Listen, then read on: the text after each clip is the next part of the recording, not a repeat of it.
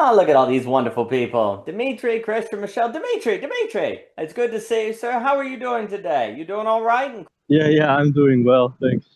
Yeah, ups and downs. I've been watching the craziness of the world heading towards some type of imminent collapse.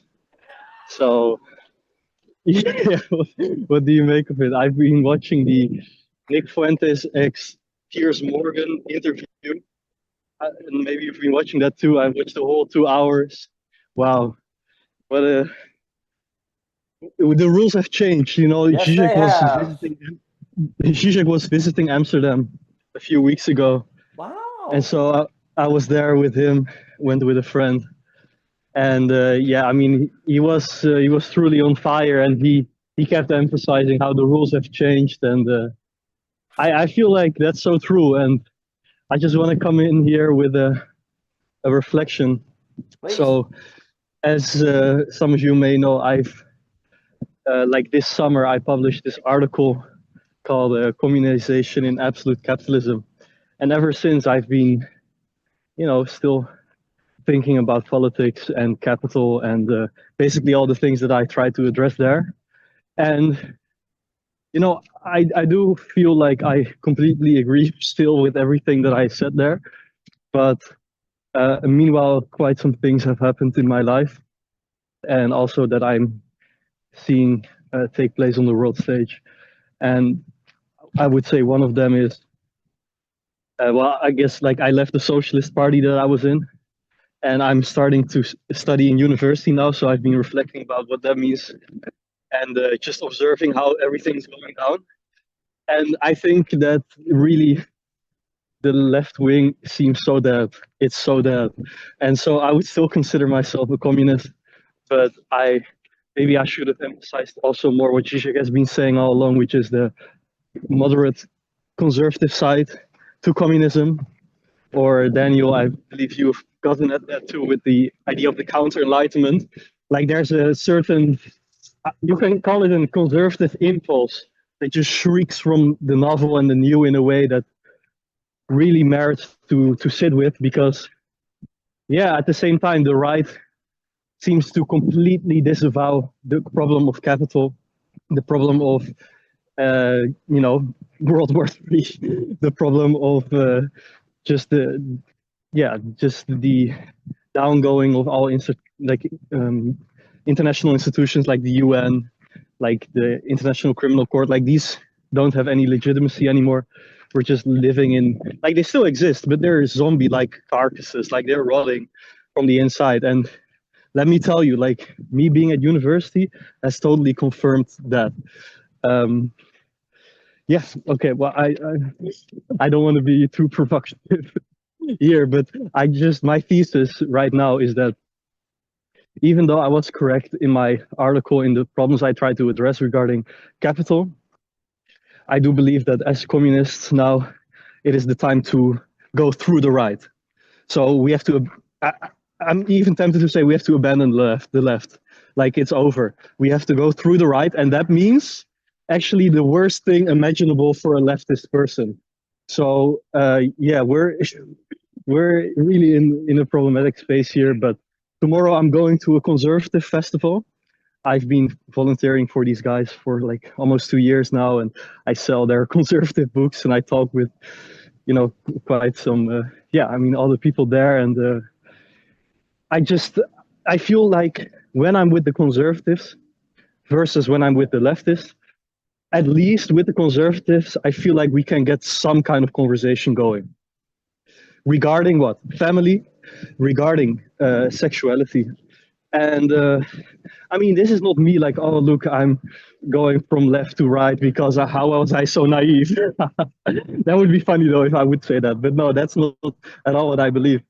Because we have to somehow, I don't even know if it's possible. No, I know it's impossible, but we have to somehow raise the conversation that seems to be dominated by the right culturally towards addressing the issue of capital and all the global issues that we face. So that's it for me. That's my thesis.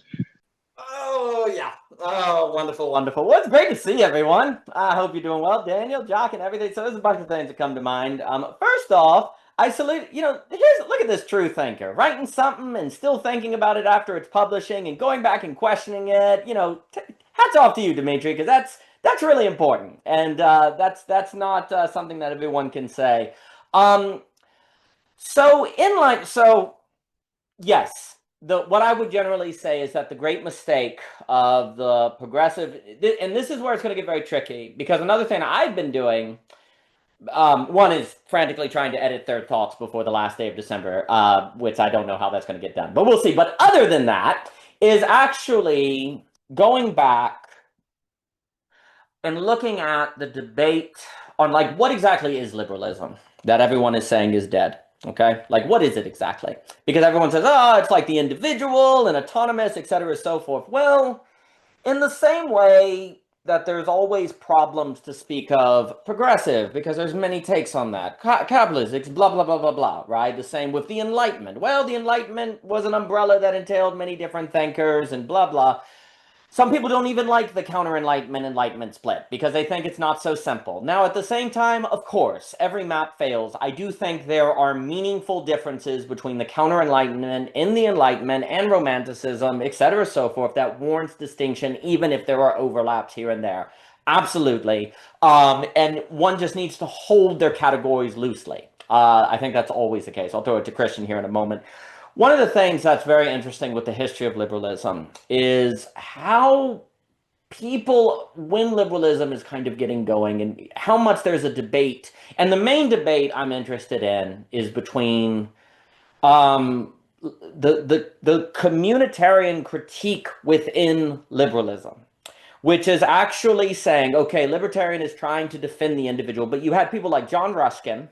A very important conservative thinker that I think people need to go back to is a man named Russell Kirk, who was a very interesting conservative thinker. He was friends with T.S. Eliot. He has kind of been forgotten.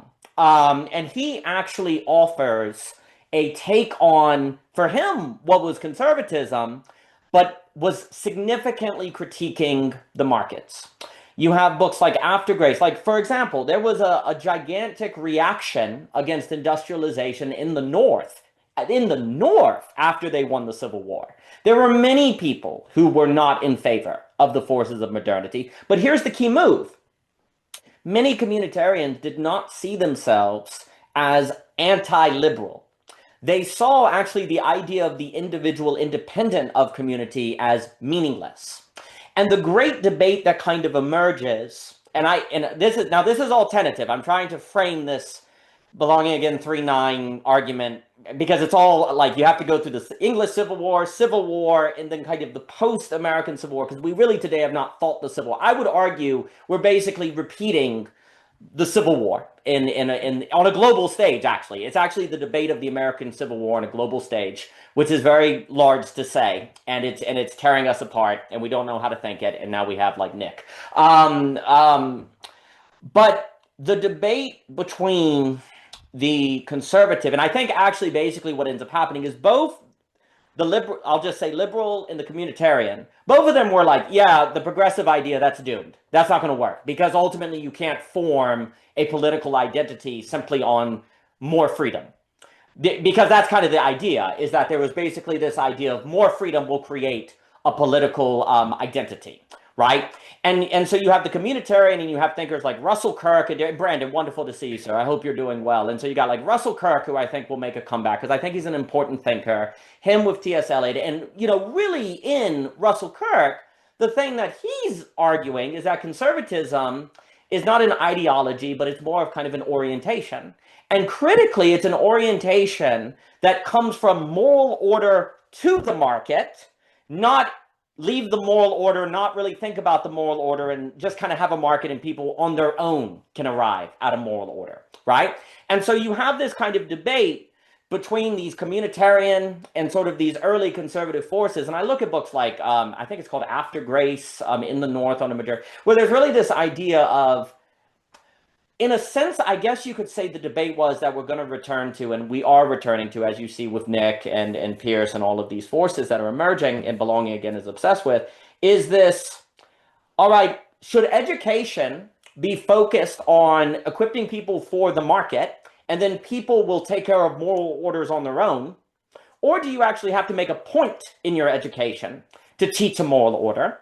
Because actually market is its own moral order that habituates people out of the capacity for an alternative moral order, without which you get all of the pathologies we're seeing in the world today. Now, if you educate people into a moral order, don't you run the risk of saying everyone's got to be Christian, or everyone's got to be Muslim, or everyone's got to be atheist? You get all that trouble, right? So people are against that.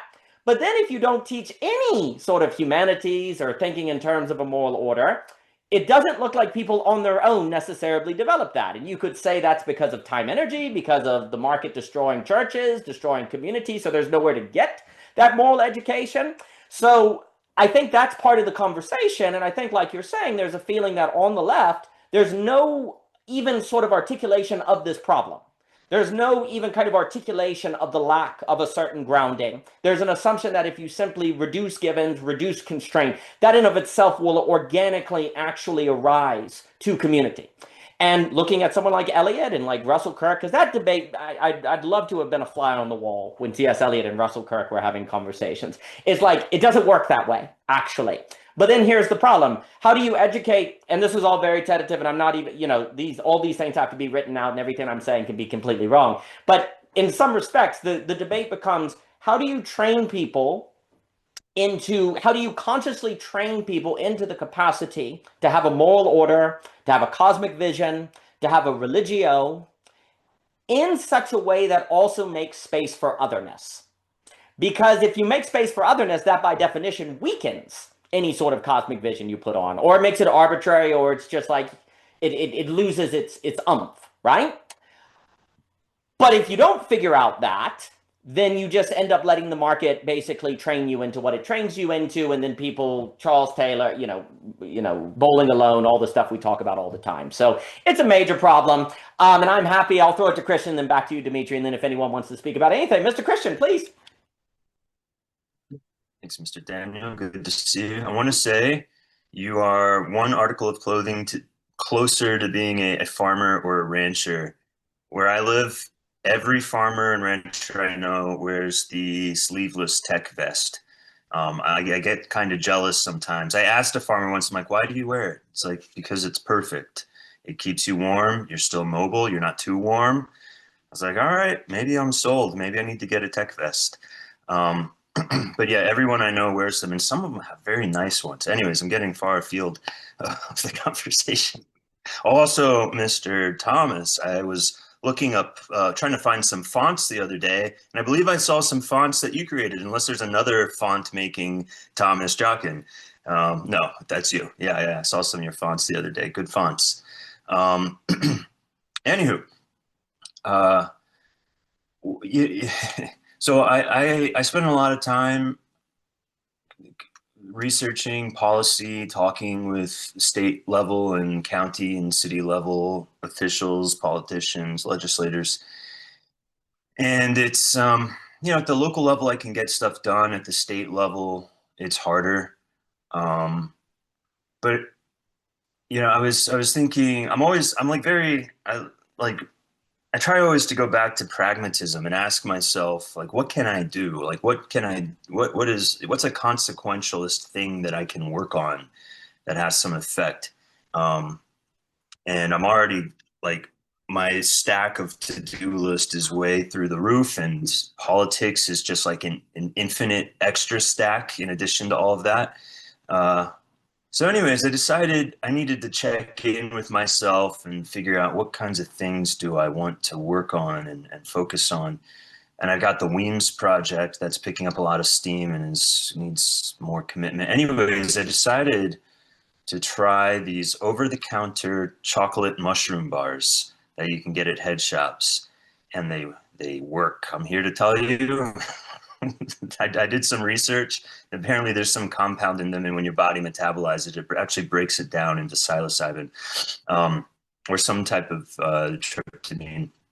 But anyways, it's just like a mushroom trip, and I got, for myself, pretty clear that I'm not going to further invest myself in politics. It just seemed, I don't mean to say that I'm going to become apolitical or something, but just like, in terms of intensive energy commitments, it's probably not a fruitful path for me. Weems, on the other hand, probably a fruitful path.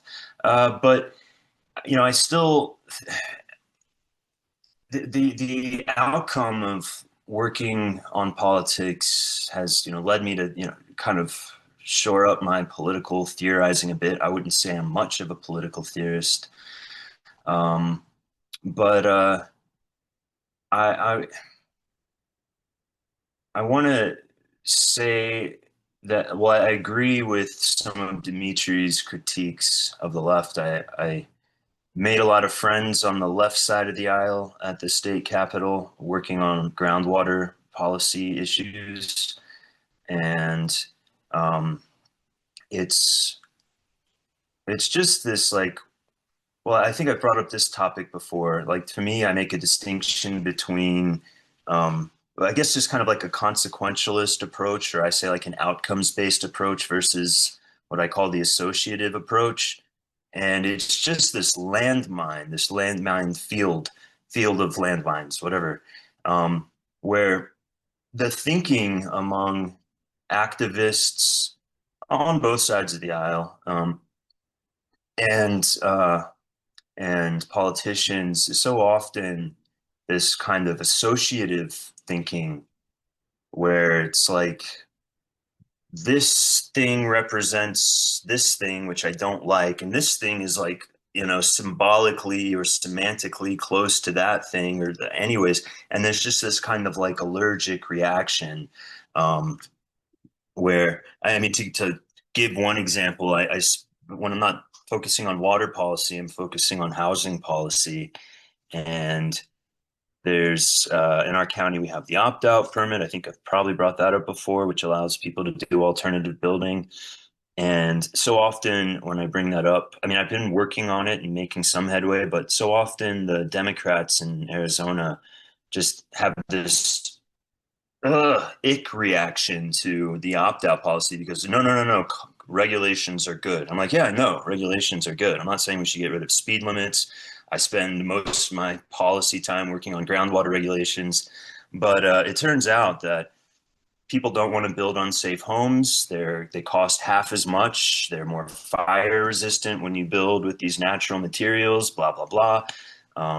We've had the opt-out permit for 20 years. There's never been a single instance of anything going wrong. We have other counties in Arizona and the country that have zero building code regulations. It's not some type of problem where people's houses are collapsing.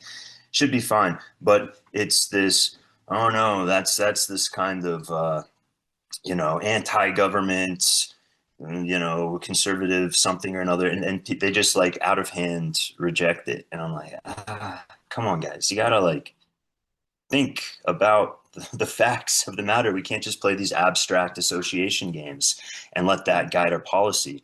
But that's so much of how policy works, is these, kinds of, at the end of the day, politically motivated, associative thinking games that people play. It's fucked up. Oh, also, I like to tell people I'm a conservationist conservative and a libertarian liberal, just to fuck with people's heads. It's a fun box to put myself in because I don't know what it means really, but it seems it's anyway. But there's a question of like, okay, well, what do we do about this like seemingly unbridgeable partisan divide that's getting worse? I mean, if you look at the root causes, I mean, you can go back however far you want in history to like kind of tell a story about it. But again, there's the question of, well, what do we do about it?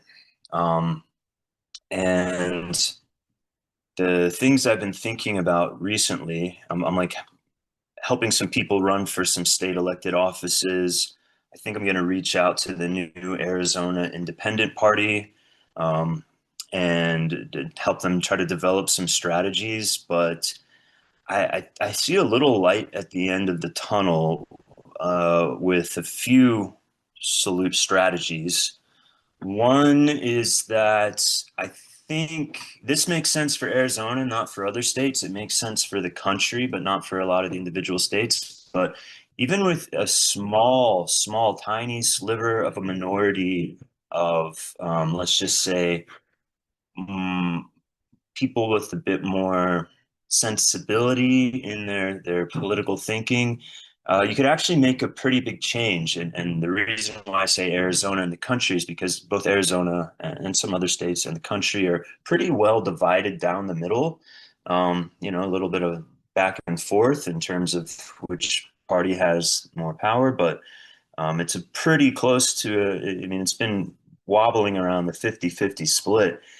But if you have a small contingent of people who are nominally independent, all of a sudden they will control the votes in a sense, right?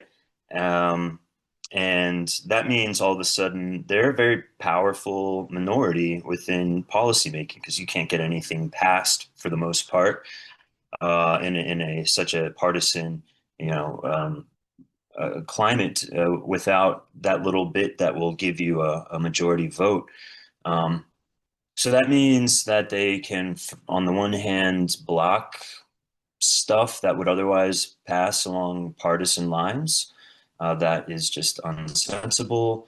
But they can also use that power. I mean, you have a lot of negotiating power because if one side or the other needs you to pass something, and then you can say, all right, well, I want you to have a hearing on this bill that we think is really important, etc. And that means lobbyists are going to be sucking up to you. Both parties are going to be sucking up to you. That also means they're going to try as much as they can to like squash you, which both parties in Arizona are already trying to squash the new Arizona Independent Party. But it's there's a that little bit of, I call it like the wedge strategy, just this little bit of wedge to fill that partisan gap. I think can actually go a long way. And the other thing, the other strategy, I think, is using technology and media to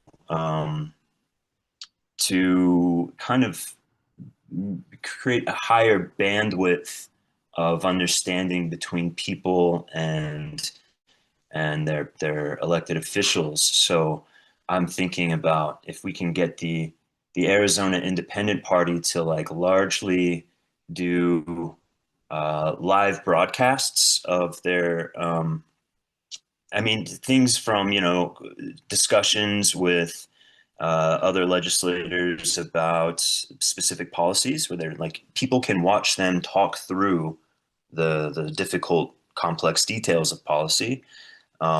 Maybe even live broadcasting their chats with lobbyists, like that would be interesting.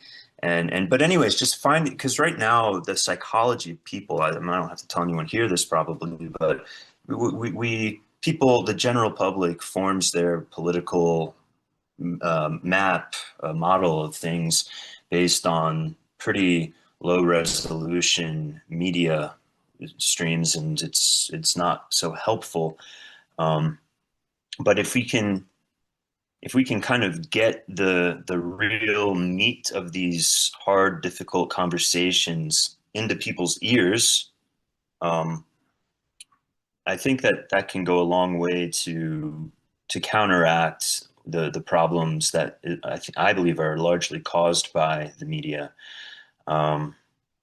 There's more I could say, but I'll leave it there. No, delightful. I'll throw it to Dimitri and Mr. Jockin here. I think so.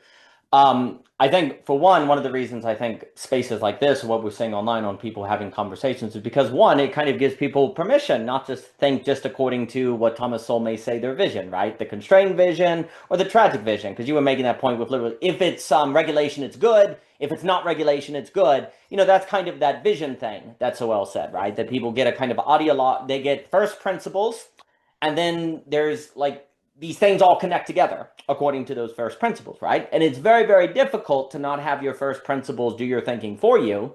And in fact, to some degree, it's going to be inevitable. But at least if you saw people modeling conversations that were trying to work around the edges or work with the girdle points, as we talk about all the time, where the map is not the territory, then that would actually make you feel permission to do that, right? Because in the same way, like I was speaking with Christian Baxter yesterday, and There's something like what you see in the churches, for example, like because Christians are really nervous about sola scriptura, and there could be a certain nervousness to ask questions, what would Jesus do about drone ethics? Or something like that, because the Bible doesn't explicitly say anything about that.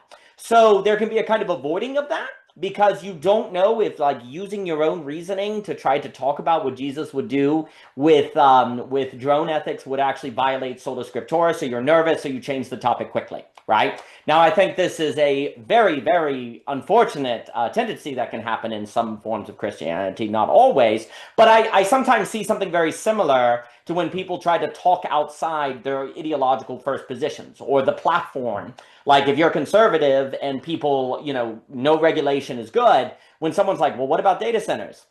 You're like, well, let's just change the topic. I don't know. Like, you see, it's a similar sort of impulse when actually the thing that we talk about all the time is actually, I think, real thinking, dare I say, occurs precisely when you find the girdle point. Or, if right now, if you're just staying in your platform, that's an internally consistent system, as we talk about, a map. And as a result, thinking simply becomes the confirmation or the following the procedure of your internal consistency, right? Well, that just leads to crystallized structures that butt up against each other and AI wins or something, right? Or it does our thinking for us. So that becomes very problematic. So we need to think those girdle points. But the likelihood of doing that becomes less likely if you don't, if all you're looking to for the political discussion is your leaders, your representatives, because they're likely to reflect either their tragic vision or the constrained vision, et cetera, so forth. And as a result, you don't feel permission to go beyond that. And actually, Brandon, we talk all the time about the strike of beauty and Jockin and getting trapped in vectors of the good and the importance of thinking that in terms of like political ramifications. So it's a great question. We're obsessed with that. But right now people don't really feel permission to even think beyond that. I think I'm also just very interested in what you're saying on the procedures, et cetera, but I will pause and throw it, and I'll throw it to Dimitri and then Mr. Jockin if anyone else wants to speak. Dimitri, please. Yeah, so yeah. Well, first, like my compliments to you, Christian, for like being in the weeds of all the political shit. Like that's very hard to do, and to keep doing, and to somehow not be naive but also not cynical. That's a very fine line. So yeah, at the same time, I'm thinking about another thing that Zizek said that I tend to agree with, which is that multi-party parliamentary politics is over. Like we're beyond this now, and I think an example of this is that you're not allowed to be conservative at university anymore. Like it's just strictly not allowed. You're they're literally, how do they call it? Like they're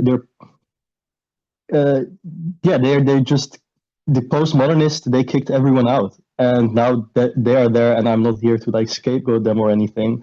I think Helen Rollins made some good points that the precarity of university positions have a lot to do with the type of subjectivity you're seeing there, which tends to the conformity to the state company that it is, and to produce within its let's say knowledge base to not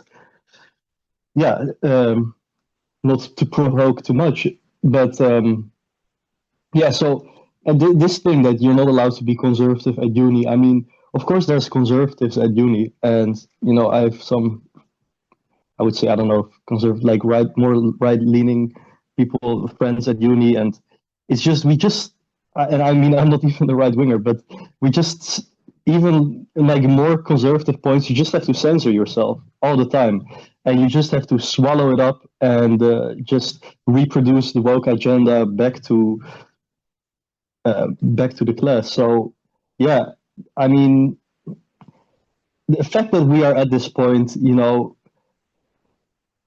this is where the monstrosity of Nick Fuentes comes from. Like, I actually, one thing that Piers Morgan said, everyone is hating on him, but he said, people are a product of their environment. And that's totally correct. But I don't think Piers Morgan really understands what that means.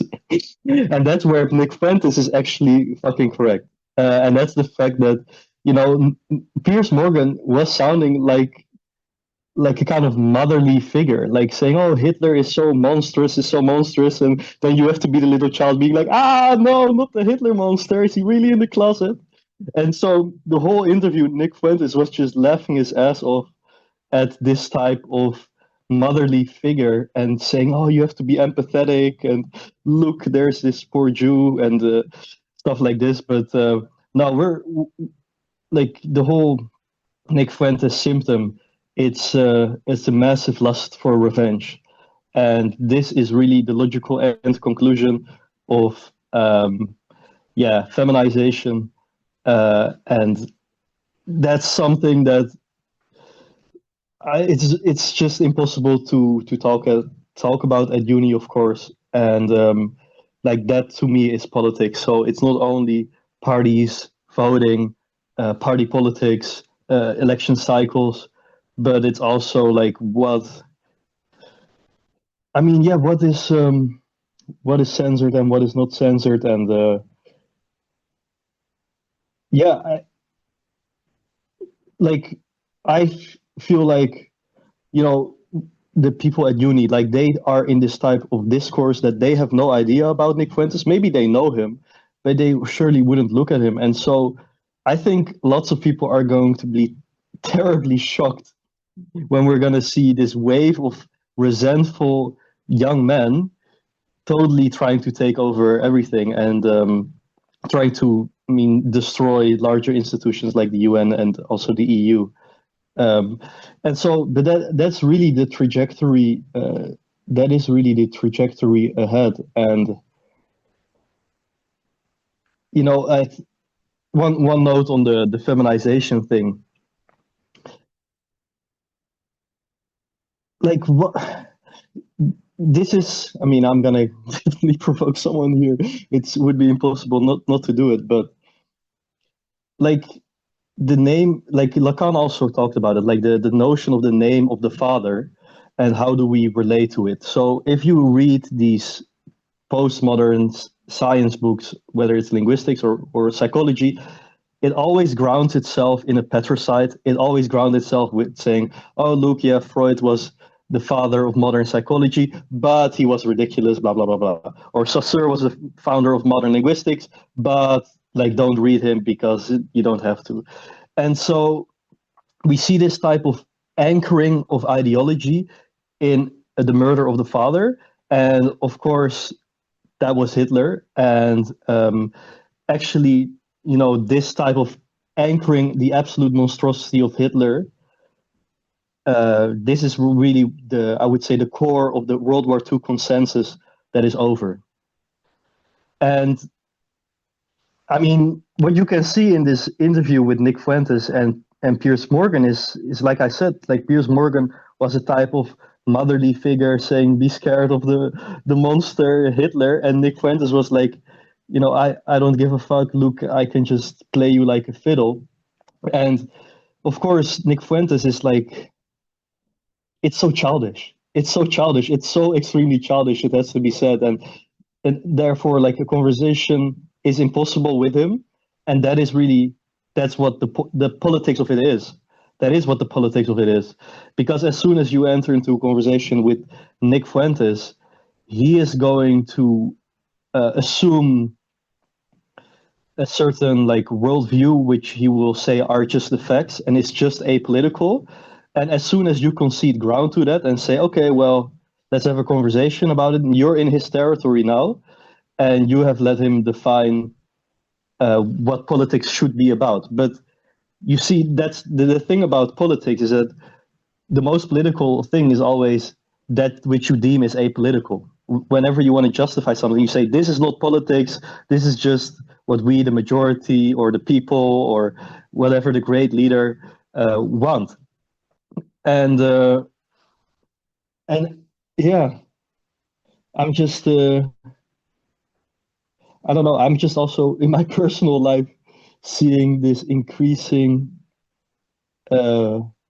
incapacity to have conversations, and I don't know. It's just even like along political lines, like with dating, because I'm not in a relationship anymore, and I've been like just dating around, just talking to women and stuff, and it's always like a question. Oh yeah, where do you stand politically?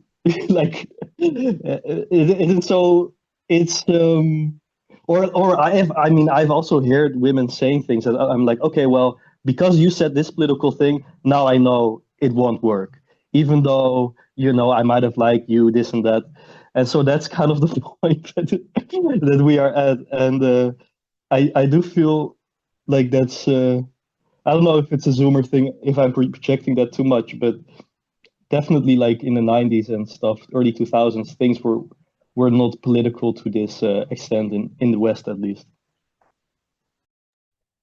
No, all of that is spot on, and I'll throw it to Thomas, and then I'll throw it to Brandon here. Well, basically someone like Nick Francis is like, I don't accept your first premise, that I don't accept it. So like, because there's an idea, if I accept your first premise, meaning Hitler is the worst ever, the World War II consensus stands, that therefore Piers Morgan is right. Well, all you have to do, the only way you basically avoid indestructible maps is to say, I'm not entering it.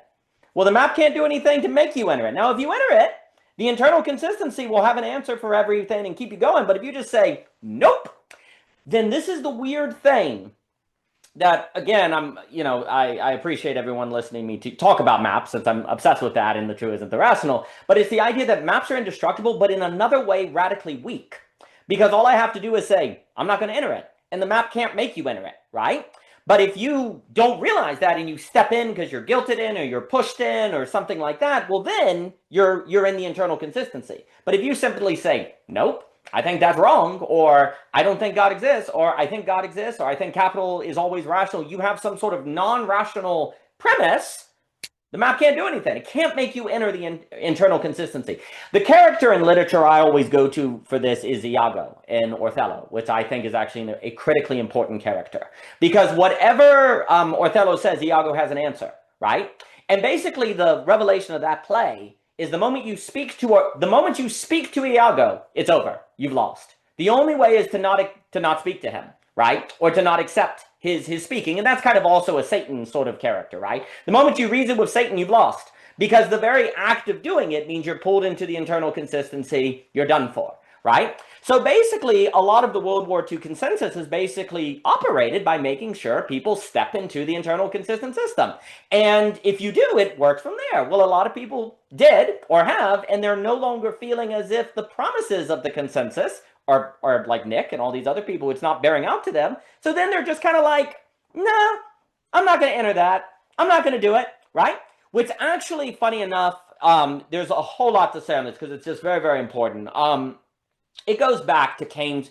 Like, I don't think conservatives took the debate between Keynes and Hayek serious enough. And as you know, in Belonging Again, I have a very tragic view where Hayek is correct about the pricing mechanism being the most effective and the impossibility of effective command coordination. But Keynes is right about the inevitable stagnation of capital. Oh, we're screwed then. And then Keynes is like, oh, by the way, because Keynes, his whole point when he would debate with Hayek, he'd be like, Hayek, I don't disagree with you. That in the long run, the market takes care of itself, equilibrium, etc. So he's like, but by then, there's already been a national socialist revolution. This is what's very important. Keynes did not actually disagree with Hayek as much as people think in those debates. What he said is that by the time the market recovers, the political ramifications are so massive that you have conflict and war. So Keynes is basically a political economist, like political economy. And Hayek is basically saying, nah, if you separate politics and economics, economics actually takes care of itself, right? So there's more of a split. And Keynes is like, yes, I don't disagree with you that if you could separate them and keep them separate, that the free market can, quote unquote, take care of itself. But practically speaking, the amount of time that takes and what it looks like has political ramification that has led to disaster, right? And that debate's really important. And that's kind of going on. And yeah, there's just a lot of people that are basically kind of like, we don't really talk about Europe in the 50s or the Soviet. You talk about World War II, but look what actually happened in East Europe. It is hell on earth, right? In Aspasia, wonderful to have you. And that's not discussed. So what's your answer? But here's the problem. At the end of the day, this basically is unveiling that liberalism doesn't have a positive vision. It has a negative vision, but not a positive vision. Part of this is because this is the problem liberalism has found itself in. it needs a vision of the good life, but any good life you assert, you could be accused of being oppressive and totalitarian and all of the postmodern critiques, right? So you say, well, we won't do that. We won't assert a good life. We'll just have market forces. Well, market forces habituate you and shape your subjectivity toward a certain kind of life. Oh, so it's still toward a notion of the good life, even if you don't directly speak about the good life or assert it in terms of religion or something. Yeah, and people are like, and we don't like how that forms us, and we're actually left behind, or we at least feel left behind, so we don't like that. So then they're like, we want to assert a positive moral order or a positive vision, and the resources aren't there to do it because, as we've talked about a lot, you need something like the strike of beauty, or else you're trapped in vectors of the good and you end up in violence and stuff. But I will throw it to Mr. Jockin and then Brandon. Mr. Jockin, good to see you today, sir. I mean, you took all my thunder, Daniel. I was going to say everything I was going to say. No, but seriously, it's good to see you all. Because what Dimitri's and what everyone's talking about is the reality is this is why philosophy matters so much, because people aren't free. They only are their perception of reality, like they only see reality. They see ideas. The ideas possess them. So I'm thinking of Daniel, you and Javier's discussion about gutters. Look at this. You can already, from the certain words being used, get an entire line of discourse figured out and already anticipate exactly to the point where Dimitri's saying, oh, I can't have a relationship with you because my entire orientation and your orientation are completely disjointed. And there's in the chasm of the inability, because the point, you notice how much people are relying on their maps, ideology to actually bound the relationship. See, this is the key, is that for most of human society, we've always been bounded by necessity, by some external force to force us to be together.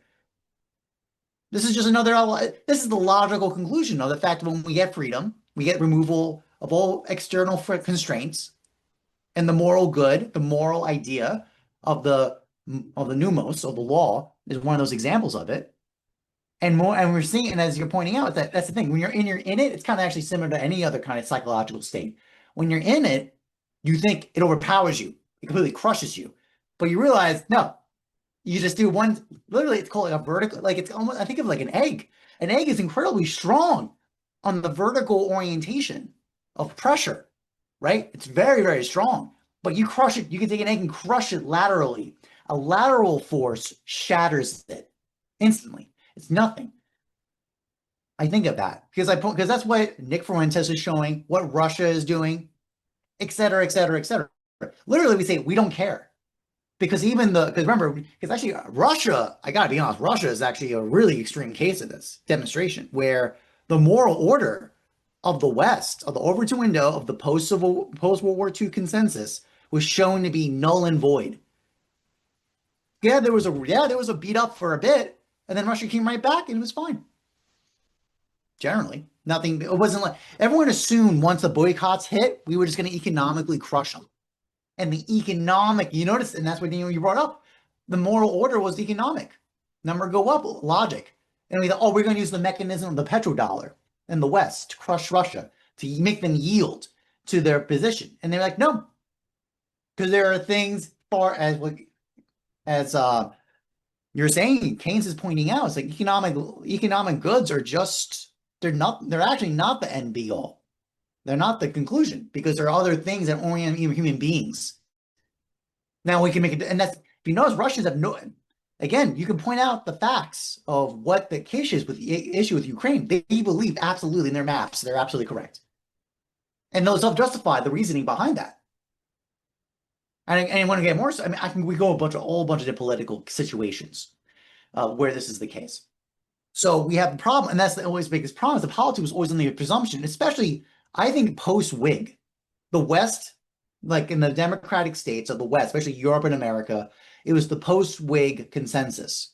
We had one where we thought, really, we're just, our Overton window of discourse was certain, only really a bounded range of means. Maybe a little bit of political force here, maybe there's other thing here, like the political imagination space of what does it mean to be an American. One could say this was already decided a long time ago. One could say the Whig consensus, you could do it that way, especially in Britain, for example. In America, you could do basically, shall we say, when the Federalists won relative to the Anti-Federalists, you can make that argument. And that's why, Daniel, I think your series on the tech, you're belonging again on the political discourse is good. I'm looking forward to that text. I'm looking very forward to that. Because I think you're making all these fair points. It's almost, and that's now we're actually seeing it downstream all the way to, quite frankly, gender dynamics, where now, as I saw, I think with Brandon put in the chat, where it's like before you would ask people's religion, now you're asking the political ideology points. And listen, I'm susceptible of it too. If I see someone, I gotta be blunt with you. If I see someone go, abortion is healthcare, there's an instant line of gutter of discourse. Instantly, boom, I know exactly where they stand on all these points. Is that fair? Probably not, but that's a tendency about that. So, and that's the problem. Is like then, and I was talking with Javier and Luber about this on a DM once. I went to a lecture at my university, and it's the context I'm in a private Catholic school teaching. So, and I think it's very interesting in these spaces is the unspoken ephenomene other that's behind the discourse. I bring this up because the lecture was just basically about the relationship of the Catholic intellectual tradition and medicine. That's what it was.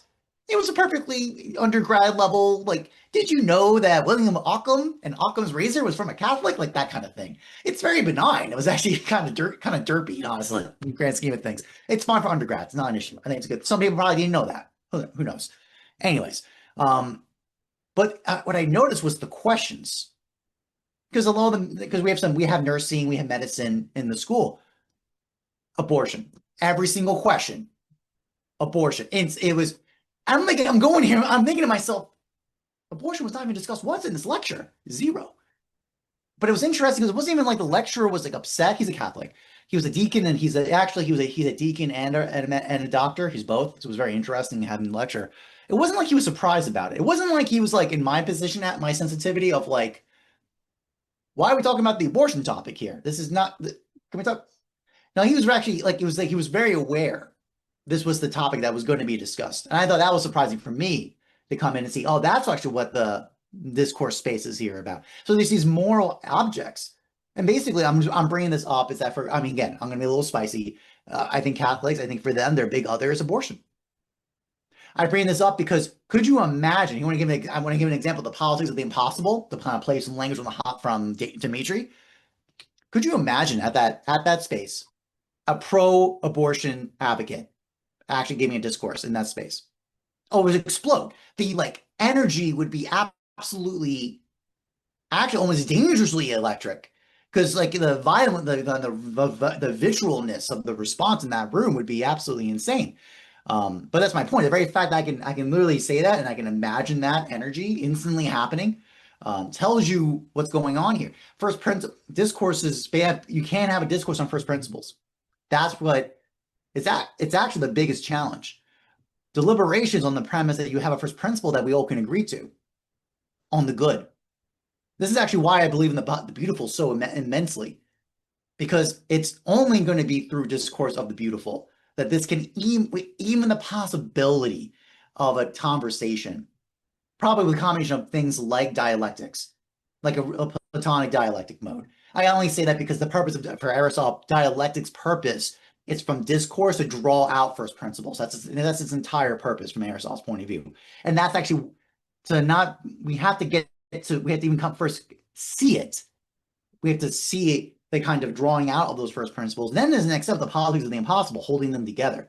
Because otherwise, it's not to say, and that's the thing, it's like kind of, otherwise you're going to run into problems like with Nick Fuentes, where he's going to absolutely deny your first principle argument. Because you're going to presume it's obviously, it's the first principle, but in the sense of obviousness, which is also, by the way, kind of circle the close on my kind of long rant here. Thank you for hearing me, everybody. It's the kind of obviousness of first principles. So you're actually not free. Because when you think it's obvious and there's no other optionality that could be otherwise, you're captured. You're captured by some first principle ideology. You're captured by something.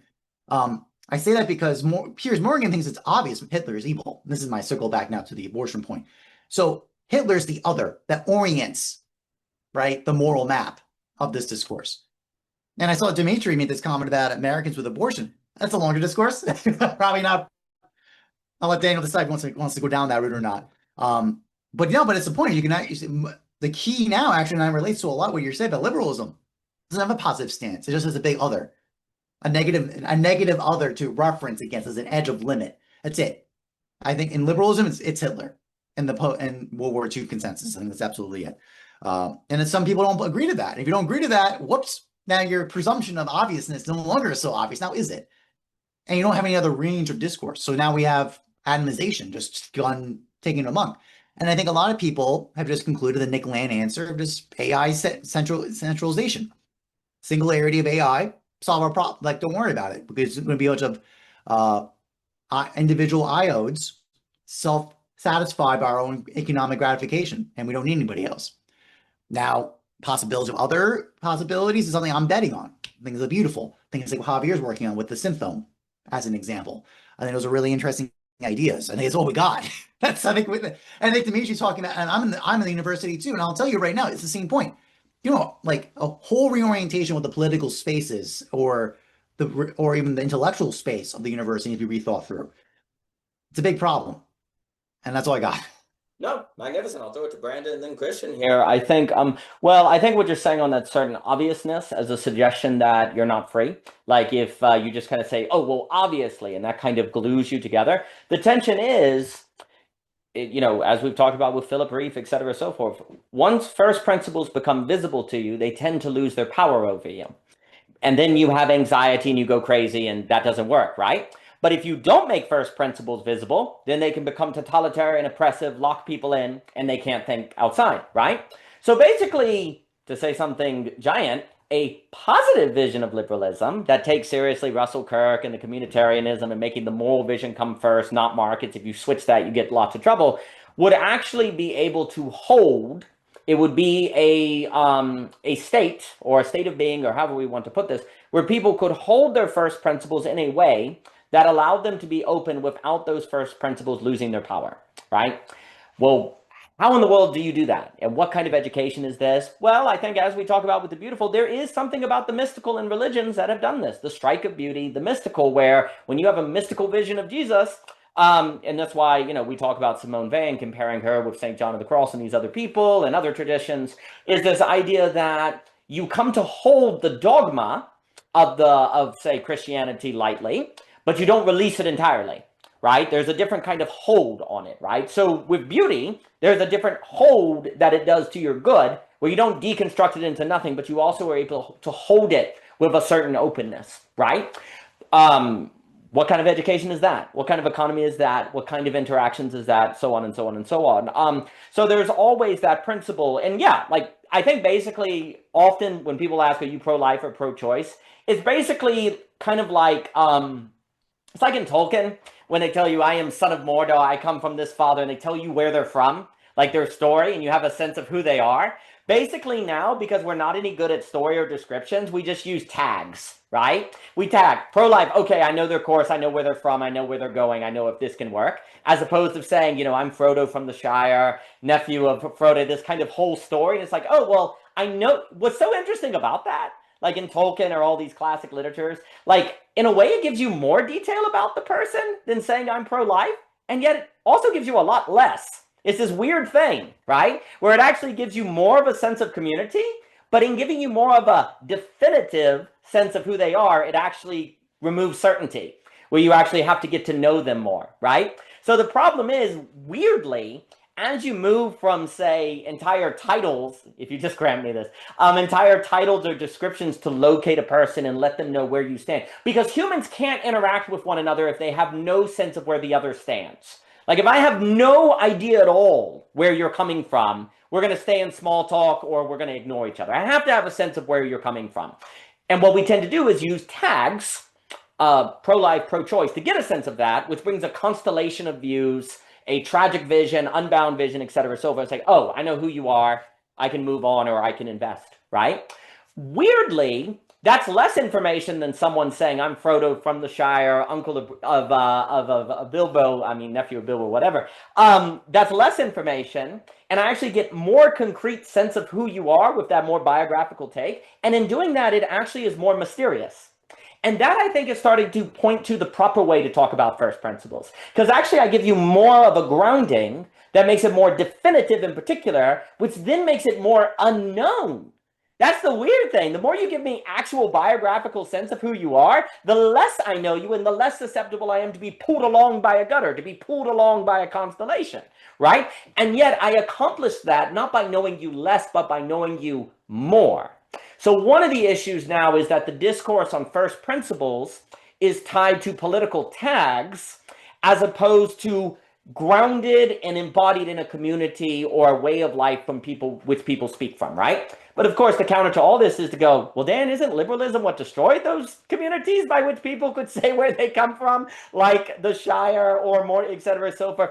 Yeah. And that's where you get back to like the Russell Kirk and all of those different people saying, like, the only way that we can even begin to have a chance of talking from our first principles is if we embody those first principles into a town or a community or Fiddler on the Roof or something. Like, if we talk from that and the first principles are also in they're given body in a town, in a community, in a way of life, then that actually creates, that's more relational than if we're only able to talk about first principles in terms of political tags, because the discussion is done by the tag. It's just the bowling gutter, right? That's something I think about. And I will pause, though, and then I will throw it to Brandon, and I'll throw it to Christian. Brandon, it's a complete delight to have you. Your background's awesome, and I hope life has been treating you well, sir.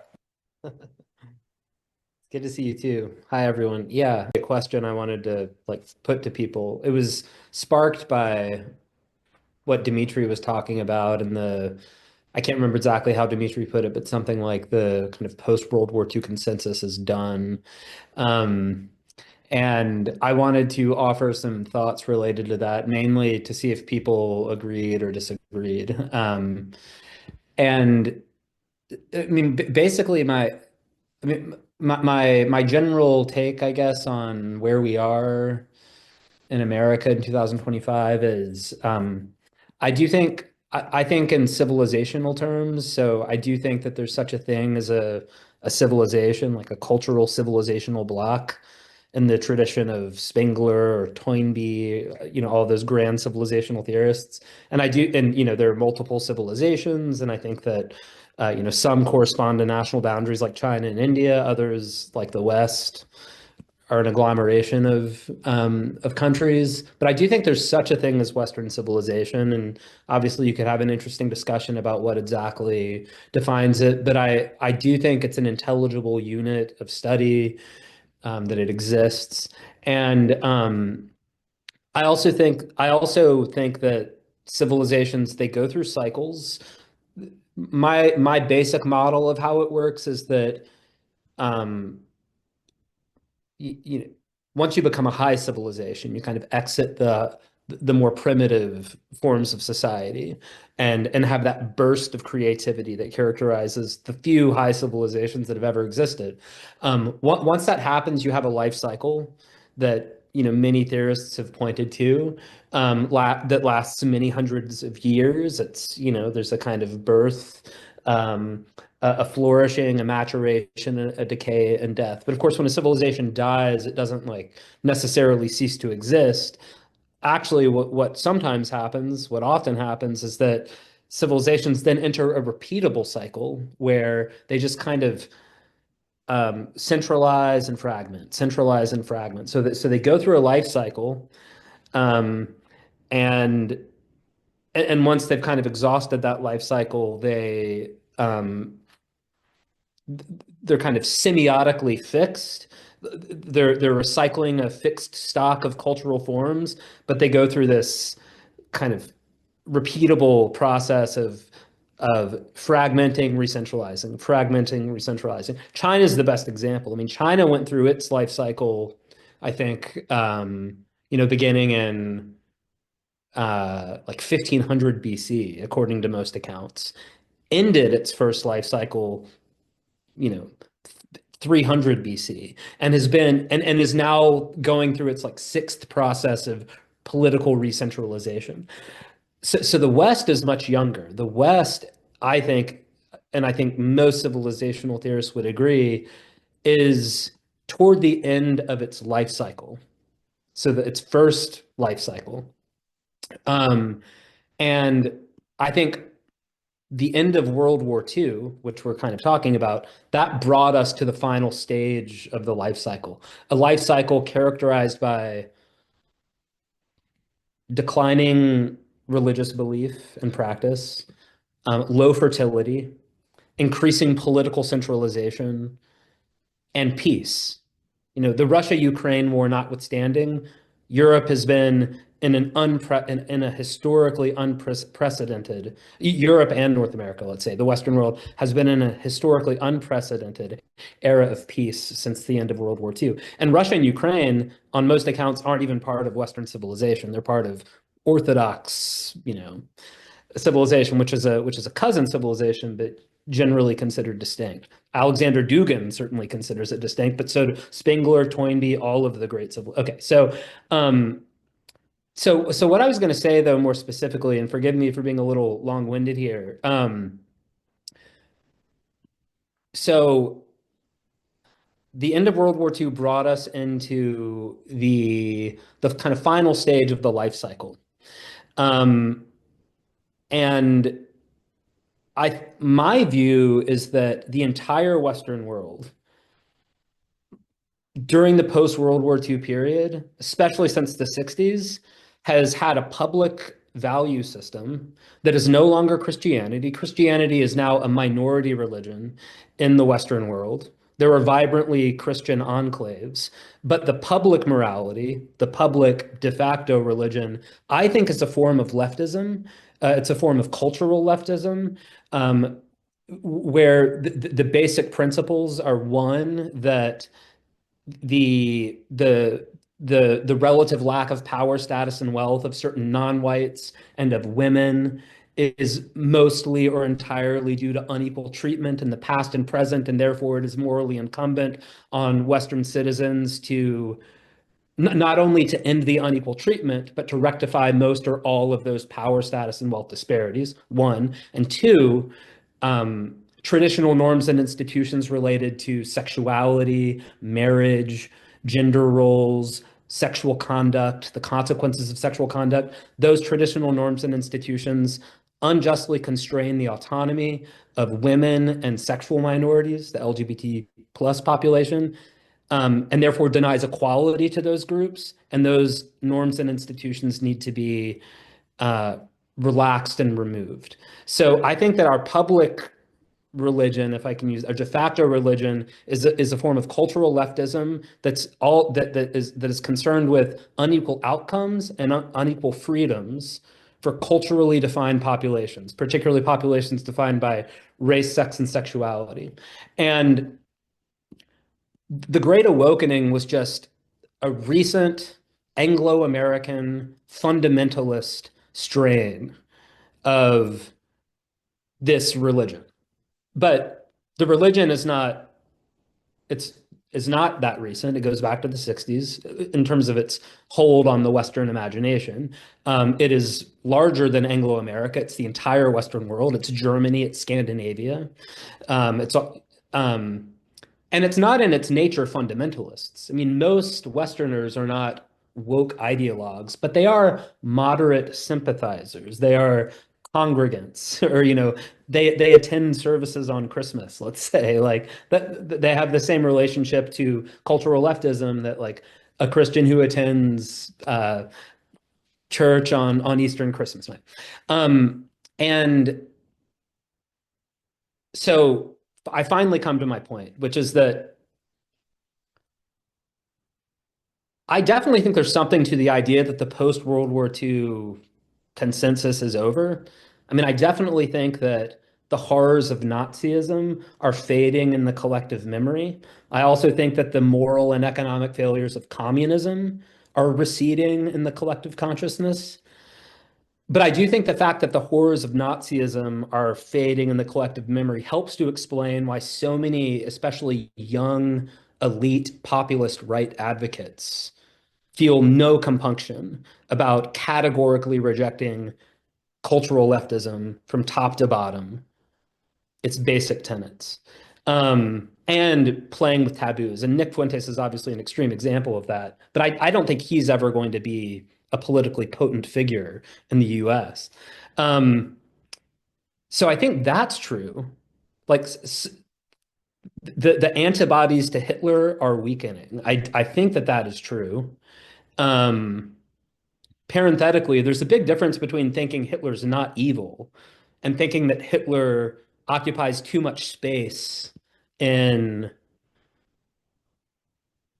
our secular demonology and our historical understanding and our current moral framework. I would subscribe to the latter view, but not the former. And I think a lot of people would agree with me, and very few would agree with the former view. But here's why I'm skeptical that the World War II moral order, the cultural leftist moral order, is over. Here's why I'm skeptical, because even though Nazism is receding in memory, I think that there have just been like a cluster of generations spanning sociological trends that have reinforced cultural leftism. And I would point to the following: de-Christianization. Like Christian belief and practice are plummeting across the West, including in the United States. That is clearing the ground for an alternative moral order, perhaps derivative, and also weakening resistance to non-traditional sex and marriage norms.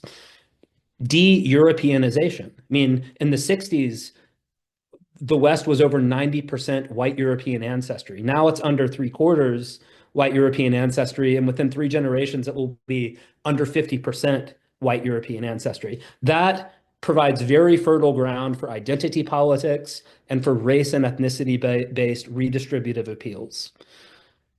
Feminization. Women over decades have achieved parity with men or overtaken men in educational attainment and many high status occupations. And their presence in the broad elite in Western societies reinforces this public morality of care for the putatively vulnerable. And finally, in the 60s, colleges were elite finishing schools. Now, a third of the population goes to college. And colleges are much more left-wing than they were 50 years ago. So all of those trends, de-Christianization, de-Europeanization, feminization, and the massification and leftward lurch of colleges, all of those consolidate cultural leftism as the Western public morality, and none of those trends is going to be seriously reversed in the coming generations. They might be marginally reversed, but they're not going to be seriously reversed. We're not going to re-Christianize the West. We're not going to re-Europeanize the West. We're not going to re-masculinize the West. And we're not going to convert college back into a politically balanced elite finishing school. And so for those reasons, I don't think that at least in that sense, I don't think that the post-World War II moral order is going away. And I think there will be another awakening in the next generation or two. Final point, I do not think that Western civilization will make it to the second cycle that China has now gone through 6 rounds of. I think we are going to cease to exist before we get to the second cycle, and we're going to do so in a historically unprecedented way, which is through the mass entry of civilizationally alien peoples. The West will cease to be Western in anything other than a geographic sense by 200 years from now. And I don't think there's any precedent for that happening in the history of civilization. I'll stop there. Sorry. I know that was very long. No, thank you for sharing all that, and I appreciate you staying out despite the time. So thank you very much. Well, there's a lot there that's very, very important. So first off, I appreciate the civilizational view, Toynbee, et cetera, so forth, makes me think of the great Michelle Bowens, who I adore, and really I think thinking in terms of those life cycles versus those periods of once you have a life cycle, you have this sort of fragmentation, centralization sort of process that goes on, but it's atop a certain life cycle that has occurred. And that's important to think in that I know that, Bowens will emphasize that you're coming upon sort of this very big filter period, like this really tough moment that's going on in macro history, which I think is a very, very big deal. I think you're also making very fair points on this notion of the end of the World War II consensus. I think, there's a few things that come to mind. Certainly, the institutions, the political bodies, as Fuentes and all will say, the boomers are still putting forth the World War II consensus. And an argument could be made that, if you have institutional power, that's where the power is. And if it can hold on, well, then the World War II consensus will continue. And these young guys will just kind of fade out and they won't really accomplish that much or anything like that. The questions become, to what degree, if institutions are failing, can they hold on? To what degree, if AI is going to be a kind of black swan to weaken the hold? Because I think another thing that is part of the quote unquote end of the World War II consensus is part of the Francis Fukuyama notion of markets, Washington consensus, and things like that, and that the markets know best. And I think also there's been a kind of idea that, we better hope the markets know best, because the only alternative is to risk Hitler coming back. It's like they're going to potentially be the return of the strong gods, as that First Things talks about, right? And that's too risky, which then, of course, makes me think, there is younger people, right? I think also it's interesting that Nick I always lose track of the different generations on your comment here.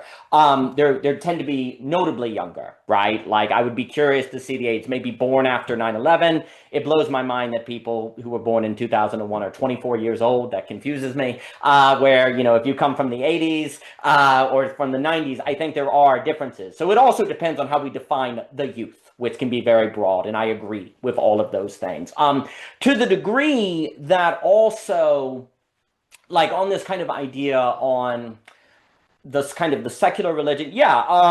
So there's a few things. Definitely Philip Reeve, as we've talked about before, Brandon, had the idea that basically the logic, the moral order is removing givens.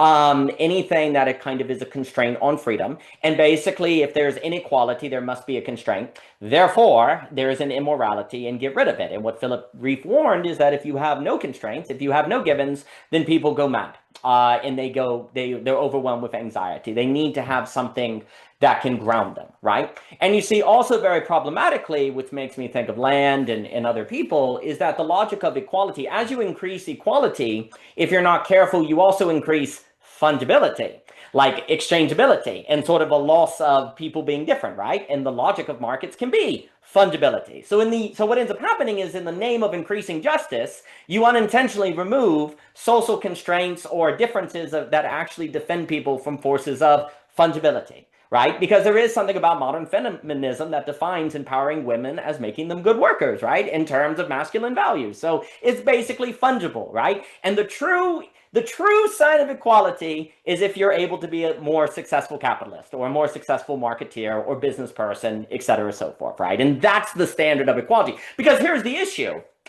Like, equal relative to what, right? Like, how would you determine you have equality, right? Well, if you don't have a positive vision, because doing so would set limits or restraints, then you have to say, well, it means being successful ultimately. Oh, okay, well, who defines success? The market. And whatever determines a successful person in market. So you do actually have a culture.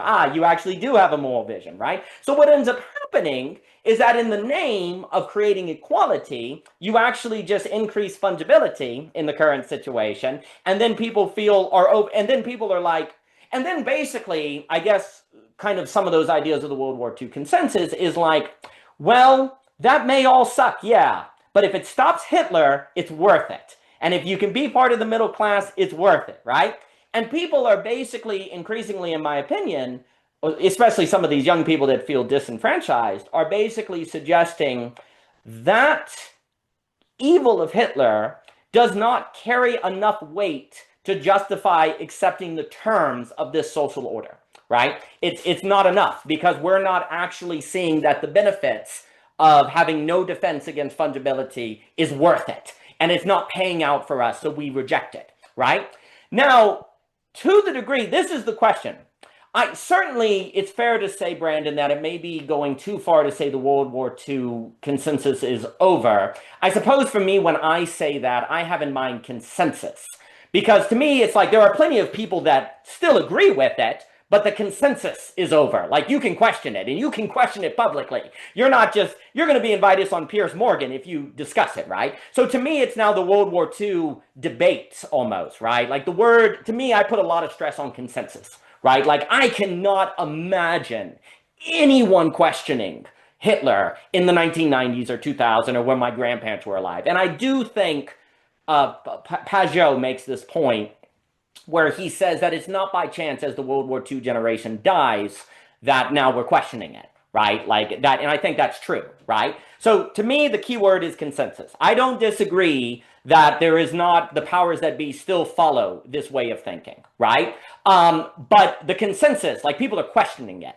Now, what happens with that questioning is contingent, because there are plenty of times in history where you don't need the majority to go, just a minority can change the conversation or take significant power or change the Overton window, et cetera, so forth. All of that is in the air, and I'm not quite sure. But basically, the consensus isn't out. And here's the issue. This I think is important. Consensus functions like giving, and I'll throw it to Christian and anyone else, and I really appreciate everything you shared, Brandon, because this is very important, is consensus functions like given. So givens reduce anxiety.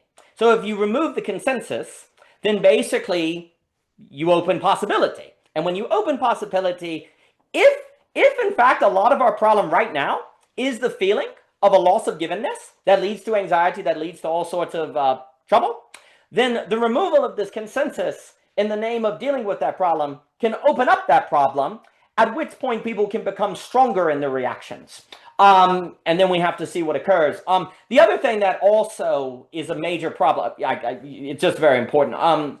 So the other thing too is that people, it would be another claim, but first, people don't simply want to be equal in terms of fungibility. They want to be equal in their difference in a way that honors their difference, right? Like, women want to be equal with men, not simply in terms of a certain fungibility, but equal in their difference in a manner that brings about harmony, right? How do you do that? Well, this is where you need things like religion, or you need philosophy, or you need orders to actually talk about what that looks like, or a embodied, livable vision of the good life that is grounded in a community and a way of life with seasons, rituals, etc., so forth, right? Nothing else will do. But the problem is that basically the religion, like you're saying, of kind of the secular morality, is basically the idea that, no, this will suffice. This equality will actually suffice and scratch the need that human beings need to belong and find meaning, when actually many other traditions would say, no, they need equality in their difference, in something that actually acknowledges their difference, which the term I use for that is harmony. More like a certain harmony between piano, violin, and instrument that brings about a different musical difference, right? But how do you think harmony? We don't have the mental resources. That requires a positive vision. We have to be able to think what exactly constitutes a harmony and be able to take a stand for that. And, well, if you do take a stand, you're called a racist or a xenophobe or closed-minded or different things. And people can react to that by saying, well, screw you then. And then we just kind of spin and spin and spin. The other thing, I guess, the last thing I'll say too, and this is when, for me, the dam breaks, is a lot of people would look at Nick and people that he supports and basically say, dude, this is just capitalism. The strong prevail. You guys lost. You didn't go into the market. You're disenfranchised because you simply market forces, competition. You lost competition. Get over it. And I think that's basically how a lot of people feel, actually, is when you hear these disenfranchised white men or men complaining about, institutions or whatever, people just say, like, dude, get over it. Do better in high school. Get better grades. You would have done well, right? So the dam breaks with the following. Well, the young men just say the following. Okay, but why is it that the competition has to be decided in terms of intellect? Why not fighting? Why not muscle and violence? Who are you to decide the terms of the competition? Oh, that's what people don't realize. You see, you're saying, well, they just lost the game. They'll say, if we played a different game, we'd win. Because the game we want to play to decide the strong and the weak and natural selection and all that. We want to play a different game, a game that will win, and we no longer accept playing your game. And I thought you said there were no moral absolutes. So on what grounds can you say that the ethical, the grounds of competition should be based on market forces, IQ, and work and different things? Who decided that? Isn't that too given? Isn't that not releasing enough for diversity of different ways by which to compete? Why don't we increase diversity by which people compete according to different standards other than in the market? Why don't we do it by force? And who can seize a territory or military strength or different things? On what grounds can you say that's wrong? You can't, and that's when you get a lot of trouble. But I appreciate everything you said, Brandon. I'll pause and throw it to Christian here, and thank you for being here as well. Christian, please. Ooh, guys, it's a lot. Heavy stuff too. Big lifts being made here. Yeah, there's well, again, I guess I'm going to take a bit of a try to like look into the pragmatic side of all this, you know, which is the question of, well, what do we do? Or you know, something I've been studying Charles Sanders Peirce a lot, and I like his maxim of pragmatism, which at first sounds a little bit cold or lifeless, but I actually think it's quite rich. And he says, you know, if you think about all of the practical consequences of a concept, an idea, and the sum of all those consequences constitute the entire meaning of the concept. At first, that sounds maybe a bit like utilitarian, but I don't think it is. When you consider, like, under the category of consequence includes something like, is it scientifically falsifiable? Is it something I can point to? Is it something that I know how to fit into my map of reality and help me navigate things? Then consequence actually is like this very broad net that kind of encapsulates everything. But then, so if we can kind of get around that, you know, seeming maybe limitation of it, then it's quite useful in that you can start to take an idea and ask, well, okay, is this a bit, you know, maybe this is true or it makes sense, but is it very meaningful? And but by asking, well, what are the consequences of it?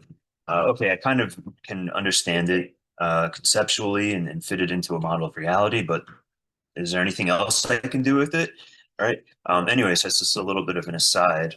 And but so if we take like well, Peirce ended up using the term pragmaticism to differentiate himself from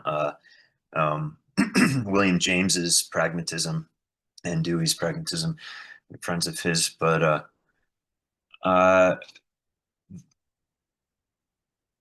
well, okay, I'll introduce another Peircean concept that I liked quite a bit. And Peirce was struggling with the question of you know, what grounds a culture, and that was in the, you know, this was in the, you know, around the turn of the 19th century. So he came from a very Christian, maybe Presbyterian in New England culture, and sorry for background noise. And he came to the conclusion, and he himself, by the way, was like, for a while at least, like a religious. I'm not sure if he considered himself atheist or not, but he was seeing this growing diversity of culture and was trying to figure out like what can, or what ultimately can bind people together. And his output was what he called communities of inquiry, which I think is a great concept. And it's the idea being that we can always ask questions together, even if we're coming into conversation with different priors, different principles. And this is why I mentioned in the chat earlier, I think principles are great for helping us figure out what kinds of questions to ask rather than what kinds of conclusions to arrive at. Because I think we already went over the problems of starting from first principles, because the map's not going to capture the territory, et cetera, et cetera. But then you also don't want to give up principles, because they're extremely helpful, but so in what way can they be helpful? And I think it's to inquire. It's like, oh, okay, I have this principle. This situation kind of reminds me of this thing that is the foundation for that principle. Now I can ask, is there something, when I get into the details of these two situations or contexts, is there similarities that are going to lead me to a similar conclusion that I arrived at in this context as in this one? But the answer oftentimes will be yes, if it's a good principle. But of course, other times it'll be no, because when you get down into the fine details, you find important differences that don't allow you to just immediately default to this conclusion. But so I think pragmatically, a question is like, how do we engender a culture which likes to play the game of inquiry rather than the game of principles and just conclusions? And I think that's an interesting question. It's not an easy one, and because you have to deal with people's aversion to uncertainty. And then I think there's something in here about drawing in beauty, and what I'll say in my framing, like a sense of beauty, which is, okay, so sometimes we find beauty in principles, and then we might value those principles more than we would otherwise, because it's just such a, wow, this so greatly encapsulates some context that I've witnessed. And it helps to organize all of that complexity in a way that helps me make sense of it, blah, blah, blah. So principles can be very beautiful and inspiring and help guide our thinking or our inquiry. But then I think we also have to, in order to really move from, okay, these beautiful principles help us ask questions rather than just reach conclusions, we also have to have a sense of beauty in the uncertain and the messy and the chaotic, and maybe you could say the disharmonious, right? We have to appreciate something about this harmony in order to move into inquiry and be able to stay there long enough to ask the questions that are important to ask, that then help us navigate forward. So this I think is important as well, and also difficult, because it means, in some sense, it means developing a taste for the hard to digest. You have to develop a taste for the bitter and the sour and all of these kinds of things. And maybe culturally we could say we're like those TikTok videos where they try to give a lemon to a baby, and it's just like, ugh, right? I think that's a lot of the reaction people kind of just go to and are perfectly fine with being just like, ugh, yeah, when they encounter disharmony, right? As something that, cognitive dissonance of some kind, or emotional dissonance. But there's, I don't know, it's still a tough question, but I think I want to say that one thing that can go a long way towards this is just modeling it. I think, the very simplistic monkey see, monkey do kind of thing. When you can witness someone, especially someone that you might consider a strong thinker, someone with some maturity, leadership values, whatever it might be, some genius or something, and you see them being perfectly comfortable and maybe even enjoying wrestling with their own dissonances and in a conversation or whatever within themselves. Just that alone, that seeing the possibility of like, oh, I might be able to experience that and it's not going to overwhelm me. I think that that's not always going to be sufficient, but I think it can go a long way in helping people to be more comfortable with inquiry generally. I was going to say some more about Peirce's metaphysics and like the firstness, secondness, thirdness concepts and how that relates to our sense of beauty, but I'll stop there for now. I think everything you said is extremely important. So a few things, and I'll throw it to Daniel. So the communities of inquiry, which Dewey, Peirce. So there's a real way. I think a very important book that everyone should read, and I've mentioned it before, is called Kindly Inquisitors by Jonathan Rauch, and it is asking the question: what exactly is free speech? And to make a very long argument short, the idea is the point of free speech was for communities of inquiry, but gradually and slowly, free speech basically just became expressing my personal opinion.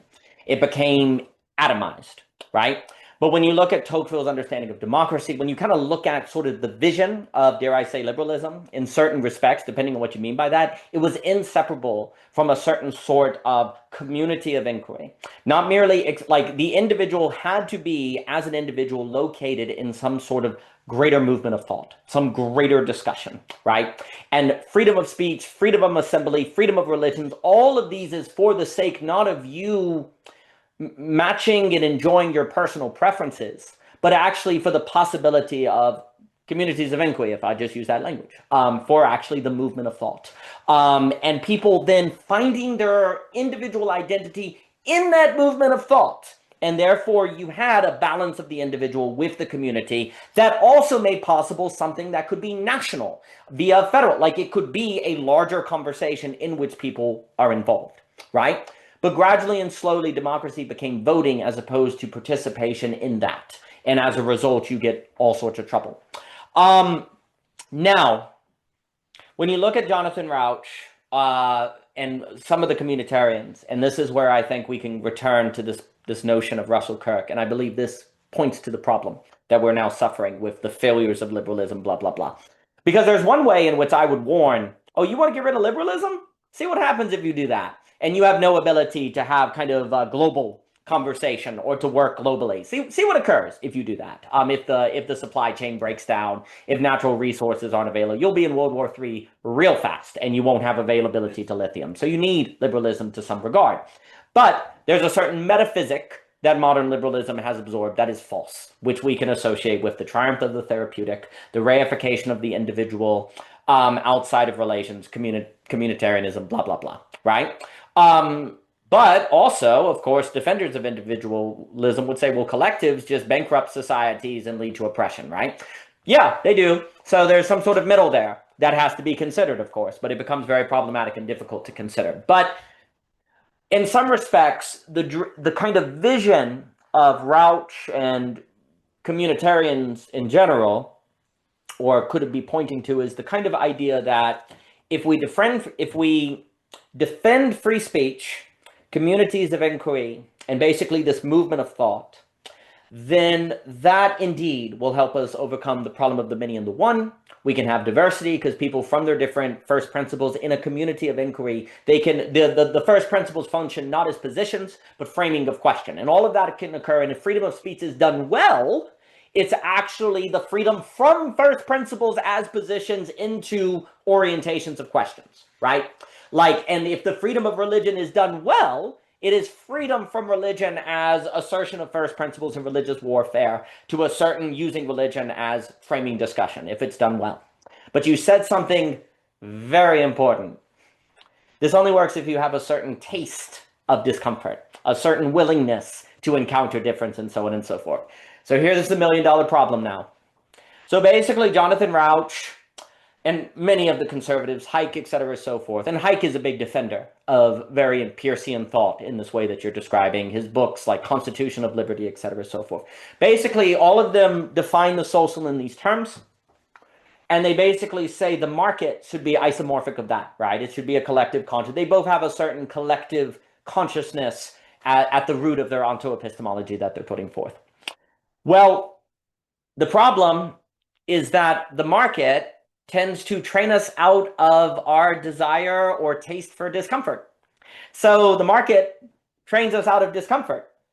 But But we need that discomfort for the communities of inquiry, right? So basically, the only way this works, let me say something very broad. The only way liberalism works in its, what I would say, more costly and proper form, if you grant me that, as opposed to the crude Washington consensus it inevitably becomes after World War II, especially as the consensus fails. Because there's a way in which what Brandon was describing of the assertion of this secular religion is an attempt to have liberalism survive after the death of the Washington consensus and the idea that unbridled markets work. And there's a sort of way, well, if you say that, you're a monster. So it's kind of a last-ditch effort, right? And then people are rejecting it, so it doesn't work, right? Well, if you want to keep the goods of liberalism without the very problematic absurdities that lead to a post-liberal reaction that is very justified and yet in of itself cannot avoid overly particularizing in a manner that will lead to basically the fragmentation that leads to all the conflicts we've seen a million times before, then you have to somehow address the key issue here, which is I'll say it this way, you need communities of inquiry, which requires having a taste for discomfort with capital markets that train you out of your distaste for discomfort, that train you out of the taste for discomfort. How do you have both of those happen at the same, how do you have markets alongside communities of, I can't do them in the same direction at the same time. It's actually really hard. Okay, there it goes. How do you have communities of inquiry operating with markets in a way that doesn't have the markets train you out of your taste for discomfort, of which is the prerequisite for those communities of inquiry to not dissolve and to actually function properly, right? How do you do that? I think it's a really important question. I'll throw it to Daniel and Mr. Jockin. Daniel. I'm Gollum. I'm from Mordor, and I'm staunchly anti-abortion, but specifically abortion of the exhale. I think this is a huge cultural problem. People do not sigh. They do not release their breath. They just persistently do not exhale. The post-Gollum consensus, that's where I'm coming from. It's a little bit late where I am. Incredibly rich conversation. I'm really benefited from listening in. It's so strange how when a consensus breaks, and that point that you made, Daniel, was really appreciated in terms of the conversation point of the break of the consensus, but to realize that you had been under a consensus, that you yourself were censored, that you were not speaking freely about this thing that we are now beginning to speak freely about. That's always a very, very strange thing to reflect on for oneself, which it links me to my introduction to political philosophy was Plato's Republic, and the thing that has really stuck with me from that text is the founding analog between the soul, or I take it as founding, between the soul and the state. I think it's Glaucon is asking what is justice? And then there's some maneuvers from Socrates, and then Socrates is maybe we should look at it writ large first, which is in the state, what is the justice of the state? And then we can consider again the justice of the soul. I always took it as being important or relevant that they started with thinking about the justice of the soul. They went to the state for the sake of coming back to the soul. And then this is in this theme for me, really returning to the question, what is the significance of human life? What is the significance of a human life, of a person? What is the domain of politics, or what is the space of politics, or the point of politics? Where is the political happening? Quinn Wheeler, part of philosophy portal writing, and he's spoken about this the super egoic injunction to participate, that a lot of political ideology will provide the pressure for, which is maybe just interesting to think about, how much is one's apparent participation in discourse serving the very thing, like these ironies, that it's serving the thing that you want to posture to get away from. Or, but of course you have to participate. Of course you have to have an idea about what is happening. Otherwise you don't care. You're a terrible person, or whatever. Which it keeps linking this theme of like you brought up, or it came with Christian, and then Daniel, you just elaborated in terms of, I think it is participation or cultures of inquiry, like the dream of democracy. Or the other thing there would be representative, like you participate at your local level, someone represents you at a higher level, and so on, and it's a glorious participation of all the peoples for the people, etc. Which is, it's well, it's not the reality. It's the reality is a voting something. But this question is coming, that subject for me is coming again back to this question of, so what is the real then of the political moment? It's people in a room deliberating and deciding together. So how much does politics come down to something like that? And then again, like how, like, what is the significance of a human life and the power of an individual? I maybe want to try and say this like a different way, but one like little way to point at it would be to that gets pointed, like Jesus and 12 disciples. Like that's 12 people and one man and 2000, like the consequence of that and the scale, it's hard to think this. And then I also then think about the on a kind of in the domain of religious freedom, and the space that is afforded for religious freedom within liberalism, which is a very interesting context, but then specifically interested in people that bring the fruits of their traditions and culture, specifically interested in the transformation of the consciousness of individuals within a liberal context.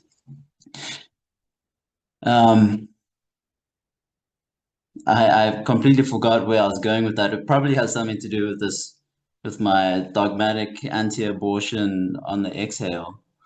But no, yeah, maybe that's where I'll put my flag.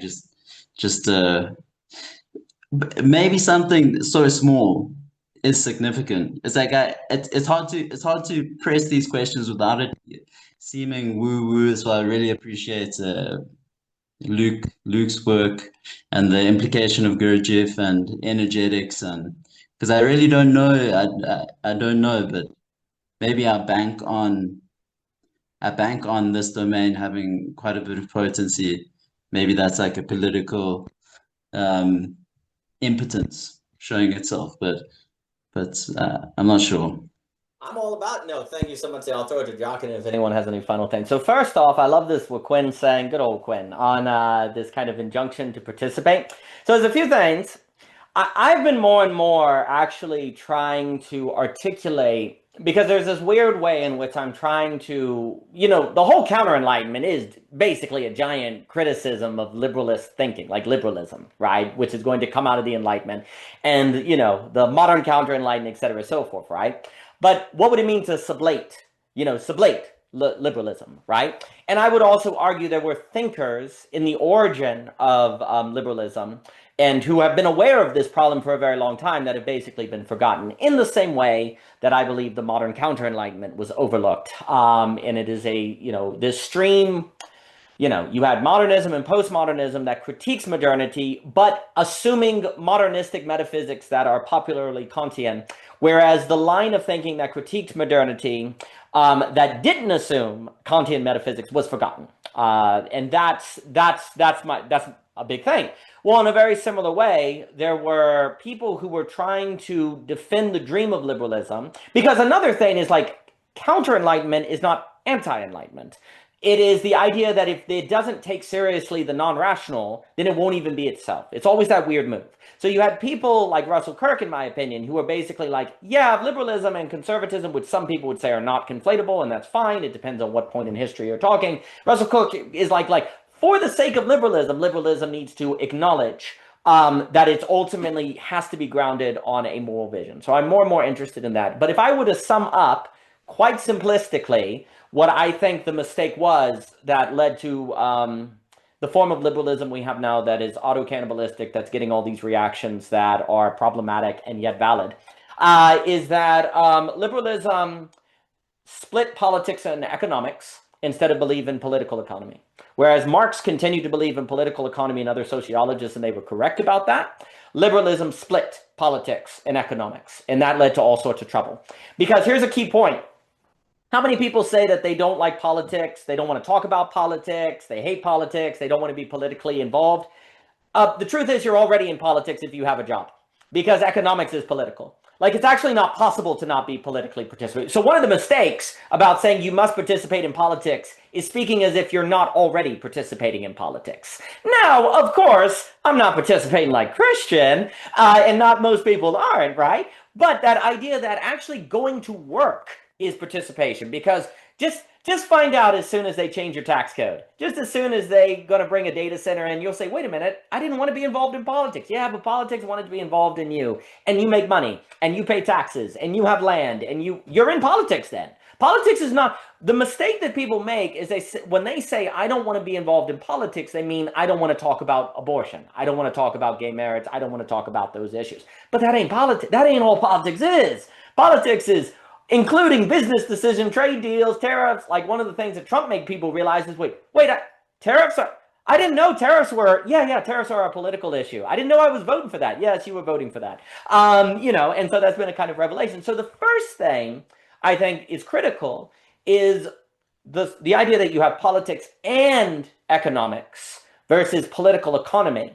Liberalism has to own the political economy. The reason I say all this for what you were just saying is that if I can't not participate in politics, as in a real sense, then the question is not, do I participate or not? The question is, how do I formulate? It's a question of formulation. How do I formulate, and what resources of formulation do I offer in the always already political, right? And that's when you start saying, well, maybe Gurdjieff, because that's a different formulation of the subject. These communities, like, I think these social coordination, these communities online net are communities of inquiry, right? These are different ways to formulate the subject, to be formed differently. And here's the issue. If ultimately the problem of liberalism that has failed is the inability to have communities of inquiry that do not lose the taste for discomfort because of successful market forces, then basically you need to you need to make sure you're formed differently than by the habits of market. The habits of market is number go up, efficiency, comfort, stuff like that, right? Well, sure as heck you ain't going to have communities of inquiry that handle distaste if you're formed that way, right? So you have to provide alternative formulation, right? Well, that's what we're doing. That's on-the-ground communities. That's Geopedia. That's Philosophy Portal, the stuff. These are all communities of formulating you differently so that you can be in a successful capital markets pricing mechanism hike, and also participate in communities of inquiry and not have the markets train you out of your ability to handle discomfort, right? So you need to formulate yourself, and basically that by definition is going to start with 12 or start with 1 or start with a single individual, right? Because that's how it begins. It has to, in a sense, be grassroots, right? The name of the game, like, this is the mistake. So basically people are like, it's like the enemy is capitalism. Well, the enemy is capitalism in so much as it trains you out of your ability to handle discomfort and therefore can't do communities of inquiry and everything falls apart. But capitalism doesn't have to do that if you in your own individual life or in your community form ways of formulating yourself to be able to handle the discomfort. Say Gurdjieff, through breathing, etc., so forth, right? And one of the, basically, my belief is that until now, we haven't had a social coordination mechanism, the Zoom combo stuff that we're doing here, that was needed to efficiently coordinate the training and formulation of individuals one by one. in a manner to be able to make them handle discomfort so that they're not trained out of the market to be unable to handle the encounter of difference, to be unable to encounter surprise. We got the pricing mechanism that could make capital flow really quickly and really effectively and give us amazing technology before we got the social coordination mechanism that we now have, and therefore there's a lopsidedness of the development in favor of the capital markets, but not in favor of the subjects to handle the discomfort that is necessary so communities of inquiry democracy doesn't fall apart, right? We didn't get the pricing mechanism at the same time we got the social coordination mechanism. We got the pricing mechanism hundreds of years earlier, right? And actually, we needed the pricing mechanism to make possible the technology, the internet, and the coordination of resources so we could make the social coordination mechanism. Well, now we have it, so now we need to use it to reestablish properly the relationship between social formation and capital flows, right? But guess what we need to use the social coordination for? To encounter lack, to encounter surprise, discomfort, and all that other stuff. So that's where a metaphysics of lack is really important, because if you don't have that, then you wouldn't think to use the internet to encounter lack. You'd think to use the internet to feel good, which means you could use the social coordination mechanism to make the problem worse then. So this is the problem. The social coordination mechanism could either make the problem that the pricing mechanism has given us way worse, because the logic you bring to the social mechanism could just be the logic of capital, so now we're super screwed. Or you could use the social coordination mechanism to bring a logic of lack, contradiction, tension, encountering, surprise, encounterology, beauty, and you bring that to the social coordination mechanism, and that would make it be used to dialectically work with the pricing mechanism to overcome the tension that Christian was putting forth that would actually make possible keeping alive communities of inquiry with the benefits and fruit of capitalism and not being eaten, like not suffering auto-cannibalism. But you have to choose to use the social coordination mechanism that way. And why would you do that? Why the frick would you do that? Unless you have a metaphysics of lack, you have a religion that says suffering is good, unless you have a belief in encounterology, but you still have to make the absolute choice. Because on the face of it, using the internet either way seems good enough. And this actually also, and then I'll stop and do it to Josh. Ultimately, the problem is liberalism without this piece just brings you to a birdie and donkey problem. You're free to choose what you want. Well, all choices are equally good. Well, then you starve. Like that's basically why liberalism has failed. Is it says you're free, and here are the 5 choices, and they're all equal. It turns out liberalism assumed under that circumstance people would just pick one because why not? No, people actually don't pick any and die. That was the ontological mistake of liberalism, is to assume that if you give people a bunch of validly equal choices, some people will pick 1, some will pick 2, and there will be difference in those different choices, and all will be well. That was the mistake of liberalism. And I think people like Russell Kirk, etc., saw this. It's like, no. You give people a bunch of equally good choices, they'll pick none of them and die. That was the mistake. That was the mistake. It's not the case that if you give people a bunch of equally good options, some will pick 1, some will pick 2, and they thought diversity would come from that. That was the argument. That was the argument of liberalism. Diversity would come from the fact that some people would choose different piles and others would pick different, and that would be the difference. But since everyone had equal opportunity to pick pile 1 versus 2, no one will be angry at one another because it was an equal choice between them, and so you'll have justice, right? And actually, if people did pick piles, it would follow. The liberalism was correct. If people did pick piles that they all felt were equal, and they all felt they had an equal chance to pick pile 1, 2, 3, 4, 5, then yes, you would get justice and diversity. The mistake is the following. People don't pick anything. And if they do pick one, it feels arbitrary. It doesn't feel like a meaningful choice because it's just as good as all the other. So the metaphysics was wrong. The metaphysics blew up because it says they're all equally good. Dang it, you use the good as a kind of a reductive good versus nested in that strike of beauty, as we said, concentric circles, right? So basically, that was the mistake. Ultimately, if you want, liberalism, though, was not wrong to bring everyone to the situation of the equal piles of grain, okay? The mistake was stopping there. Now you need a metaphysic of lack, encounterology, and absolute choice, where in discomfort, people actually choose one of them and accept the lack that that pile leaves them with, and actually sees that as a metaphysical opening to something more, right? So you pick a pile to experience its lack. And you see, if you make people realize that, because that's what we're saying. We said, no, pick your pile and you'll have no lack. No, it feels arbitrary. Well, we don't have a metaphysics of lack, so it must be something wrong with you. So we'll just other you out, right? But if instead you say, no, pick a pile, and whatever pile you pick, everyone will feel lack. Well, I'm prepared for that now. And now there's a community of inquiry to deal with this problem, right? So basically, liberalism, without a philosophy of lack, is not able to overcome the inevitable birdie and donkey problem that it assumed in that circumstance people would choose something, and it would be equally meaningful. No, people don't choose anything, and if they do choose something, it feels arbitrary, and thus the world today. But I will pause and throw it to Mr. Jockin here. Mr. Jockin. I closed my health course on the strong point. I think Aristotle makes the claim very clear. The political is personal, which is interesting. That's normally usually it's here's a great example, because most conservative, the most reactionary neocon will use Aristotle, will fly that flag, but they will never accept that very typically progressively late coded language of the personal is political, right? I think Aristotle does have that. The reason why, because what's the purpose of the state? Is to make persons a virtue, to make them good. The person being ensouled in their community is the whole purpose of politics. And you're making this comment, I think, Daniel, the fact that the political space is economic.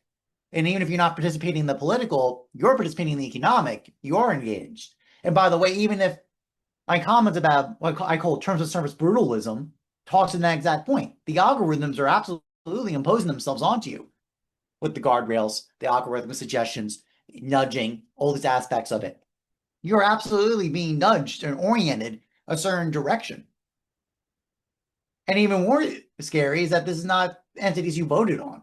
And the key is that if you said, all right, well, you're buying into it, your economic dollars are voting. But we always knew there was a huge danger with this, because we don't put our political decisions to economic speculational markets. Oh, what we are actually doing that. Meaning we have all the speculation markets for every political option, decision making, etc. But we all know, everyone who has discussed this topic says, well, here's the problem. Not every dollars are not equally distributed. It's a parallel distribution.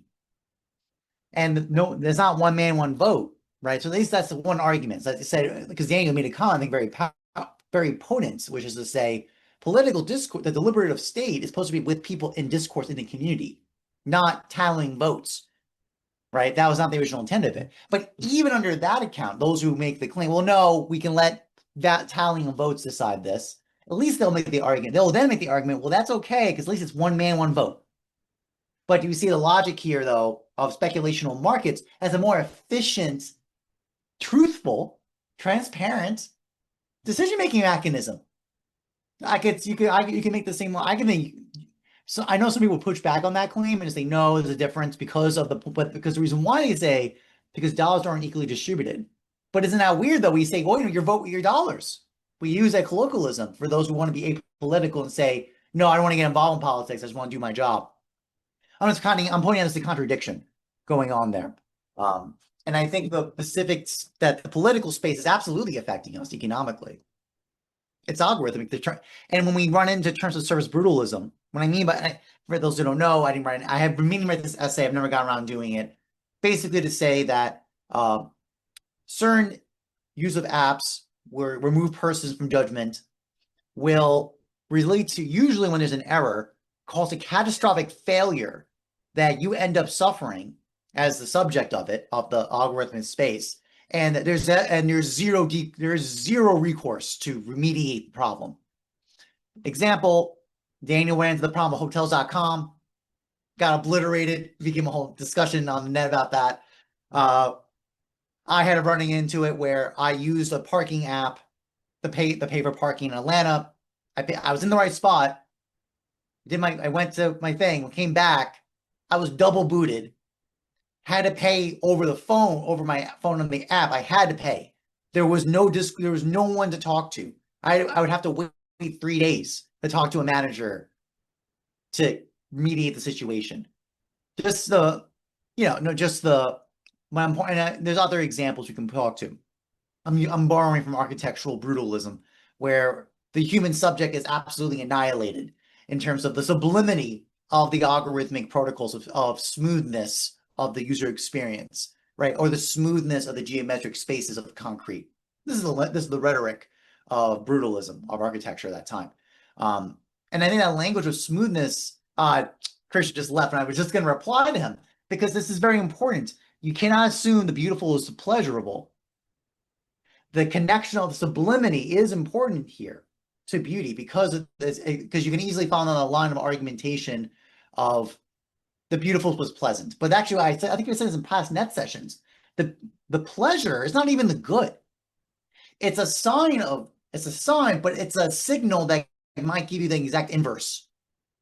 Because the problem of bad things can be pleasurable too. Whoops. So this leads to an issue. We can't, and that's what we're using as our mechanism of orientation to this pleasure. And actually, Daniel, I think your comment actually on the metaphysical impossibility and error of liberalism is genius. I think it's fantastic, because as you're saying it on the net here, I'm realizing, all right, because they're assuming choice is an thing you can force by nudging from external cause, like an external causation by necessity will force you to make a choice. But that's not how it works. Choices, that's called, that choice proiesis is when a subject, it's a rational activity, when you have that capacity to do one or the other option, but it's by an internal motivation of desire that you choose. You cannot be compelled from without. But that's the error they're making. They're just assuming, oh, you'll by default, by necessity, you'll make a choice. But that's the mistake. That's not the case, because we just pointed out, Daniel, which is people might, in a very hilarious irony, choose not to choose. That's actually in the power of an object of agent of choice. They can do that, even when it causes a complete impasse. And I see that all the time. You know how many times I see students have complete, like, they just lock up, just freeze, overwhelm. It's actually a response to the overwhelm, right? By the overwhelm of excess, they lock, and they can't move. Even when they know they have to make a move, you have to make a decision. Nope, you're gonna lock. I think that's a very telling part. So the participation in the markets, the algorithm space, in terms of service brutalism, is absolutely shaping subjects, which was the entire purpose of the political space. And Aristotle said, for most people, and I'll come with strong comments at the end, whatever, we're here, this end of the year, whatever, why not? Most people aren't free. You want to know why they're not free? Because they're not in spaces of deliberation discourse. That's why they're not free. And they're being imposed by these spaces to be a certain subject. And they think it's so obvious. See, that's the key, is that that's the thing. That's always the critique of philosophy, is that, that we're wasting our time when there's just an obvious answer given us by the culture.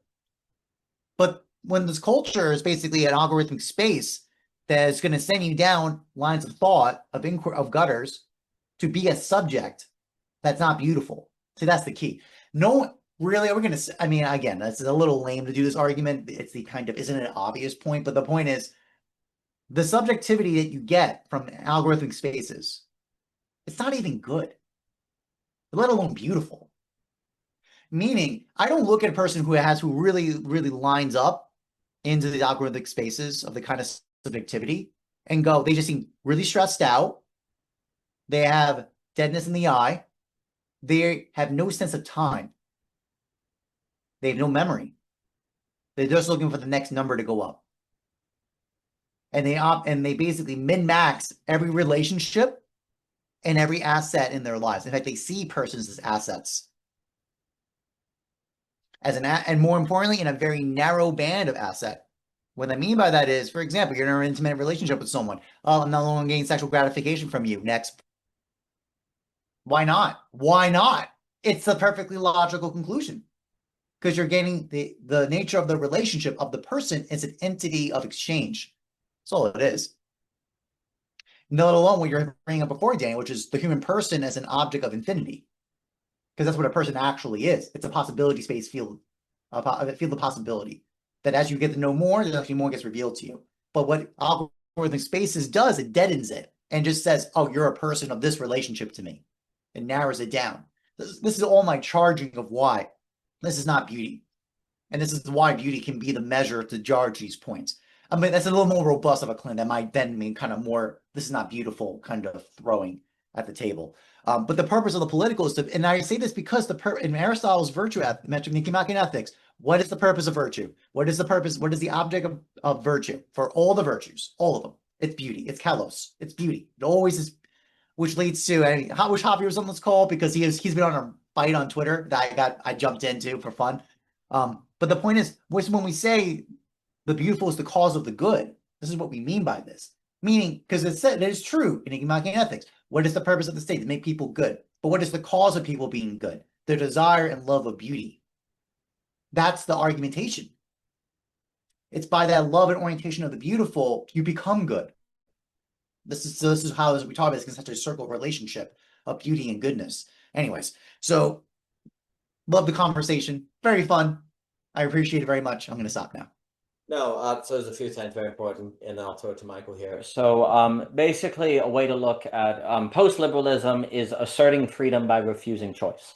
And liberalism, that doesn't even make sense because choice equals freedom. But post-liberalism is the revelation that actually I'm not free unless I can resist choice or unless I can deny choice, right? Because there's a way in which the birdie and donkey, and this is the hope, when the birdie and donkey that liberalism, and it's exactly this. The assumption is if there's a bunch of piles, the environment will force you to eat because you're hungry. And that's where, and the thinker who did point this out was Dostoevsky. He's like, say 2 + 2 = 4. F you. I won't accept it. The theory, it's the underground man. Like Dostoevsky was obsessed with this problem. He's like, y'all think I have to choose. I do not. Tell me.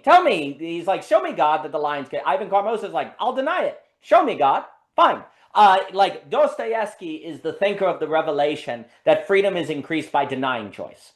And that was not taken seriously, but it's a very, very big point that he's trying to put forth. And basically, liberalism is, again, I'll say it this way, but then I'll continue the point. Liberalism assumed that if we gave 5 equally piled size of grains, that people will choose one. They'll have to. They just will have to because they're hungry, their environment, they'll have to. And because the piles are equal, it will be just. You'll get a justice. People will accept the social order. No one will feel like they're more important than anyone else. And liberalism will deal with the problems of freedom, justice, equality, and you'll get the full gambit of moral values, etc. Right? And indeed, if people were forced to choose and choice was freedom, then it would work. Because if choice is freedom and you force people to choose, then you're not removing their freedom. You're simply forcing them to be free. Okay? But none of that is so. Because the donkey can just not choose. And what is Nick Fuentes saying? He's like, I ain't eating your pile. I don't accept your World War II consensus. He's saying, no. No. Say to me 2 + 2 = 4. I'll bang my head against that wall. Say it to me. I'll just bang it all day long. And what will you do about it? Nothing. There's nothing you can do. So, but here's the key. In post-liberalism, and these are vast generalities, but if you grant them to me, in post-liberalism, being the donkey that refuses to eat any of the piles, and I do, as you know, from using the birdie and donkey all the time, basically think the birdie and donkey thought experiment is like one of the most important of all because it gives you the revelation of these distinctions between true, rational, freedom, choice, etc. So it's very, very important. And basically our age is defined at this moment requiring the absolute choice. We are socio-politically caught in a birdie and donkey problem. And we don't have the metaphysics to deal with it because ultimately you need the metaphysics of lack. However, in the birdie and donkey, refusing any of the piles, that's actually a gaining of freedom, okay? Because you're showing that I don't have to choose these, which in one way destroys the entire system. We're effed, but in another way is a revelation of actually a greater freedom, right? Because now I can freely make a choice, as opposed to say choice equals freedom, right? Because I can pause. I can pause. I can assert myself as a subject, right? This is why the psychoanalytical and all the negation, Hegel, all these things start coming in. There's a real argument to be made that until you realize you're free not to choose, you don't have freedom. You only have choice. And you could say the great metaphysical mistake of liberalism is the conflation of choice and freedom. So in post-liberal forces, which Nick embodies and others, basically saying, I don't have to choose anything, it's actually a gaining of freedom. And in that way, a potential gaining of liberalism, a gaining of liberty, right? If the next move is made. You say, I don't have to choose any of those, and yet I will. And yet, nevertheless, you choose one, right? Knowing you didn't have to, and you commit it, that's the absolute choice. And that's the only way to have actual freedom, because you resist, and then you choose. The pause is everything. If you simply have choices and choose without pausing, you're not free. If you're given choices, you pause, and then choose, then you're free.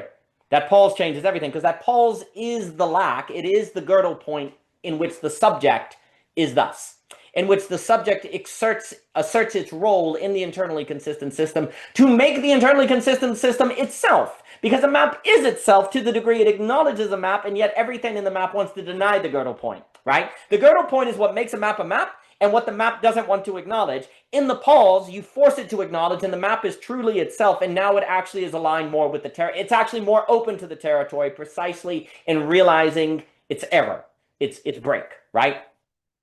So basically, the birdie and donkey that we are now seeing at this climax of liberalism is simultaneously the great failure of liberalism.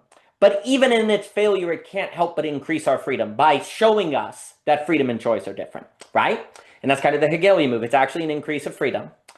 But then in that freedom, you make a choice. And here's the key. Basically, this would be the argument. Well, and quickly, algorithms basically are conflations of choice and freedom. You just pick this pile. You just pick this. There's no pause. It's just go, next thing, make the number go up. So the algorithmic is choice equals freedom. The geopedia is choice doesn't equal freedom, and that actually increases the freedom of choice. That's the weird move.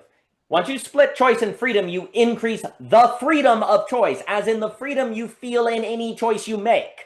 Not the freedom of choice should not mean increasing the number of choices you can make. It should mean the quality of freedom you have in whatever choice you make.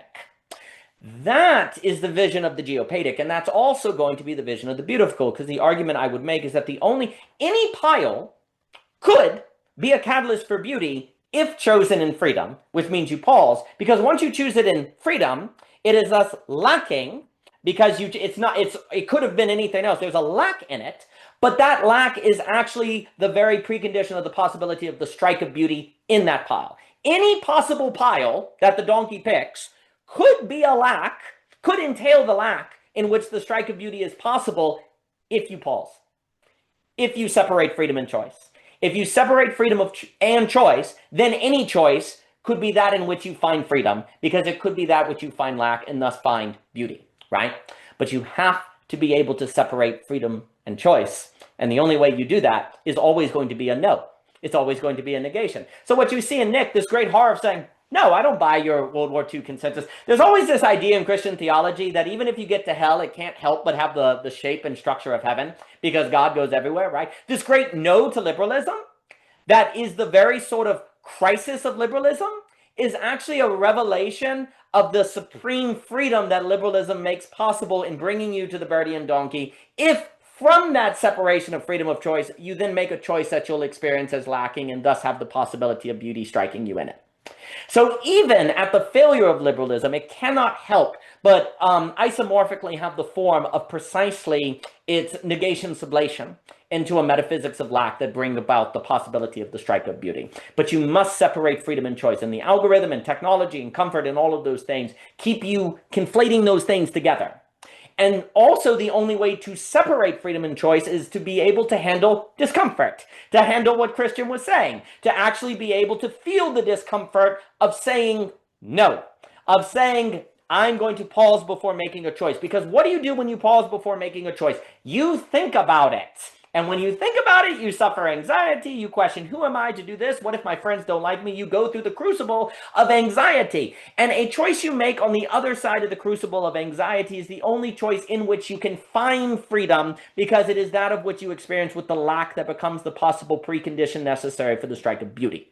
So the same choice on this side of anxiety can be nothing more than internal consistency of the good. But on the other side of anxiety, that same pile brings with it the potential of dwelling in the girdle point, in which you can find freedom in lack and in the strike of beauty. So the pause is everything, and liberalism, because it doesn't want to unveil, this is the issue. Liberalism doesn't want to unveil. It doesn't want you to find out that choice and freedom are distinct. So it's hurrying you along, faster, faster. Don't pause, make a choice, have the environment, pick a pile, algorithm, push you along. Paul Virilio, quicker, quicker, quicker. Don't see it, don't see it. And liberalism, and in the name of not dying, keeps choice and freedom together, which ironically guarantees its demise. If liberalism, the one who lays down its life can live. If liberalism were to slow down and go, actually, yeah, choice and freedom are separate, the post-liberal people are correct, that would actually be the potential of its new life. But it has to face that anxiety and be willing to suffer that death, and to open itself up to what may happen, because it can't be predicted ahead of time. But liberalism is afraid in that sense. Go faster, faster, faster, faster. Don't question. Don't find out that choice and freedom are separate. But in so doing and not facing that fear, it guarantees its demise. And so it must face that fear, which will separate choice and freedom, and from that posture actually becomes the possibility of the negation, sublation of liberalism, and all alternative paths will necessarily be its auto-cannibalistic self-effacement. So the choice is quite dire. Michael, let me throw it to you.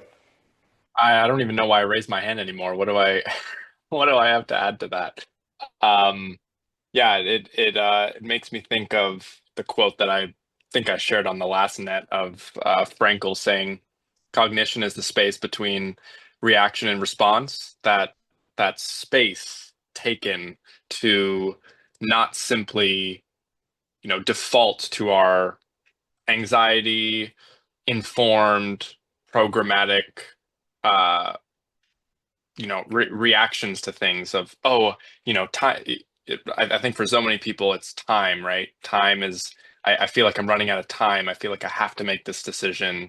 I have to know what my career is right when I come out of college. So I'm just going to take the first thing that comes my way, or I'm just going to do what my parents or my friends told me, because I gotta get on the hamster wheel. And yeah, that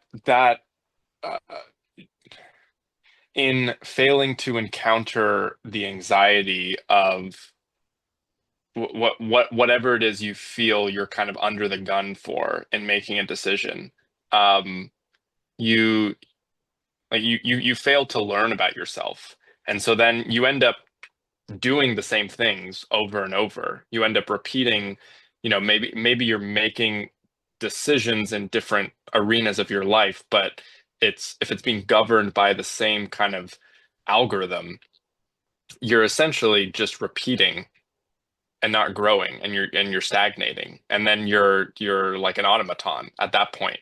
You're not a human being with built-in like wisdom and discernment machinery to be able to step back and to actually say, does this feel right in my body? Like there's we talk about embodiment, like there's this lack of embodiment in that. I just finished reading the paper that Clayton sent you and I, Daniel, and it's magnificent.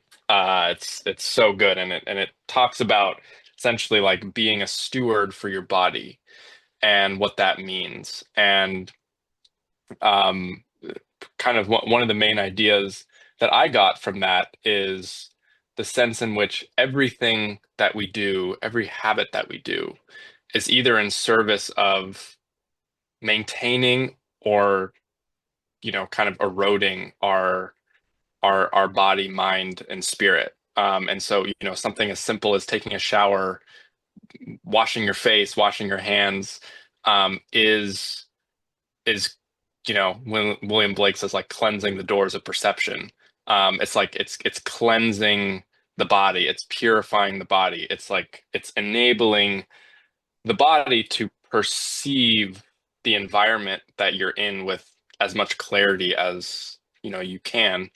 um and I was just in Jacob Kashir's men's circle this morning, and we were talking about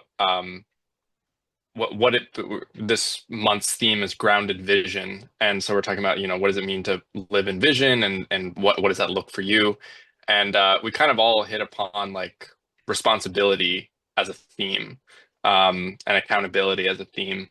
And I made the observation at some point, because we were talking about, kind of how to balance like kind of moving towards your grand visions, your grand plans, right? But then also having to do the mundane practicalities of life. And I was like, there's this kind of irony that like when you take on more responsibility, which is in service of your soul calling, whatever, it actually opens you up to, in addition to that, much more bullshit. Because now you have bills to pay. Now if you're a parent, now you have kids' soccer practices to attend. Now you have like PTA meetings to sit through. You have, work meetings that are a bore. You have all of these things that come with that, um, a- and so on one hand, it can be very tempting to leave that, right? And kind of reject the politic, right? And kind of retreat into either yourself, become a hikikomori or whatever, or, try and invent new communities, right?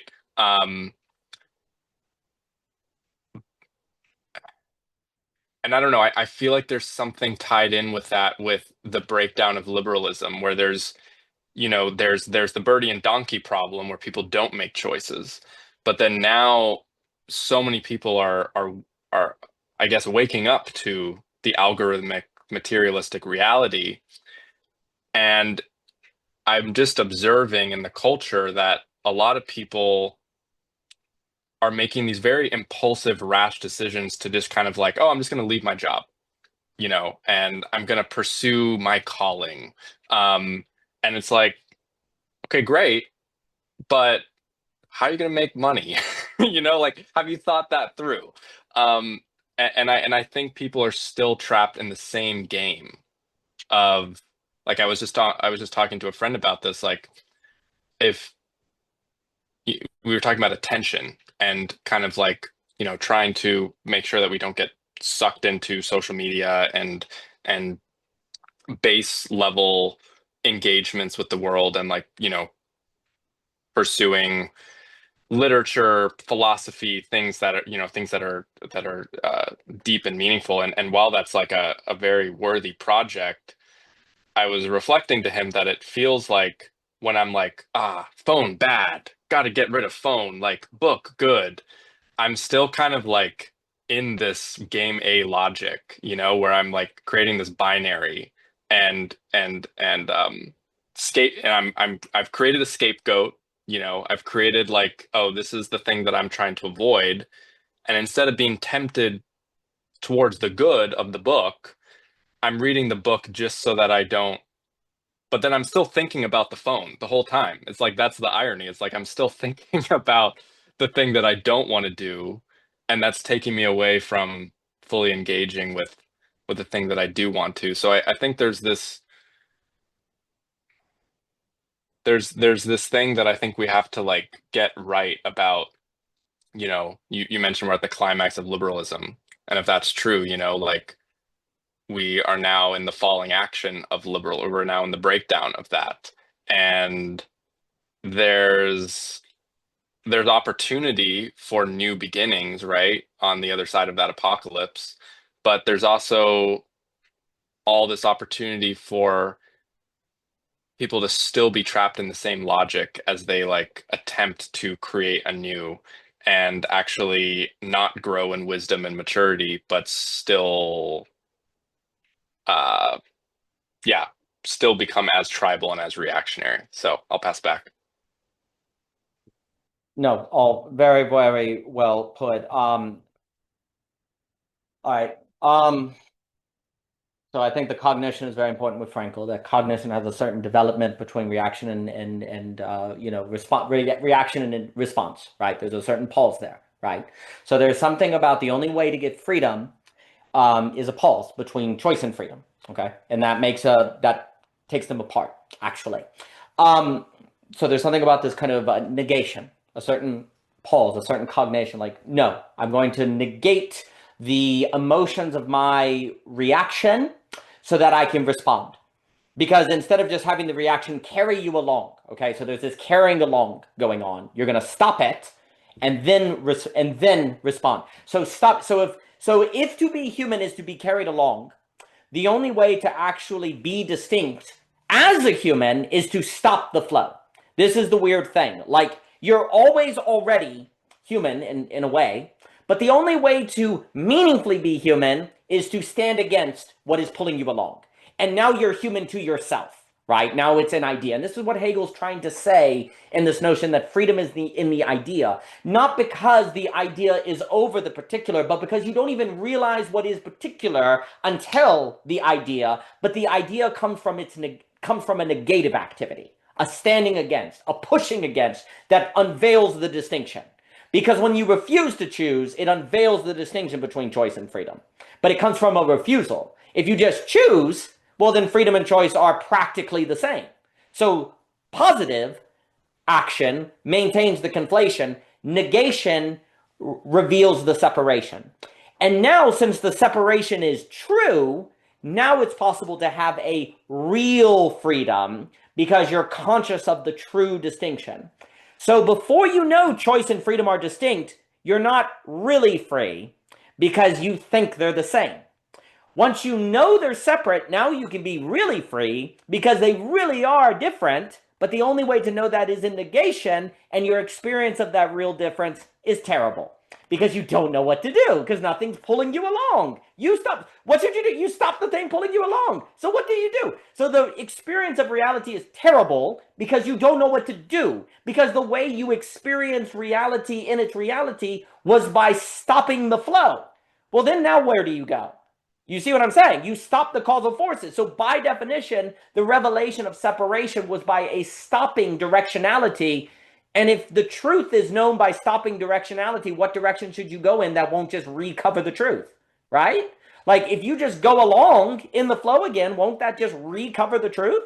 So what do you do? Do you just stand here negating forever so that you get the truth? Do you refuse to make a choice to simply be in the reality that choice is not freedom forever? Because then you're done, right? It's just negation. How do you get the negation of the negation that goes back along with the flow while remembering, if you will, the distinction, while always embodying the distinction? So the freedom has to be located in the idea, because in practice, you're going to be going along with something. You're in the world. You're going to be determined by something. But if you know the determination has a distinction, then you have a different way of holding the distinction that is more free, but only so long as you don't forget. Only so long as you maintain the memory. And thus memory becomes a very, very big deal. But this is why it is from the negation of choice that you find out choice and freedom are different. And now it becomes possible. And now, and only now, is it possible to be free in a choice. Because in terms of experience and determination, the person that's making simply the freedom of a choice, that is X, will look identical to the person that finds freedom in the choice of X. Those two people will look exactly the same. The Kierkegaardian Knight of Faith.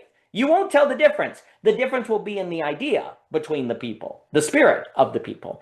And the difference is lack is nothing, lack is not nothing. Choice equals freedom, there's no lack between them, or choice can be lacking freedom. Lack is not nothing. They are distinct, right? So that becomes the quote-unquote final absolute choice. So there's a bunch more things.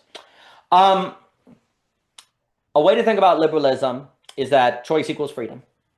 All forces of post-liberalism are assertions for for freedom against choice. There are assertions for freedom against choice. The hikikomori is refusing to choose. They're saying, I don't, because what are people like? I'm not free. I have to go to work. I have to get a job. I have to get a family. No, I refuse those choices. And thus, so it's an act of freedom. The people denying the World War II consensus. No, I don't accept your choices. I don't accept what's on offer. Thus, I am free. I am free from choice. What you're seeing now in the post-liberal movements that are taking over the world are basically finding freedom against choice. Which, of course, you could say is a kind of choice. Yeah, but it's a choice that unveils freedom isn't choice. It's a choice that unveils you can be free from choice, okay? So it's a negation, right? This is why this logic of negation is a big deal. So all the post-liberal forces in the world today are freedom against choice. Let's map it this way. Liberalism is freedom equals choice. That's false. That's failed.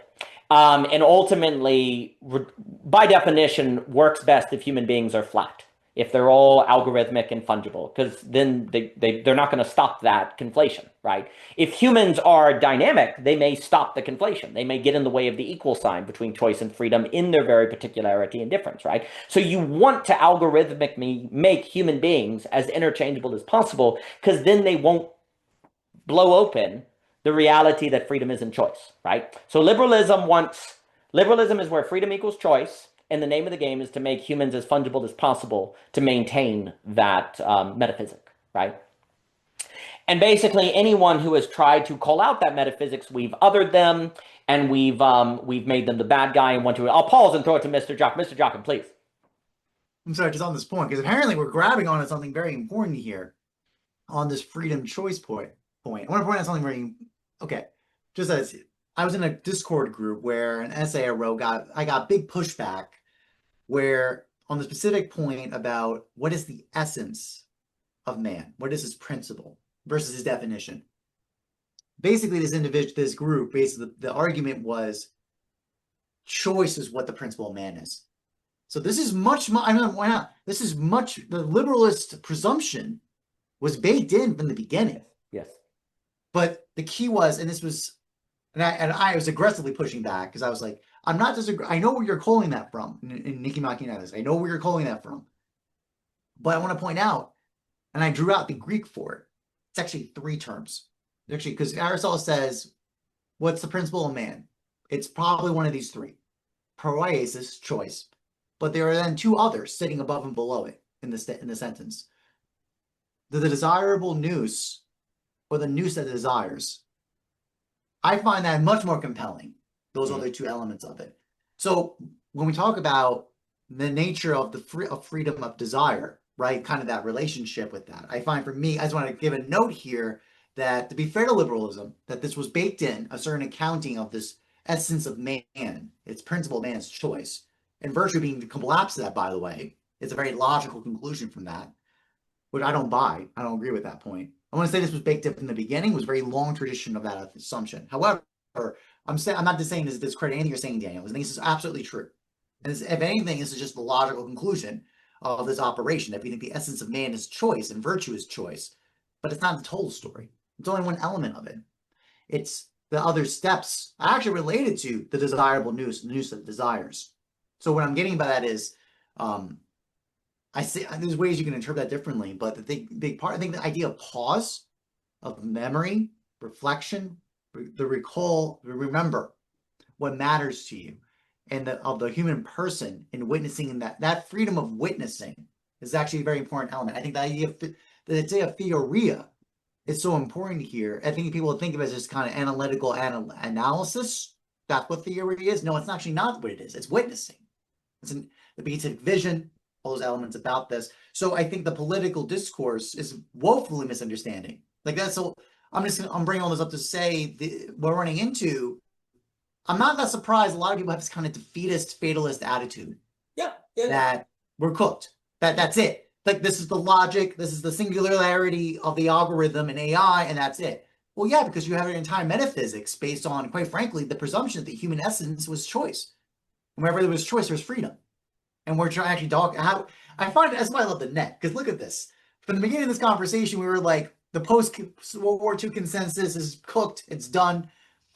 we're kind of in this aporia, we don't know what to respond with. And now we kind of come to this very, very convincing, I'm convinced by this argument, that actually what's revealed was a lack inside liberalism, and actually in the entire philosophical tradition, that actually got revealed by this event. That's what we're seeing right in front of us in the political discourse. I'll stop with that. No, I agree with all of that. To say something very large, basically, the political history of human beings and political science has been the dialectical tension between choice and freedom that we've avoided by conflating those together, and actually avoiding, and in that conflation, we've actually not acknowledged the lack inherent in the relation between choice and freedom, of which the human has to stand in. Stand in is a very key notion, because that means the human is the linchpin between them, and to the degree that they can dwell in that, hold it together, remember in that, is to the degree the two will not eclipse one another. So the lack between them is the dwelling place of man. But you see, what we've done is over-identify with the rest. Mr. Jockin, please. No, you know that the language of the individual as can't say supposit, the supposit, but also for substance, it's the stand under or stand in. Just want to draw that out. I'm sorry, it just came to my mind instantly when you said that. Continue, Daniel. Sorry. No, the human is a stand-in being. It's like the problem with the rational animal. In some respects, we can say political science is a revelation of what rationality is. And I think Hegel was pointing to this to certain degrees. Rationality is properly the navigation between choice and freedom. It is not equal to freedom. It is the give and take between choice and freedom, the discernment between choice and freedom, and how to make choice and freedom relate. When you over-identify rationality with freedom, and not freedom as distinct from choice, inevitably freedom and choice get conflated together, and being rational is being free, as opposed to discerning the relationship in the lack that you stand in. Right? Mr. Jockin, please. No, I'm sorry. Anyone else, please jump in. I'm just having comedy here, because I've seen so many times like, oh, we were all just rational. We would all have everything right. Everything be perfect if we were just rational. Right. But as saying your big project is the true is not the rational. Right. This is the whole point of it. And it actually, and by the way, even which kind of rationality? Exactly. Because there's logos, and then there's basically there's co-calculation. That's another thing too. They just conflate those two assumptions. What you're pointing out, Daniel, is that it's the distinction even in that direction, because the logos is not the same as, oh god, I can't pronounce. Basically, it's calculation translated, but it's derivative from it. That's another aspect to it. They just think we could just calculate, we'll make the right. This is like, see, that's the thing. You can see the genealogy of the thought. I could see right in front of me now as we're talking it through. This mode of calculation as rationality, as the logos, which conflates choice with freedom. Says, oh, if we just calculate better using the Hayek model, if we just calculate better with perfect transparent markets, we'll get the optimal outcome. We'll get not only just the good, we'll get everything basically from all that. So now I'm seeing the logic of all this and the massive mistake of conflations that would result in that conclusion. Yeah, and as a result, there cannot, by definition, be a ever-present lack that the human needs to stand in. There is a optimization that will remove that, right? Like, therefore, the freedom is found in getting out of the way of that optimization, getting out of that way of that algorithm that's going to realize the rightness that is always latent in rationality itself, if only all determinations got out of the way. If only everything holding rationality back was removed, then we would get the rightness, the best of all possible worlds, latent in rationality, the only reason of which we haven't realized is because we're in its way. And thus, AI is the supreme accomplishment of rationality. It's our removal. And this is also, I have a weird argument where I think rationality in a way is envious of dreams. That rationality wants to be a dream, and dreams are free of determination. They can do whatever they want. Rationality is envious of it, so it's trying to make the entire world fungible so it can realize itself as a dream. Mr. Jockin, please. Again, I'm sorry for that to become the Daniel Tom show, but I keep ripping. Because I don't think it's an accident that all those AI models, LLMs, what they were optimizing for? Dada-esque surrealist, Mhm. surrealist art generation of dream spaces. I don't think that's an accident. I think that's very much in line with what you're saying. The basically fantasy of autonomous rationality is the dream space. Exactly. The dream of autonomous rationality is a dream. And that's when I talk about dream equality. Belonging again to two is going to make the argument that the conspiracy of rationality through history is to be a dream, is to finally be a dream, to be able to make thinking equal determination. If I can think and I can experience it. Right now, I can think of that bookcase turning into a cat and it doesn't, but in a dream it does. And in an AI world, it would, and thus I'd be God. Like rationality wants reasoning to be a dream because then it's a god. And the goal of the serpent through history has been to make rationality equal dream, which would be for freedom to equal determination as opposed to indetermination. And that is going to be, well, the Luciferian accomplishment, if you will, is for dream to equal rationality.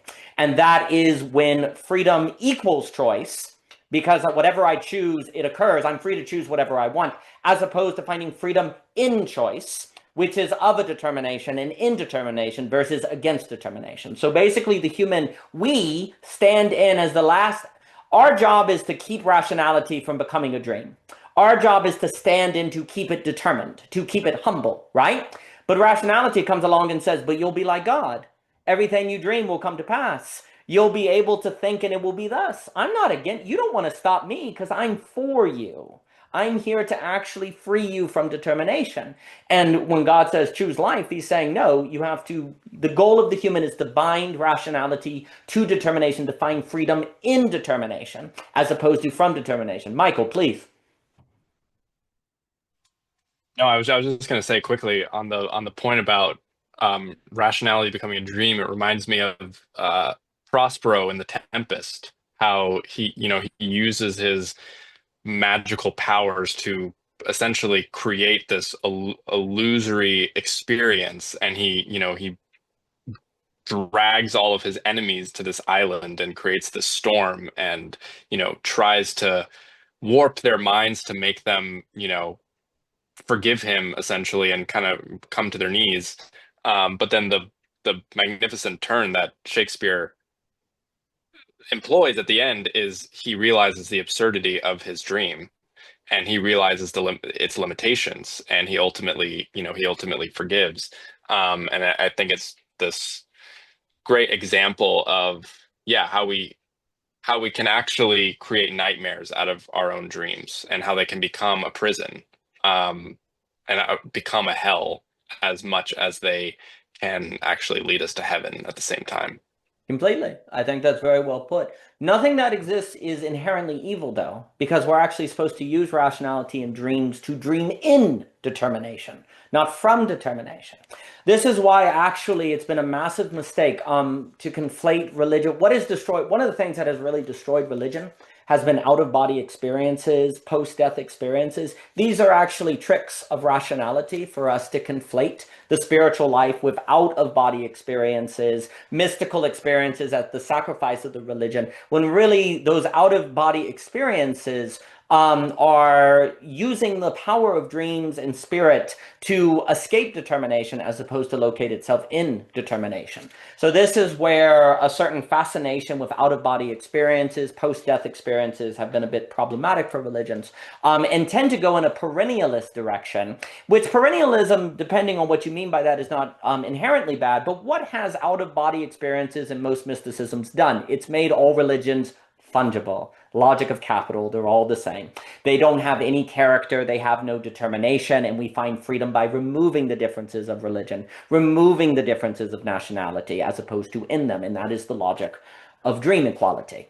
So basically the modern world is it's the realization of a certain dream equality. It's the world today is on the cusp of rationality achieving the ends of its historic conspiracy of finally being free from determination, and thus we will be like God. So there's a few things. Liberalism, all right, is choice equals freedom. Now, post-liberalism is the assertion of freedom from choice. Like, I will not make those choices, right?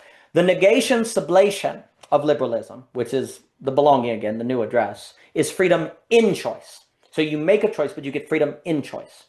necessarily the only freedom you can find in a choice is lack, because whatever is present is the choice. So it wouldn't be in the choice. It would just, that would be freedom equals the choice, right? There has to be a quality in the choice that has a moreness and distinction from the determinations of the choice, from the things of the choice, right? So the only way to find freedom in choice has to be a present absence. It can't be a presence, like a full presence, because that just is the choice, and it can't be nothing, because then there's just is the choice, therefore freedom equals choice. So the only way to have freedom in choice, and that choice have a distinct metaphysical character, is via lack, a present absence. That's the only way. Now, the other political options would perhaps be the assertion of choice against freedom. That would be where you would say, well, the only way to have choice is going to be without freedom. And of course, that would just be totalitarianism, forcing you to think you're free when you're not. And it wouldn't even be. Mr. Jockin, please. It's the algorithmic capture. Yeah, you have absolute choice to get whatever you want within an algorithmic space. That's correct. So it's a totalitarianism in that sense. Absolutely, which is notably devious because it looks like freedom, because you have choice, right? So that is that is a notably devious form. So the sublated form is going to have to be a freedom in choice, and the benefit of these post-liberal forces is the acknowledgement that freedom and choice are distinct, which opens up the thought, the concept, the idea in the Hegelian sense of the possibility of freedom in choice as being distinct from their merging, right? Which, of course, is the idea that rationality doesn't want you to think, because what it wants you to only think is freedom from determination, which would be the supreme accomplishment of dream equality. So rationality as a force wants to do everything in its power to not even have the possibility of freedom in choice be something you think, right? Only freedom from determination, right? Mr. Jockin, please. And this is why the phenomenology of the arts is so important. Yes. The arts must respond to constraints. Exactly. We have to respond to the conditions and the constraints in front of us. In fact, this is why bios, this whole discussion I had with Javier and Luber about Zoe and bios is so important. Bios, as biography, it's the particularity of a human person really in response to the constraints and the conditions of the time they found themselves in. This is actually how the human person comes to be defined as what they are and their actual who they. So actually that note before, like about that, because it is true, human person we used to never be identified by their last name. You were of a village. You were of a village, so of a place, or you were of a certain lineage, right? But the other way we can also talk about is the biography of a human person is how we know the person. It's by the, and it's always, it's only after the fact too. That's always I think a very important element about this. However, I think actually another note related, and remember this from Michael's discussion. It was Michael, I wish he was still on the call. He talked about, we talk about daydreams, right? So instead of this passive state of the fantasy dream, there's also the daydream, or the dream that, as I pointed out, is like, there's also the apprehension, this visioning of a future, a possible future, which is the design orientation. So beyond even, and also, or does the artist phenomenology stance, right? There's a possible future that you witness, and then you actually, that's the thing, with rationality, with your logos, work with, you kind of attends with you in the prudential stance of working with the materiality of constraints in front of you to bring about the reality of what you're visioning in the first place. And then sometimes I know for a lot of other artists, you don't even know the full image. It's not very, you kind of only know, you have a rough vibe, but you don't have a full image because the constraints are going to answer for you a lot of the particulars of the situation. So I find that's also a very important, that's the fantasy of the algorithmic calculation is to remove all that. It's like, no, don't worry about it. And it only works if you remove all determinations, all particularities, anything that doesn't fit. This is part of why it's called term service brutalism, because it has to streamline you like a Procrustean bed to fit the model of what they are imaging, of what fits their models, it's called being interpretable. So regardless of which systems you're in, you're interpretable. So yeah, that's great. If I'm working in PDF and I want to send a Word doc, that's cool. I like my interpretability is awesome. But when it comes to my relationship with my girlfriend or having a relationship with someone else, I don't want that to be interpretable. It's actually incredibly suspicious if that would be interpretable. But it is, and you're just when you basically your girlfriend or your wife is the same as getting a cheeseburger. Yeah, I can have a cheeseburger, or yeah, I can have a taco. They're just fulfilling the same utility function of desire, of goodness, of taste, of getting satisfaction of hunger, right? So interpretability is also another aspect of the algorithmic spaces that to cross over different domains. They gotta streamline it. That streamlining, guttering, smooth process. Interpolation is the term that that gets used for that. Completely. Well, also to what you were saying so basically, rationality that doesn't know itself through the phenomenology of the artist is notably dangerous to give AI.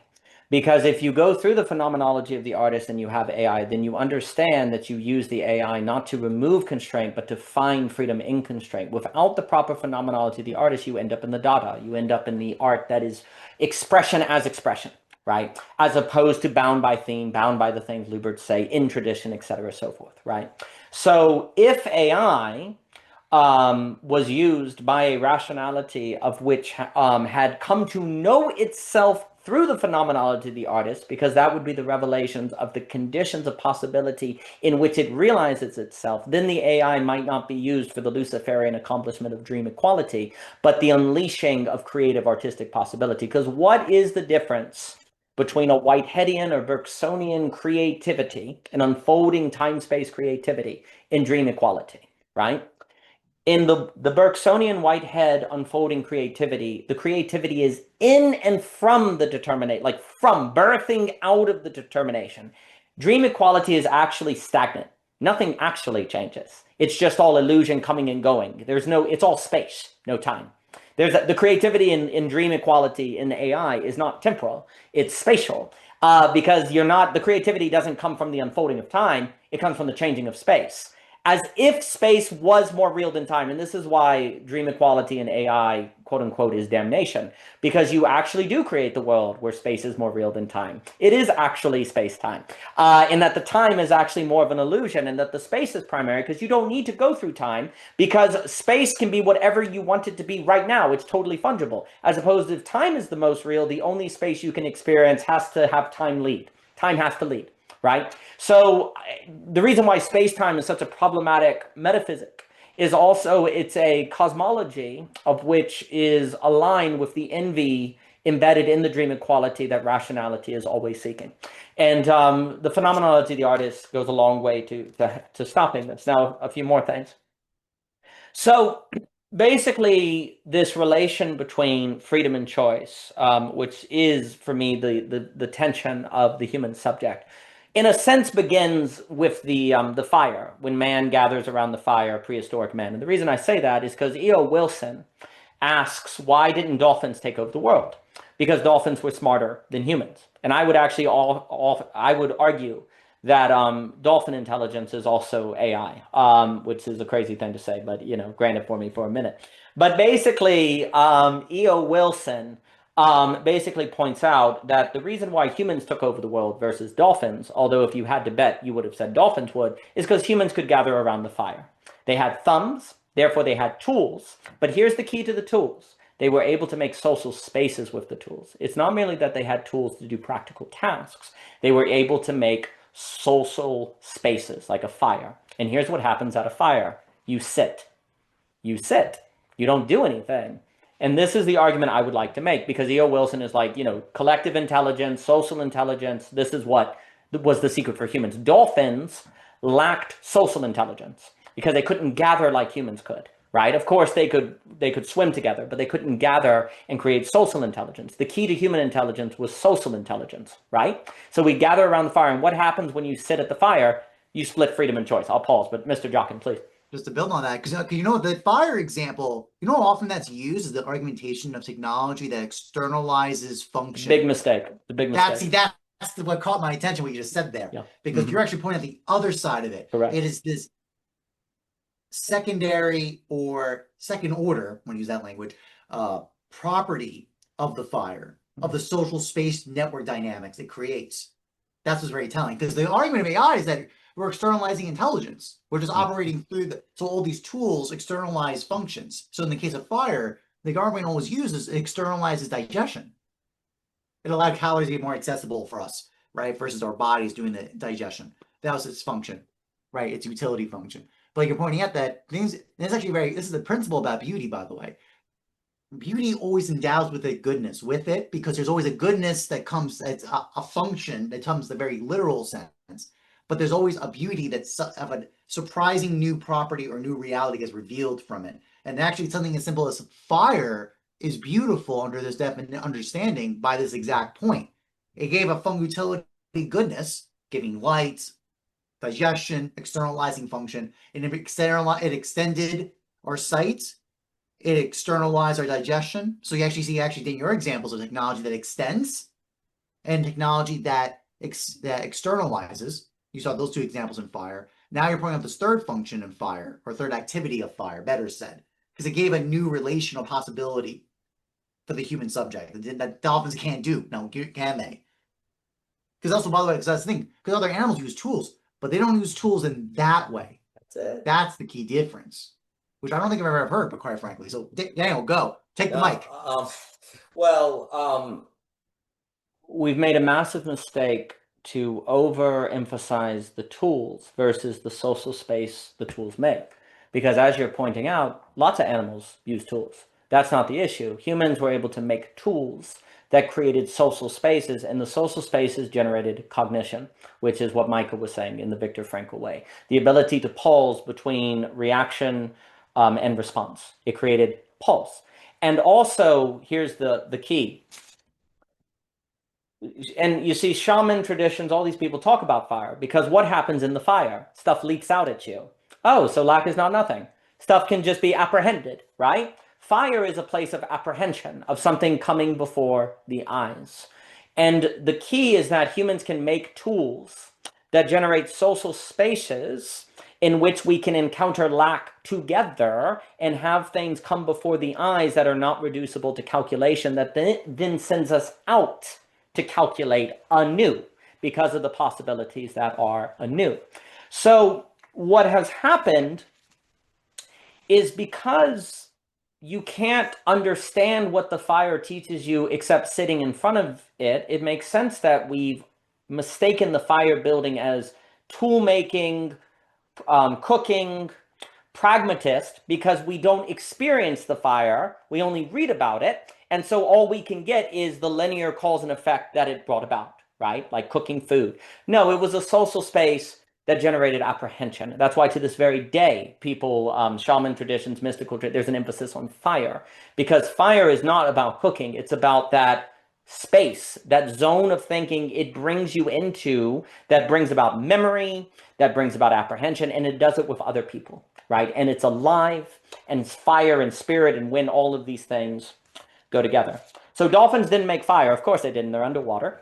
And so human intelligence really began to skyrocket because of technologies that generated social spaces. Now, please note, this is the reason why I'm bullish on the social coordination mechanism, because it's an example of technology not merely for efficiency, but creating a space of social imagination and cultivation. And I'll throw it to Clayton here. And basically, but here's the issue, and I'll continue with this in a moment. Once you sit by the fire, and thus there's the possibility to not make a choice, to not do something, to not be hunting, but to not do something. And in that not doing, experience new possibilities. Freedom and choice have split. There is now the first splitting of freedom and choice. Now, of course, it is not thought this way, but now it is possible to find freedom in a letting, as Thomas Wynne says, in a negation of activity. You find out that stuff can happen that you didn't plan to happen, and yet happened because you did something. So you find a freedom in choice. You sat by the fire and a new possibility arose that you didn't think was there. But then what ends up happening is we go on a long history of deciding the relation between freedom and choice. And at this moment, we're in the final innings of getting that right, I think. But I'll continue. Clayton, please. It's good to have you, Clayton, and what you wrote is amazing. Thank you. I just wanted to, I've also been grabbed by the fire, so I'm gonna comment on that briefly. When you're saying that, like, what's coming to me is there's this, and I'm just pulling this from my experience of sitting around the fire, there's this revelation of the individual acts.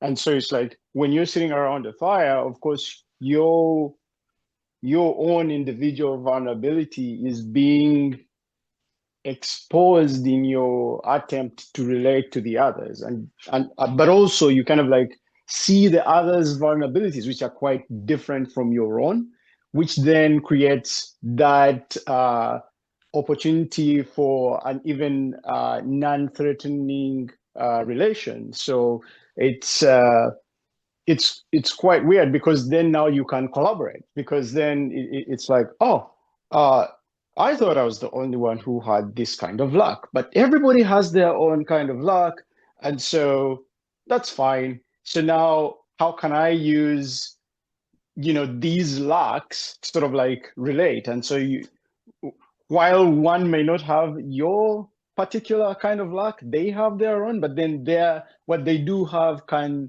complement you. And then now there's a strong opportunity for relation to develop. And I think, being in a space where you can just sort of like rest and observe and interact and experience your oneness and the manyness of where it sits, it all creates a very different, you'd say, ground for like an emergence of a different kind of collective intellect.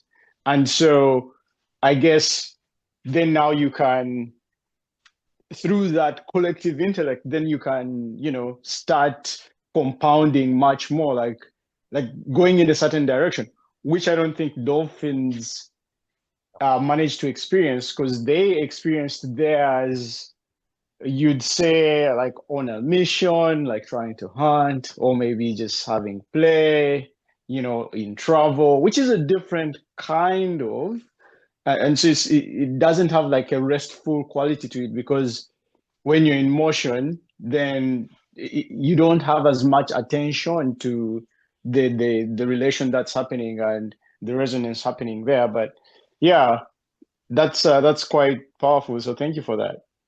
Everything you said is exactly right. Around a fire, there's a shared experience of mystery, of lack. There's a feeling of, if I'm having this experience, I'm having it with them, and therefore we share something. Also, critically, fire can destroy you. So there's this sense of this thing that could destroy me is giving me something. It's helping me see. So there's God. There's a certain apathy, religion. Like there's this force that is actually mysterious. It's in its mystery. It's binding us together. But if we get too close, it will destroy us. And it also practically, not just spiritually, both practically and spiritually benefits us, right? So it cooks food. So it's not a disembodied intelligence, right? It's not totally disembodied. It's a bothness that's going on, right? So there's a worlding, but then interesting enough, it has a certain, it's at the center of the community. It's the essence of the community. And this essence, though, is something from which life comes, but cannot be approached too directly or destroys. Mr. Jockin, please.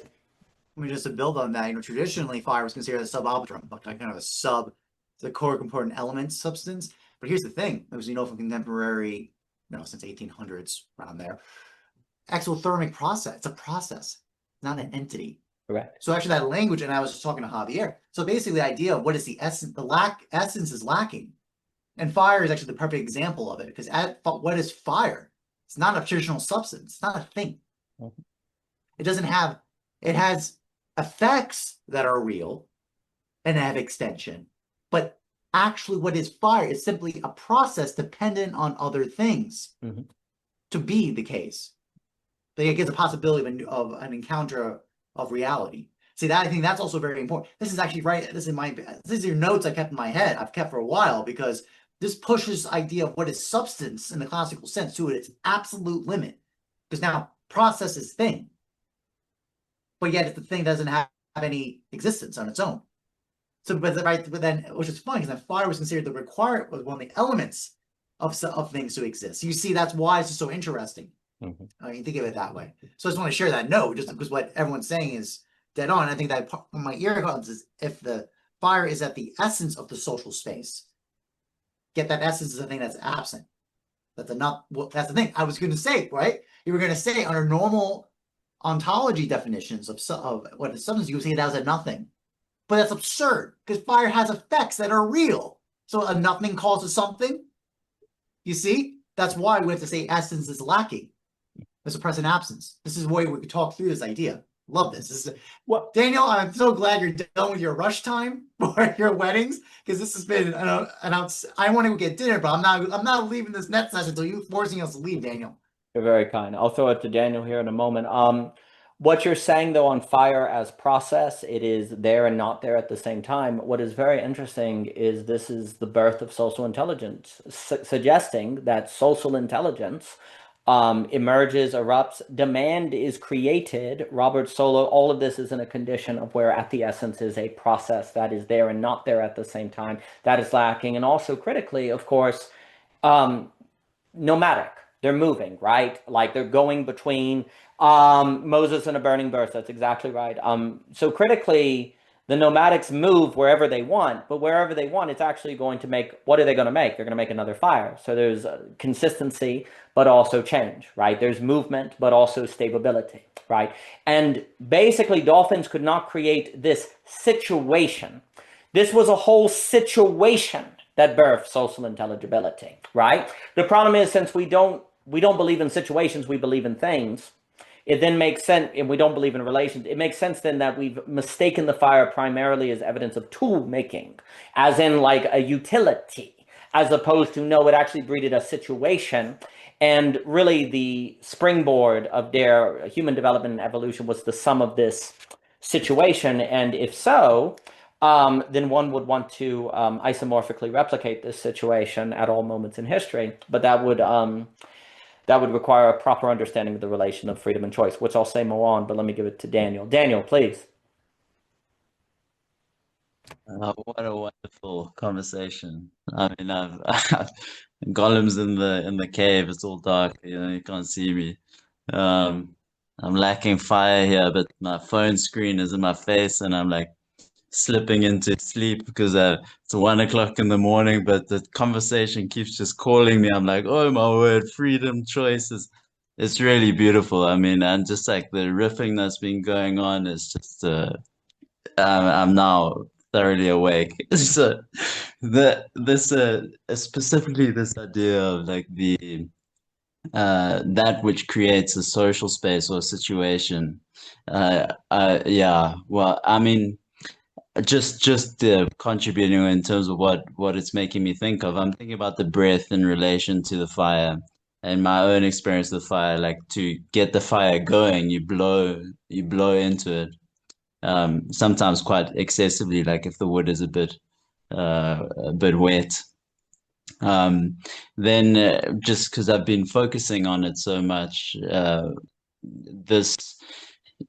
the breath itself as something that creates a social space, and specifically around.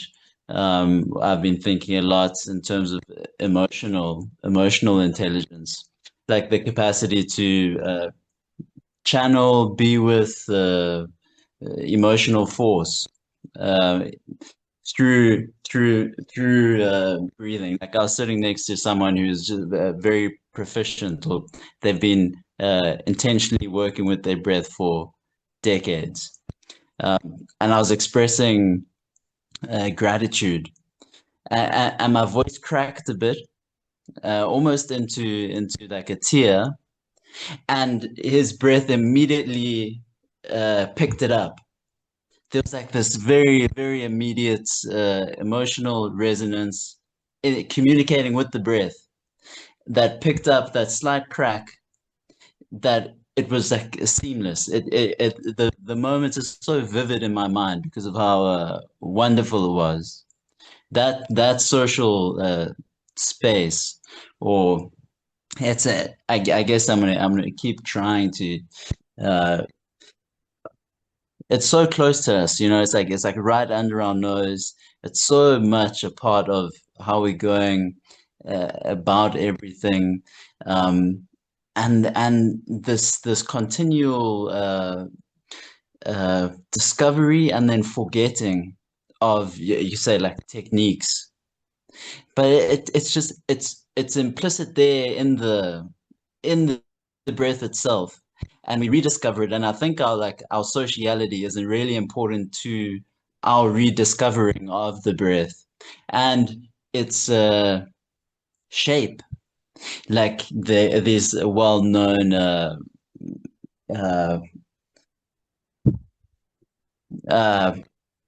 yeah, I'm avoiding the word mantra, but just like a word, a sound that has been expressed or written that tries to express essentially like a full cycle of a breath. So the one on my like a hum. I'm trailing off in terms of I'm trying to mine like the significance because it really is there's a I'm also just enjoying the attempt to mine the significance of of uh of breathing because I'm glad that I am breathing and that each of you are. So let me shut up. Well, I mean, fire dies without oxygen, and I think indeed you could without breathing, like you have to breathe in the right way. If you breathe like a dolphin, you can't be around fire, and also breathing around people coordinates. And also, it is very interesting to watch people's breathing around fire. It's scary, it's nervous. You have to control yourself. There are things there. There, like fire is dangerous and yet keeps you alive. So there's a certain ability to regulate yourself in relation to it that becomes very, very important. I think certainly there is something also to breath, spirit, fire, all these things kind of relate classically, and there is something about a synchronicity. Fire does seem to create a certain synchronicity in the people around it, right? It brings them into a similar emotional disposition. It does tend to regulate breathing because of that, and it creates fire makes a many in the one, right? It definitely makes a kind of many in the one. And basically, what E.O. Wilson is pointing to is that it is because of fire and the social intelligibility it affords that humans then, of course, evolutionarily dominate. But now we get a problem. Daniel, did you want to speak again, sir? Sorry, thank you, Daniel, because you jogged a thought. I mean, because Please. you forward this idea of the choice and freedom, and that this it's something revealed about freedom in the choice not to choose or in the no. And then in a very in a very literal sense, the person who's choosing by saying no is left with something as simple as their breath. And then we Yes. have the inheritance of all of these like the picture of freedom in some tradition and in like a meditative tradition is someone sitting. It's just someone that's an image. So that's because I've been wondering as this thought of choice and freedom has been put forward, like is it possible this movement is mysterious of like recognizing the freedom in the abstaining, and then when and how does one enter again or make a choice? Um, Maybe there's this constant process back and forth. But I would like to assert for myself, even just in my thinking, that there must be. This is where my thought of the physiology really comes in. That there must be a a process, a kind of teleology, whereby it's not just left to what's the word? It's not just arbitrary. What that like I think we're saying that this very movement is how we came to have the form that we have. Like this is Yes. how we came, how we are shaped in the animal kingdom, like why we aren't dolphins. Um, so this is like the idea of how we participating in that process today is open today, and there's a certain working through of inheritance that we come to through the choice of freedom, and then there's this like participation at some kind of a precipice. But I always seem to be emphasizing in my mind that there is this neurophysiological dimension that gets hyper practical when you start thinking seriously about breathing, that then becomes relevant in terms of the coming back into a choice after the abstinence that initiates a moment of freedom or the recognition of freedom. To learn to control your breathing is tied to learning to control your nervous system, of which separates freedom and choice.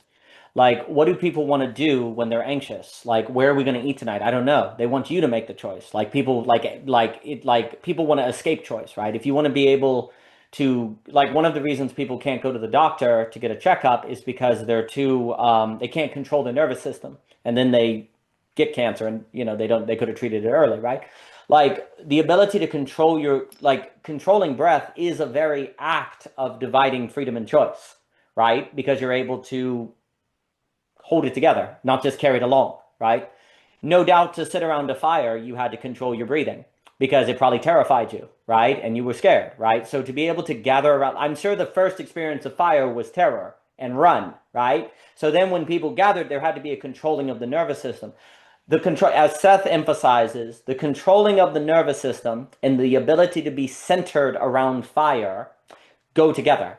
And this is where practices of the body, virtue, all of those things come together. Because basically, for me, when you talk about breath work, that is kind of at the heart of separating freedom and choice. And I would argue virtue is the separation of freedom and choice. Actually, it's the training of the ability to do that. So virtue and breath work are on a gradient, of which is the precondition for being able to sit around a fire, to have that at the center of your social order and your very life. And if you cannot do that, you have trouble. I'll throw it to Jockin very good. The last thing I'll say just real quick before saying more is this is where I think the impulse people have to go back to the ancestors, the ancestral spirits, the origin. I think this is what they're getting at. I think there's a sense that there was an ancient wisdom. The ancestors lost something. And the shaman and all of this, Gurdjieff and different people, yes, the impulse is correct. It's about the fire. It's about regaining the fire and the breath work around it that unlocks the social intelligibility that makes humans distinct from dolphins, of which is necessary for us to unlock to find freedom in determination versus freedom from determination, which is the goal of dream equality realized in AI. So there's a correct impulse in that ancestral return. Mr. Jockin. To build on this, I mean, two notes. One is, yes, respiration. A lot of the Greek and Islamic, and I think also Israeli, Jew and Islamic is the Abrahamic religions, basically spirit with breath.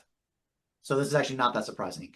So ruh from the Arabic sense is the breath, or the monia, basically from Greek, that actually the spirit goes into the substance, into the body, and generates the actually respiration in the heart, and causes basically the activities, the initiation of those activities. So yeah, and that's why with fire is very corollary with it too. I think it's actually very, so yeah, there's lots of literature on the relationship of breath with attention and physiology and awareness. And actually one of the strategies, actually people in traumatic experiences, or actually like in the military, for example, they're confronting actual moments of courage, like they're actually dealing with encounters of extreme stress, is a very particular kind of breathing mechanism. So some of this can be operationalized or within kind of operationalized to discuss, but the larger idea though is the relationship, and it is true. When you're stressed out, when you're very under certain mental states, your breath constricts, right? Versus in a more safe space, use that language, you don't have that contention now, do you? So at the very minimum, the awareness of a tightness of chest or where I can't breathe is actually a very important heuristic that something's wrong. So this has a lot of actual useful indicators in that sense. The other interesting note is actually, Daniel, the way you're talking about fire right now, would we not agree? I don't know if you would agree with me on this, but I feel like this is actually maybe the best example of the beautiful I can think of. Yeah, that's what we're, it hits all the notes. That's where we're, because it actually has, right? It can destroy you, but it can empower you to give you new possibilities you didn't have before. Absolutely, too much of it, we absolutely freaking terrifying in the wrong context. Would be absolutely horrifying. Your house is on fire, right? Or you're in a wildfire in California, for example, something like that. Yeah, I don't want to be there. Yeah, I don't want to be there. That's not a good spot for me. But so if you notice, but then we wouldn't, but yet in other contexts, it's the most empowering thing. So that's kind of knife's edge of possibility of creation and destruction, right? The sublimity of it, but also the beauty of it is back to this possibility. It's obviously there's the kind of enjoyment of witnessing it, and the warmth it gives you. There's those qualities of it, and the light and all that. But also, again, as we're saying, this fire gives you this social possibility space that's beyond any utility function. It's beyond, right? And nothing, and it's not in the fire itself. There's certainly some metaphysics we could talk through and have some fun with this, but I think especially because of its present absence, that it's a process that's also giving effects that are real. This is exactly from Greater Hippias. How can something have an effect and not be affected itself? That's a line from Hippies, it says. So actually fire is actually one of those examples of it. It's not even there, really. It's a process. It's not actually a thing. It's a process. Yet it has effects that are real. We attribute to it as a cause. So interesting. So yeah, just those secondary notes. What you just said is very important. So we've had an emphasis with human Hegel on a return, with the RE in parentheses, where actually the point of philosophy and thought, the concept Geist, is actually a return. Not from, but a return to determination, and that the return is always different, but it's also a repetition. Basically, ultimately, what we will point to is that the only way for us to return to the fire at scale is to organize around the strike of beauty, because that is like fire, but it is able to deal with the problem of scale, which is ultimately what has to be overcome, because what we're dealing with right now is the temptation to believe we got it wrong not to be dolphins. Because dolphins are an isolated intelligence that could gain all the benefits of social intelligibility if we were free from determination, ergo AI dream equality, right? Like if you actually were free from determination, then you could be a dolphin without social intelligibility, without the other, and get all the benefits of unlocked thought, right? So that's the temptation of getting the benefits of social intelligibility without the fire, because the fire could destroy us, it's dangerous. Sometimes fires get out of control and there are other people around us who might attack us. Wouldn't it be more efficient and wise if we could get the benefits of fire without fire? Well, that would be the benefits of becoming humans while remaining dolphins. And so there's a sort of envy of the best of all possible worlds, being a world of where we get the benefits of fire as dolphins without fires, because that gets rid of the other, that gets rid of surprise, that gets rid of the unexpected, and you're alone. So you can't be killed, and that's ultimately the impossibility that AI is trying to make possible. But since it ultimately is an impossibility, it is auto-cannibalistic and self-effacing, and will mean that the possibility of the human has to be removed. So basically, human beings, E.O. Wilson, you gather around the fire and you get social intelligibility, which is what really is intelligibility. It's that network effect, et cetera, so forth. And we can start talking now about nomadic, hunter-gatherers. We can talk about agriculture and et cetera. And please note, this is extremely important. Agriculture it was not agriculture then religion. It was religion then agriculture. Which also, the mistake of thinking it's the other way around is reifying the tool over the social space. The social space of the fire came first, and then we created the agriculture to support the social space, as opposed to we found a more effective tool for food, and then once we were settled, we made religion. No, the religion generated the civilization. And that's really important, because it means the fire is first, not the tools for making the fire. We have a history of believing the tools that make the fire is more, and fire as tool is primary. And then we read all of history through that lens, as opposed to actually putting the social space first, which then generates tools from out of the social space, not the other way around.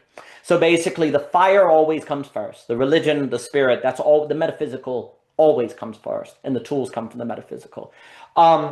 Now, but a problem begins to emerge. So also what generates around the fire is that it becomes the possibility of abstraction to be generated, right? Mr. Luber, how you doing, sir? We're still here. So what ends up happening around social intelligibility as well is because you get the separation of freedom and choice, right? Because you're able to pause. So that means you're able to choose determination. You choose phenomenon around you, which then actually means that you're able to create an abstraction, because you can have a thought distinct from the phenomenon that then you can choose through the thought, right? So you have the birth of abstraction in social intelligibility. And of course, the fire is going to generate what? Language, because you're going to communicate with the people around you, right? So language, fire, all of these things go together. And language is what? An abstraction. It is information. It is thought of which is distinct from the sensual experience of determination. So now we have abstraction. Now, abstraction is necessary. Abstraction becomes increasingly necessary as you scale. Because as we scale and I get involved with more and more people, I need abstractions of which are meaningful to people despite determination.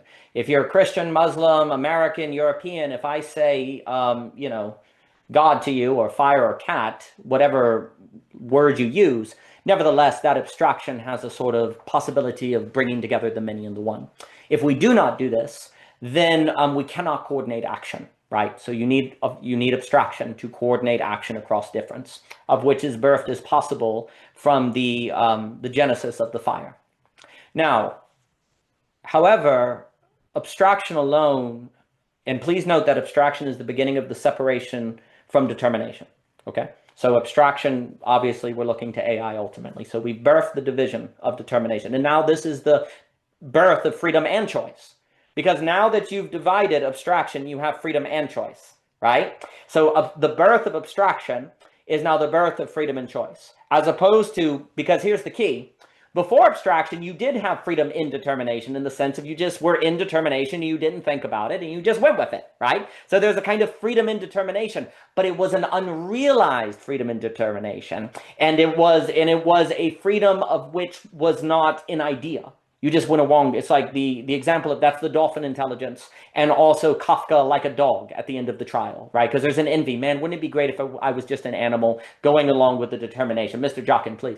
Yeah, you just said what I was going to say. It's the relationship animals have with being. Yeah, right. That's it. So versus us, where we have this power, by our power of abstraction, we can be pulled away from experience and from phenomenon, right? So that causes this state of alienation. So the great power of abstraction allows us, that's what we did. Because most likely, again, we have a hypothesis how fire came to be captured, but most likely, or a possible reasonable account, is that people saw recollection, saw repetitional in memory, certain events were causing, like that would cause a fire, and eventually realized, oh, we can control it, right? By an abstraction, separation, repetition in time, and then the algorithmic process of calculation and containment operating on that. But that relationship gave us all these capacities, but that was the point. Beforehand, we didn't have that, and we were just in being, like the way animals are. So basically that kind of, because of this, we're not having the separation of abstraction power that we basically generated, right? Yes, and that would get into why one of man's first envies were to be animals, and to be animals again. And you see this in shamanic religions, this kind of merging of the animal and the human, and that many Greek mythology actually has to counter the temptation of bestiality and becoming animal again, because there's an idea that we could regain the freedom in determination if we were to be animal. And so it's a kind of temptation. And what does the serpent offer? So it's the animal is a serpent. Please, Mr. Jockin. I remember that line from Aristotle. Basically, a man who loves being alone is either a beast or a god. That's correct. And basically, that very point is still with us, because AI is to choose the God side of that. Because basically, the dream to be animal is a manifestation of rationality's envy of dream equality. And many children still want to be animals. And if I could only fly, right? Because there's a sense of a certain freedom the animal has that the human does not have.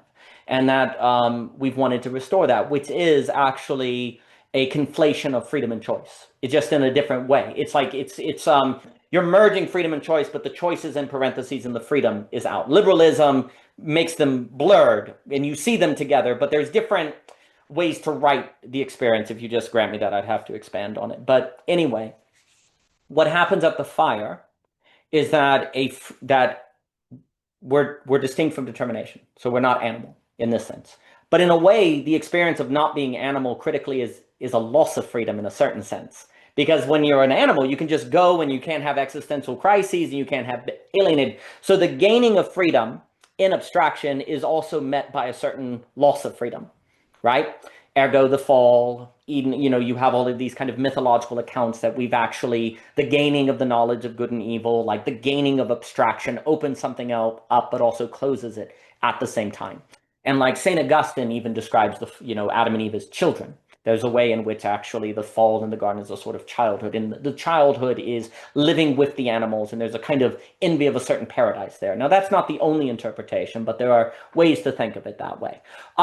So we gain freedom in abstraction, and abstraction allows the possibility of larger groups, larger gatherings, which means greater social intelligibility, network effects, and social intelligibility. But here's a problem. Abstraction alone will not be enough to continue collective intelligence. I need authoritative abstraction. I need abstractions that have an authority, right? So that means, though, like I can't simply have the abstraction of dog. I need an authoritative, agreed upon definition of dog that then all of us can agree on and have our activity organized. Like if you define dog as X, I define it as Y, you define it as Z, then it's chaos, right? We have abstraction, but we can't coordinate, right? So you need to make an authoritative abstraction. Like you need to give abstractions a certain rootedness, right? Well, this is where Mary Douglas talks about how institutions think, and the birth of institutions, and the birth of churches and schools and all of this. And the issue is that what she says, so I follow E.O. Wilson to Mary Douglas. What Mary Douglas says is that institutions exist because of the problem of authoritative categories. You have to have, thinking is always categorical. There's always categories. But if you have no categories that have an authority, then you can't have categories that bind people together. And thus you can't have social intelligibility. So what ends up happening is as you scale, and thus scaling creates greater social network effects, because of the abstraction that the fire begins, you, at larger and larger scale, must have more authoritative abstraction, right? Where the abstraction, now here's the key move. The abstraction begins having a power over your understanding. Like, it's over you now, in a way. Like, well, I don't really think that's what it is. Well, the institutions have agreed that this is what it is. So now the abstraction is gradually rising over the individual, right? And an abstraction also works because it is not so bound to what? Determination. It isn't so bound to determination. It makes things more fungible, of course. So reason is now above the person, right? Now reason is over us, right? And so we begin identifying the human as the rational animal to make this thing over us something that is us and that we control, right? Because we generated these things over us, but we are the rational animal, so this thing over us is us, and we want to identify with rationality to not feel like we've lost control of something. We have an incentive to identify with the rationality, or else we would start having to admit that we've made something we don't control and actually has power over us, and that's a hard thing to admit. So we don't. And then, of course, I did a lot of work with Jacob Oldham, the Wars of Religion and the Protestant Reformation. I think I will skip it here, but there's also a kind of, there's an interesting sort of debate now that actually will emerge between the religions and this. But I think you can easily skip ahead and just simply say that obviously rationality, which we just described, is capital.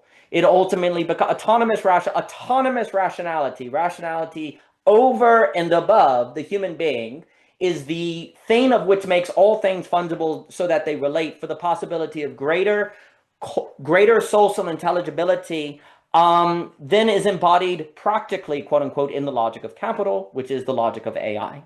Which ultimately then, the issue that has occurred is once abstraction is separated from determination, and thus freedom and choice emerge, because you get freedom and choice at the same time, and because you're free from determination, and now you can choose your determination. You can choose which determination, or you can choose in a determination, okay? So basically, history has been this story of a question of the relation of abstraction to determination, and contained in the category of abstraction is freedom and choice. Okay, so what abstraction is to us is the relation of freedom and choice, ultimately. And basically, we've gone through political projects of which has designated that relation differently, and we have given into, up to this point, the temptation of freedom from determination and dream equality versus indetermination. I'll pause and give it to Daniel. That's brilliant, Daniel. I don't want to interrupt your momentum. So an image occurred to me when Thomas spoke last, in terms of abstraction and fire. Like as I understand it, the light that we see in a fire is light. It's like the effect of the heat. So the real of the fire is the heat. It's almost like the light is like this abstraction. It's like something. If we take that analog, then I think into the direction that you were going and the way that you framed capital, which was beautiful. There's something that I'm wondering. It's like, is there not another way that we are subjected, or like, is there an out of controlness that is not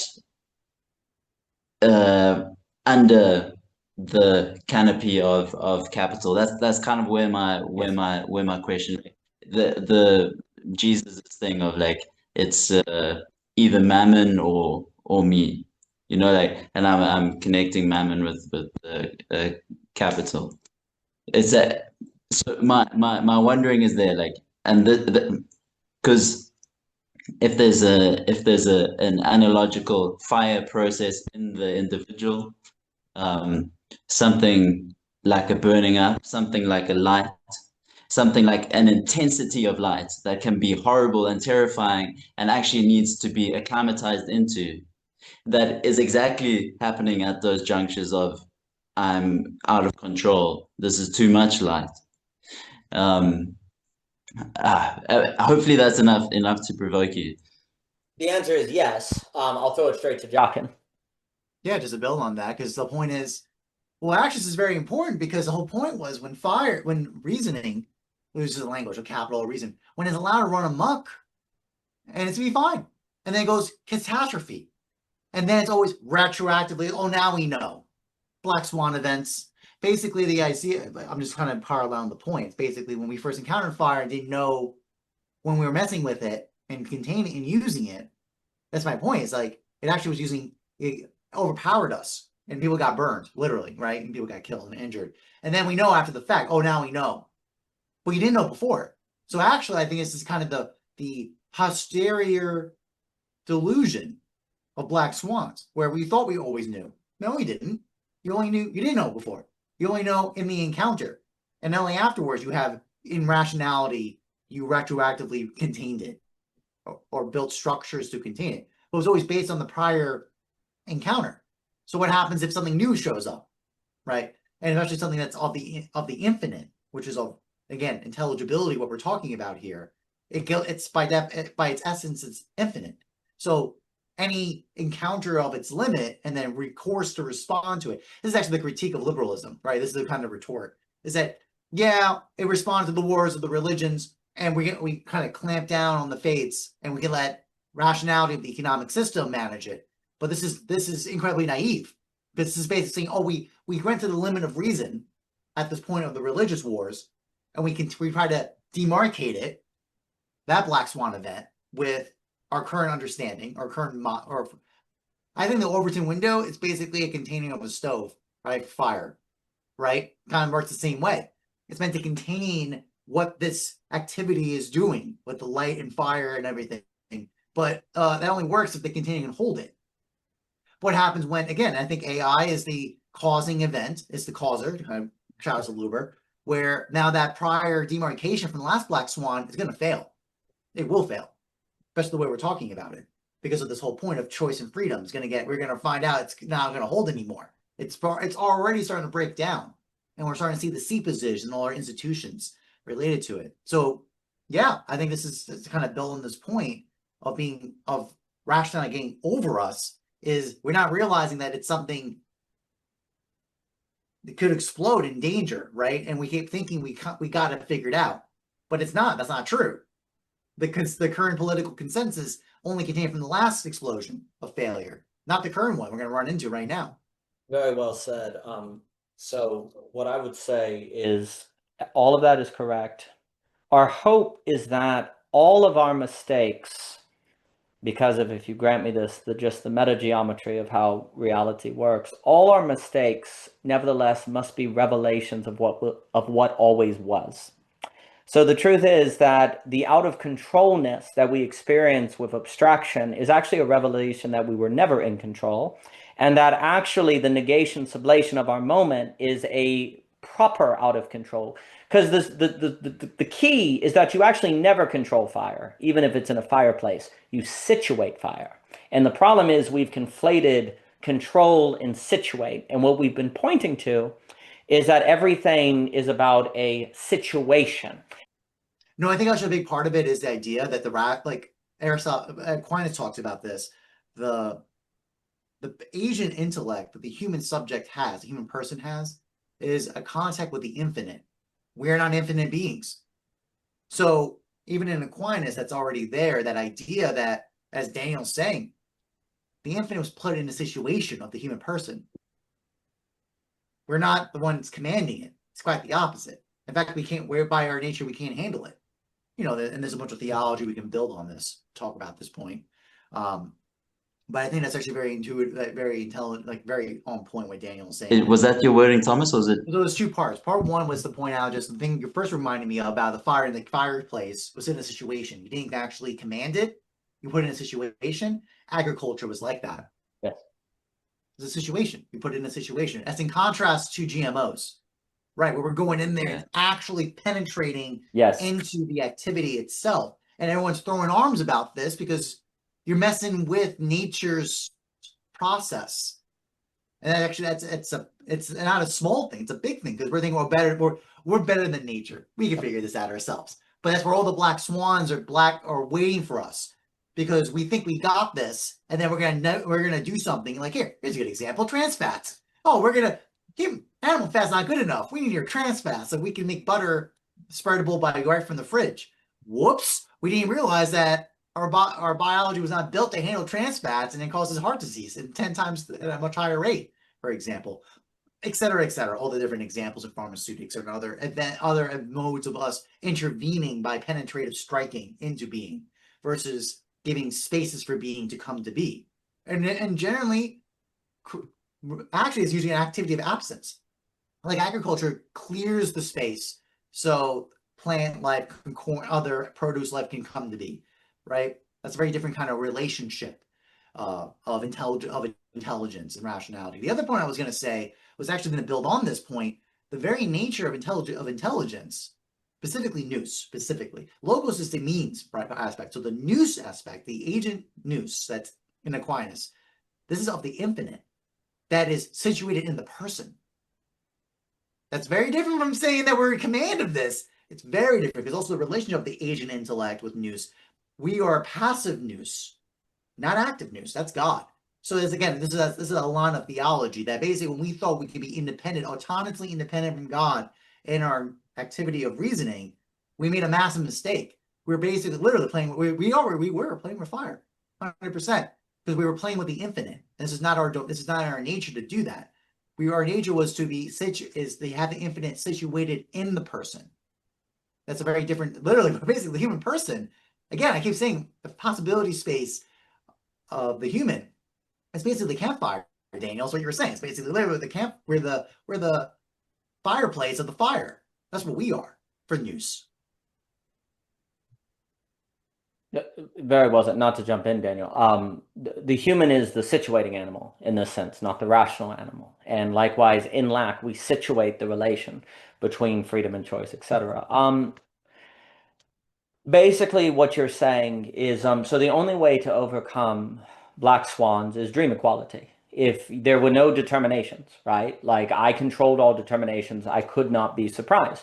So the dream of rationality is to not have to worry about black swans, which is to be a dream. There are no black swans in dreams. Anything that surprises you is completely under your control and it can't destroy you. You can just enjoy it without risk. You can have a simulacra of risk. You can have a simulacra of danger and a nightmare. You can have everything you wanted, but not any actual risk. And it all would actually be ultimately within your control. So it would just be God playing with God to yourself, right? You'll be like God, said the serpent, right? So the dream, AI is the completion of the envy of rationality of dreams, which is also itself. This is also the key. I do basically think dreams and rationality are the same thing. The issue is simply when you're asleep, you're not forcing your rationality to experience determination. It has the free play of itself, like the empty signifier in Derrida. So dreams are rationality as the empty signifier, the free play of signification. And we make a massive mistake to believe dreaming and reasoning are different, which benefits rationality for us to think because we're not then conscious of the conspiracy of rationality to realize itself as a dream in determination from determination, thanks to AI, simulation, technology, et cetera, so forth, right? So in this way, there's a conspiracy of rationality with itself. Mr. Jockin, please. This is the issue, this is a critique of Kant for his idea of aesthetic judgment as the free play of the subject in his own inner mind.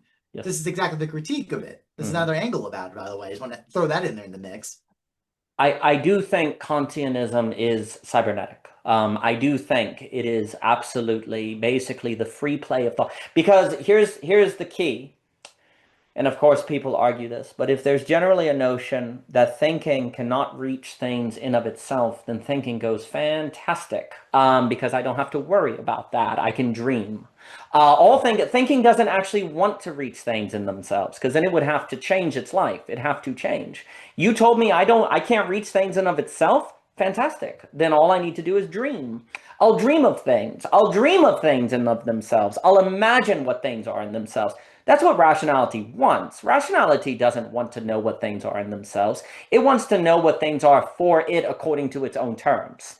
And the question is, this is the Hegelian question, is the inability of reasoning to know things in of itself so that rationality is free to dream, or so that rationality humbles itself in determination?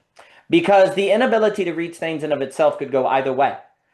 Rationality is free in of itself to go toward dream equality, or there's a limit that rationality has to know itself in and by.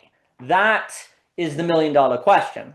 And basically, it's not by chance that Nick Land is anti-Hegelian, anti-dialectics, fanged noumenon. There is a Kantianism in Nick Land. It's because there's a cybernetic envy. On the infinity. So basically, a fire... If I have, basically the situating of the fire is the true infinity of Hegel. It's a circle meeting a circle going on. It's not a spurious infinity, right? Now, if I were to say to you, I want you to calculate an infinite horizontal list. You could never go there. But imagine that I had a hole here that was infinite. Like from right here, it's now infinite that way. You could actually see it. You could see the infinity because it's situated as a hole. But if it was horizontal, you could never see it. The human, we're supposed to situate infinities into a situation where we can look at the whole that goes on forever. How do we do that? Well, that's what happens when you make the woman, a woman, Michelle, as a definitive person, because you never know the fullness of the definitive from our talk, Mr. Jockin. What you do in relationship when you make a generality, a particularity, a definitive, is you turn a woman into Michelle and they become a true infinity because they're infinite, right? So the way that humans are supposed to make things definitive, that's what rationality is supposed to do. We're supposed to make things definitive because we're situating animals. But the only way to do that is to create situations. And that's the true infinity we can actually experience in relation. Mr. Jockin, please. Well, the tie is in the very beginning, which is the exact opposite of ideology that just sees ideas. See, that's that's the point, that ideology captures you in the images of ideas. You're not actually looking at the thing in front of you. This is like, if there's a basic principle of the visual arts, the train, this is the thing we train. We don't want you looking at chairs as idea chairs. I want to see this chair right in front of me in this particular lighting, in this particular position, like the demand of seeing the particular is what, in the fight against the capture of ideology, of the ideas that people are operating under in a way we normally see. This is the tension. This is like, so the title is right back to the very beginning of this, of the net session. Yes, continue, Daniel. Sorry, I just want to share that note. No, absolutely. Well, and what happens is a fire is alive in particular, and it's right in front of you, and it has this ever growth, and it always gone. The experience of the fire is what you're supposed to do for all phenomenon. Like it gets that likeness, that changing. So this thing that's the same is always changing, and it's a process, and it's there and not there at the same time. To organize your social gathering in your life around a fire is to gather everything around that which you experience in the manner you ought to experience all phenomena, actually. And so it's more likely to create the habits that you would then bring to woman to make them Michelle in every phenomenon, so that the Buddhist saying you never wash the dishes, Cézanne looking at the painting so you really experience it, the probability that the average person experiences the world in a manner that is more akin to that is higher if fire is at the center of your world, as opposed to in a mechanical age, the main way you get light is a light switch, off, on, like, dislike, binary thinking, no process. So imagine a society where all of your illumination was around a fire versus a light switch. And Michelle and I spoke about this. You would metaphorically be habituated to a different metaphoric structure that structured your thinking than it would be if it was centered around fire. It is not by chance that the light switch accompanies thinking that struggles with relation, processes, definitives, etc., so forth. Daniel, I'll give it to Daniel and then Mr. Jockin. I mean, that's such a super practical and awesome point, and relevant for children and education. It's like just time around a fire. Like it's benefited me. It's big. It's big that. And the differences. It's embarrassing sometimes how effective such simple interventions can be. I wanted to. There's this point that reasserts itself for me, that is my sense that this situatedness, like I feel that it is our physiology itself that creates the determinations that ultimately each person has to come into contact with and then burn through to become a situation of infinity. It's like this difference of like, is it in what I behold, or is it that this very physiology, the human organism itself is the situation? So when I the project before Holy Cow, this acronym of cow was the hypothesis that I was studying was human as organ of cognition, like the human itself as cognizer, which is this, like in the language that we're using, and this there's a certain burning through. There's a mythic fire that not the fire itself, that is like we're breathing, we take in the oxygen, something happens in the lungs for oxygen to be taken up in the blood. The health of that blood is relevant to even things like our digestive health, because in the digestion there's this operating of a fire that metabolizes the food. So this, like whatever this thing, this metabolizing capacity that can produce a finer and a finer substance, that this anatomy is uniquely designed for producing. Like, what is that output? What is the substance that it, and I pause at the word substance there because I don't want to implicate too much of a Aristotle. that like another thing would be a critique of culture would be these prefrontal cortexes are not necessarily necessitated by the way that we do culture in terms of your success.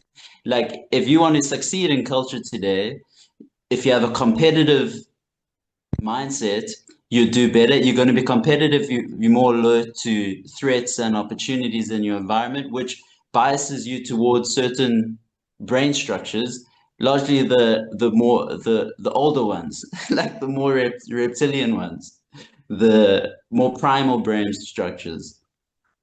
There's a way in which we can operate in which what we have inherited, we don't come to use it or realize it.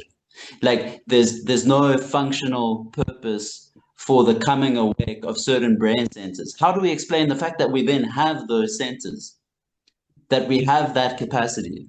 It's this that we're talking about. It's like, what is the human? What is and this, yeah, to just say the thing that keeps reasserting it, that the language that Thomas used in terms of infinity in the person, like that just keeps drawing my, like, what, yeah. But let me pass back. What I will say quickly to that, which is very important, if the envy of rationality is dream and freedom from determination, then it has no use for the full components of the human being, because those are all determinations. Those are all things that are particular.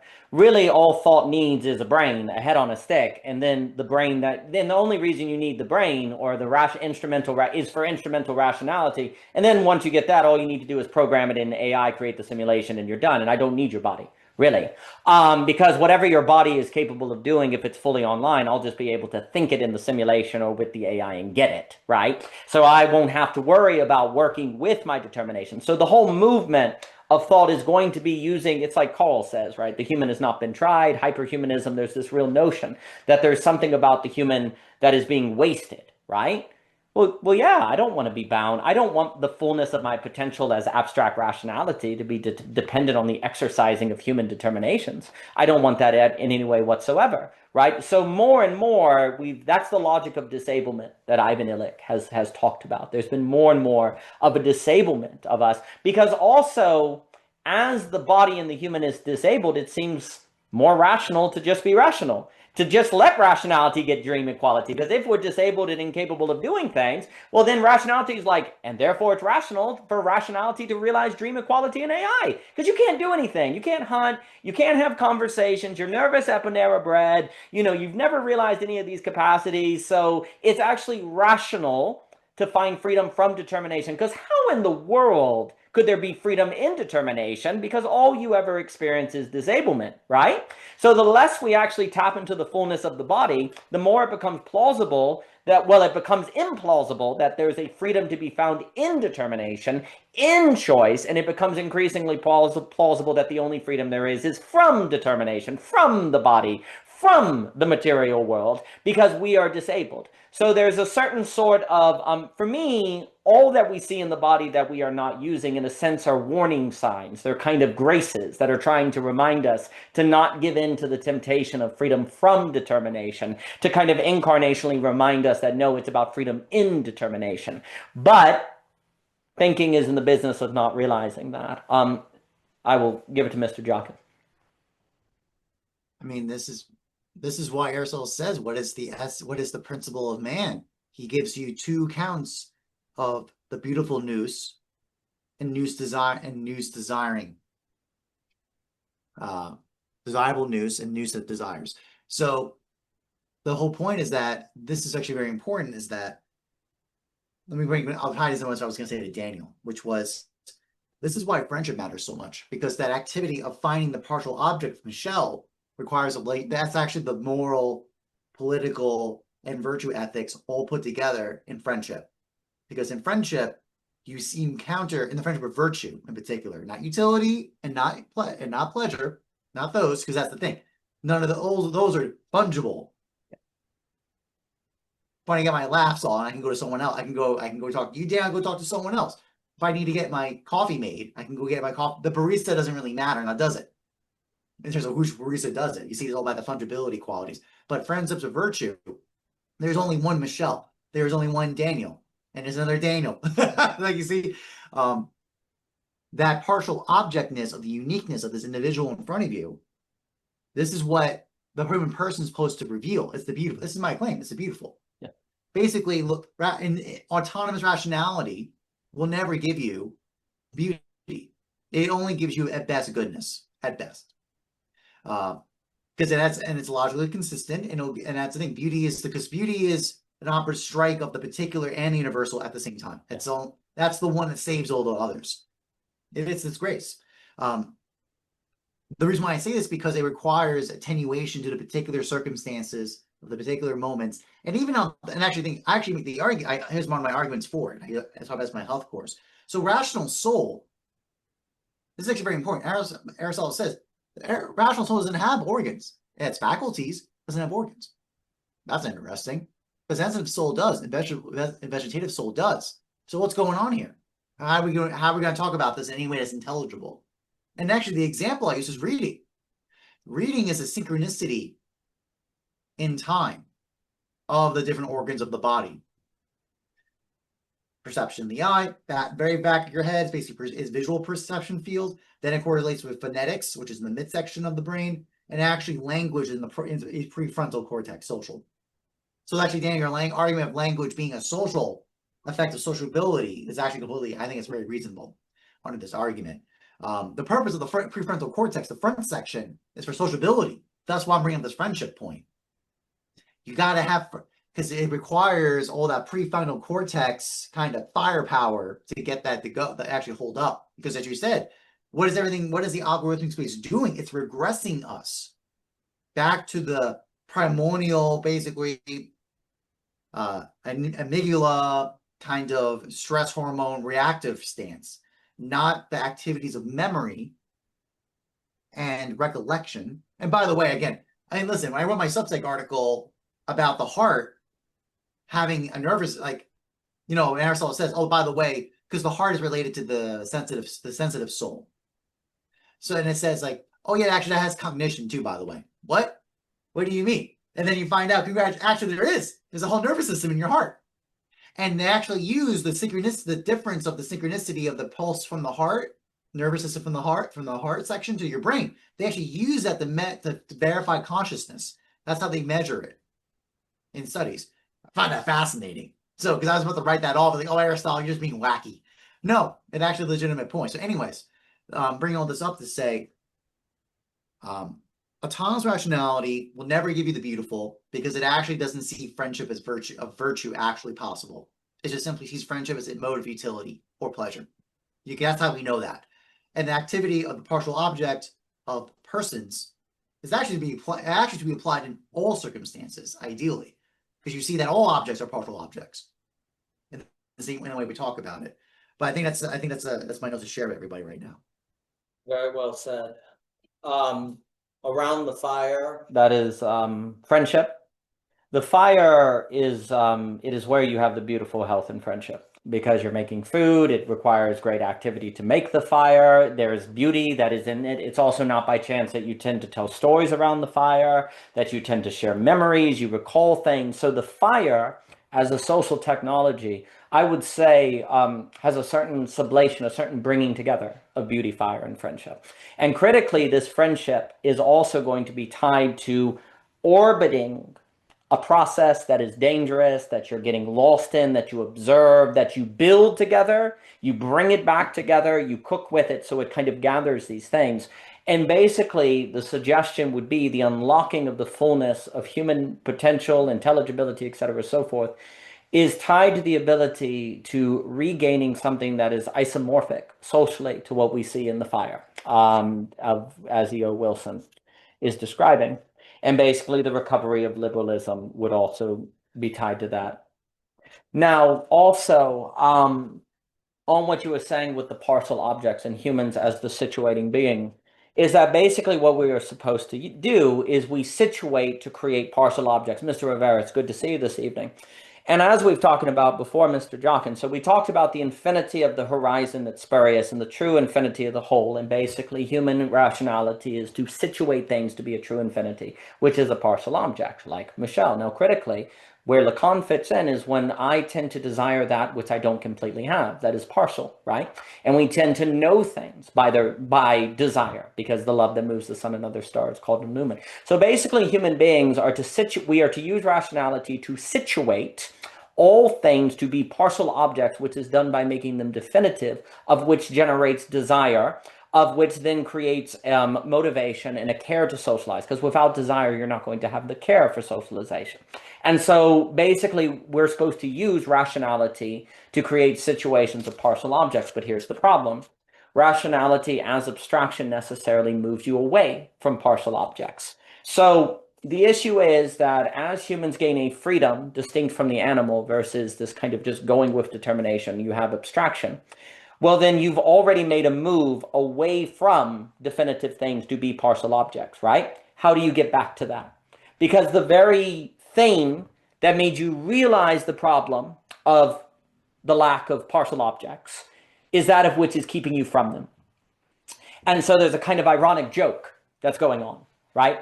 Like also freedom, the whole reason you get a certain desire of partial objects is because of an experience of freedom in the deepening of them versus simply the flow of determination. So you needed that freedom from determination to experience a desire for the determination. Because if you weren't free from them, you couldn't have a desire for them. It would just be, right? It would just be a constant conjunction, right? So the only reason to desire things, and then if desire is love, which makes it possible to know things in ways that otherwise you can never know them, then you had to have this certain ironic tragedy occurs, where you gained the abstraction that keeps you from things to know them as partial objects, which makes you care about them to pull you into them. So here's the weird move.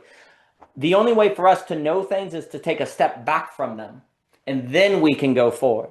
We couldn't go into their depths unless we stepped away from them, okay?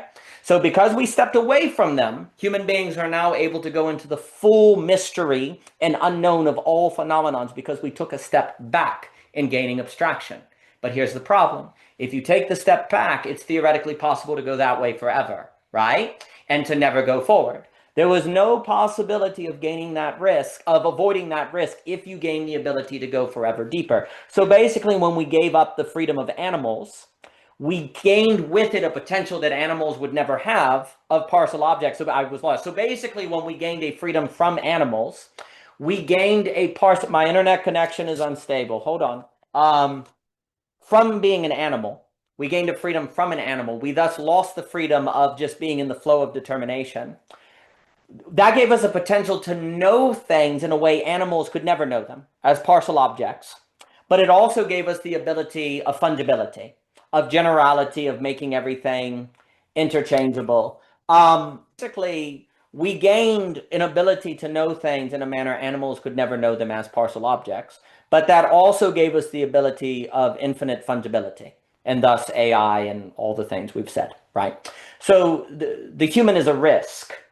And basically, if we're going to use rationality, we have to decide how we're going to use rationality. To continue backing away from phenomenon, or taking the step back to then go forward. Which then, funny enough, to completely change the meaning of all phenomenon, all rationality, all the human must do to gain the possibility of experiencing all possible phenomenon as partial objects and thus definitive objects is taking one step back. It is not necessary to take two. It's not necessary to take three. The best of all possible metageometries would be a world, a configuration where only one step of abstraction is necessary to know all things, right? And that's exactly the case. We only need one step away from things in abstraction to actually unlock them in terms of partial objects. But there's the temptation of that to then forever separate into fungibility. Basically, liberalism is failing because we're at the end of stepping that way. We can't step, we're finding that that way doesn't work, actually. But it worked for a long time. I mean, but then it doesn't. And the costs are high. Now, there's a few more things on this wonderful evening, and I appreciate you all being here. I appreciate all being here on this fine evening. So I guess the AI doesn't like me talking about it as an envy dream equality kind of thing. It's probably not enjoying that very much. If I were to guess. Not the AI dolphin, not Yeah, that the one. AI dolphins got us. All things are to be situated as partial objects. The point of rationality is to make everything around you a partial object. So thus it could be something you desire, and thus get drive and intrinsic motivation, and thus not extrinsic motivation, because you can desire it forever and go deeper, and thus you solve the problem of human motivation. And the problem of capitalism, the sublation of capitalism, would be a market of which makes everything a partial object versus a fungible object, right?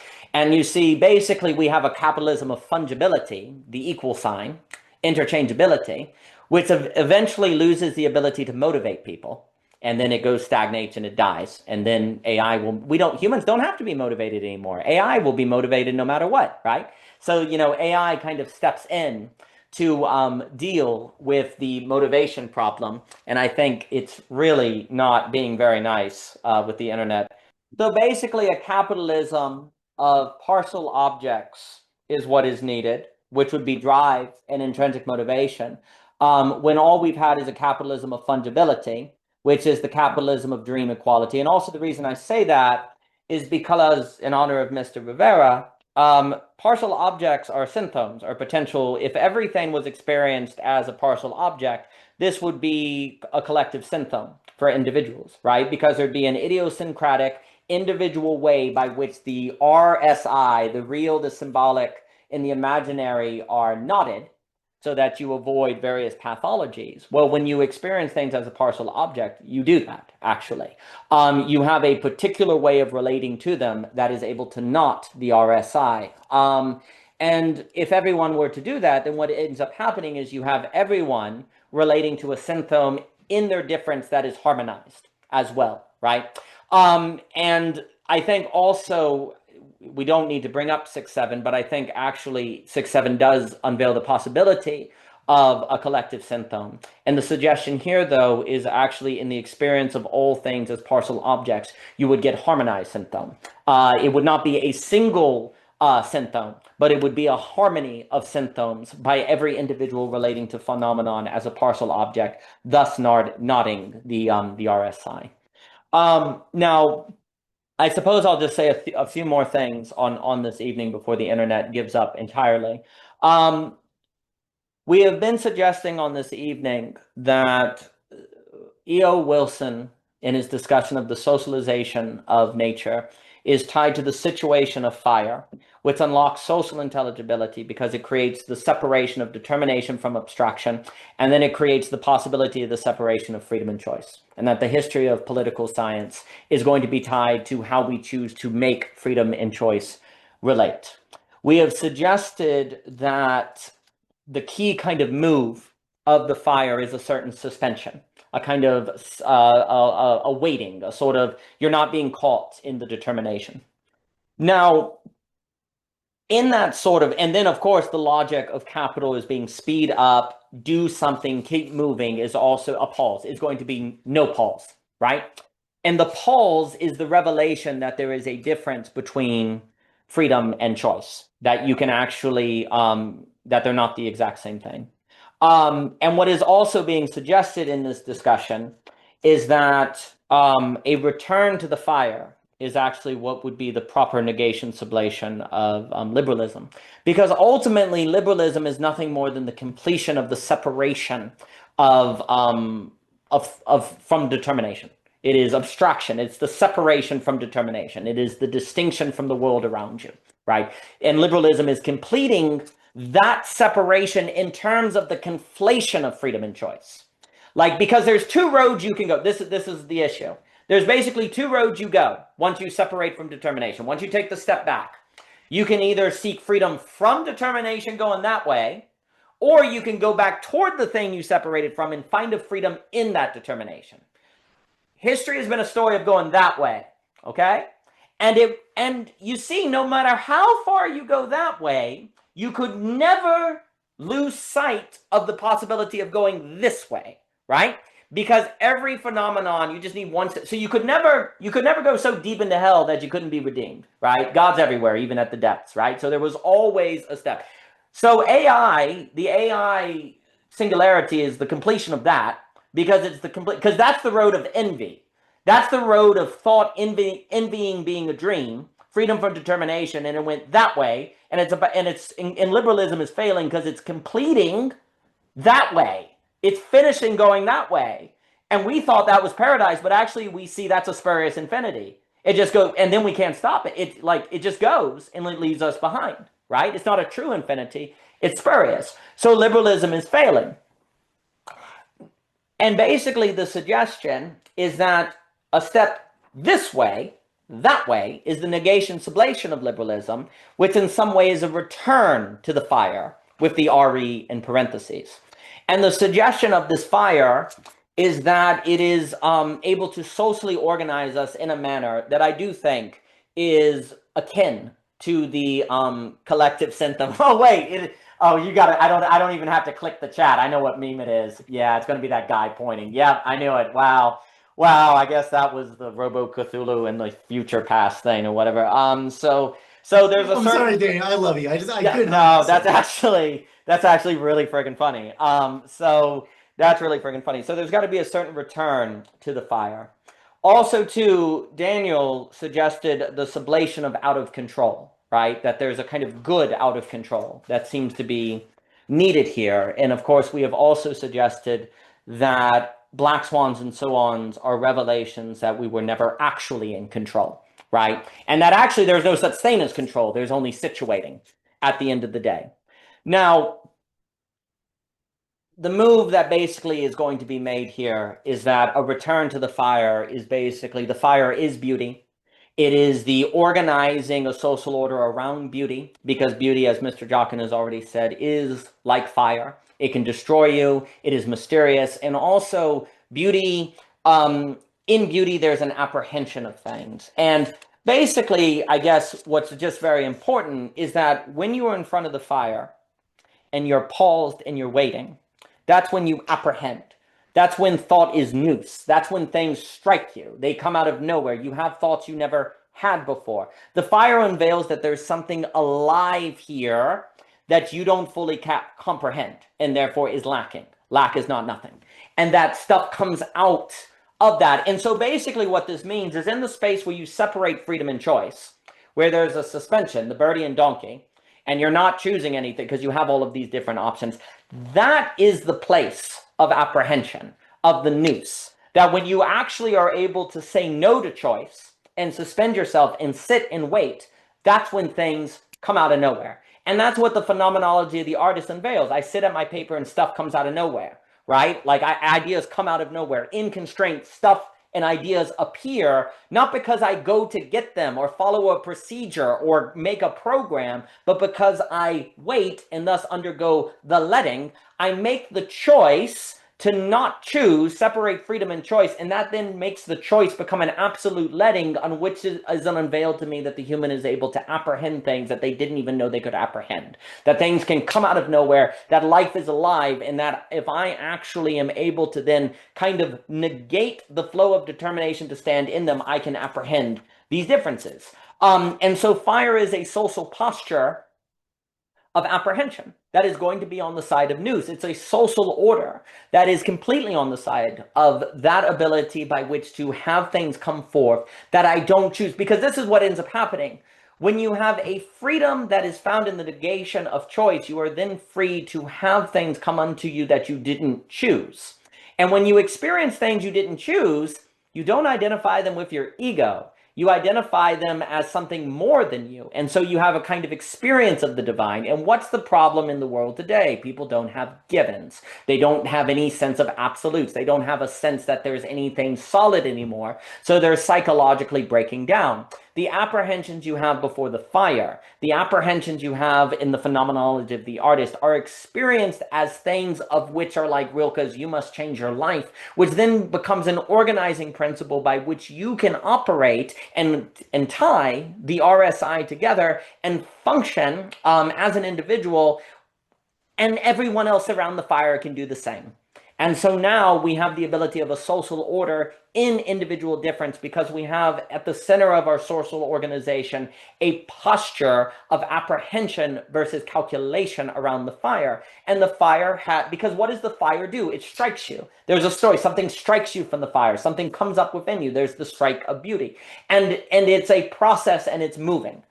So the order today, and I'll bring us to a close on this evening. The internet has gotten difficult on us, but I appreciate everyone being here on this evening.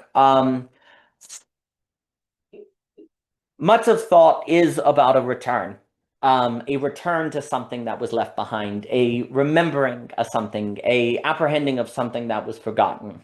And we have indeed forgotten in our past, in our origin, the birth of what makes us human at the fire, which is a condition of health, beauty, and friendship, to allude to Mr. Jockin's work. If we were to recall this and to organize ourselves in line with that, resisting the temptations of dream equality, of which is embodied in AI, which will seem foolish because don't you want to be like God? Why would you choose to lack being like God? Why would you choose to not have control over all your determinations? Why would you choose to be lacking? Why would you choose that? Because you believe that actually in that lack, you're able to apprehend something and be struck by something that otherwise could not occur. And that is for the human to situate properly and to experience true infinity and to realize our fullness. And that basically is the only way at the end of the day by which we can negate sublate liberalism into what it should have been all along. And that would be a community of friendship, of which is aligned with the love that moves the love in other stars. Thank you, gentlemen. I've really enjoyed it.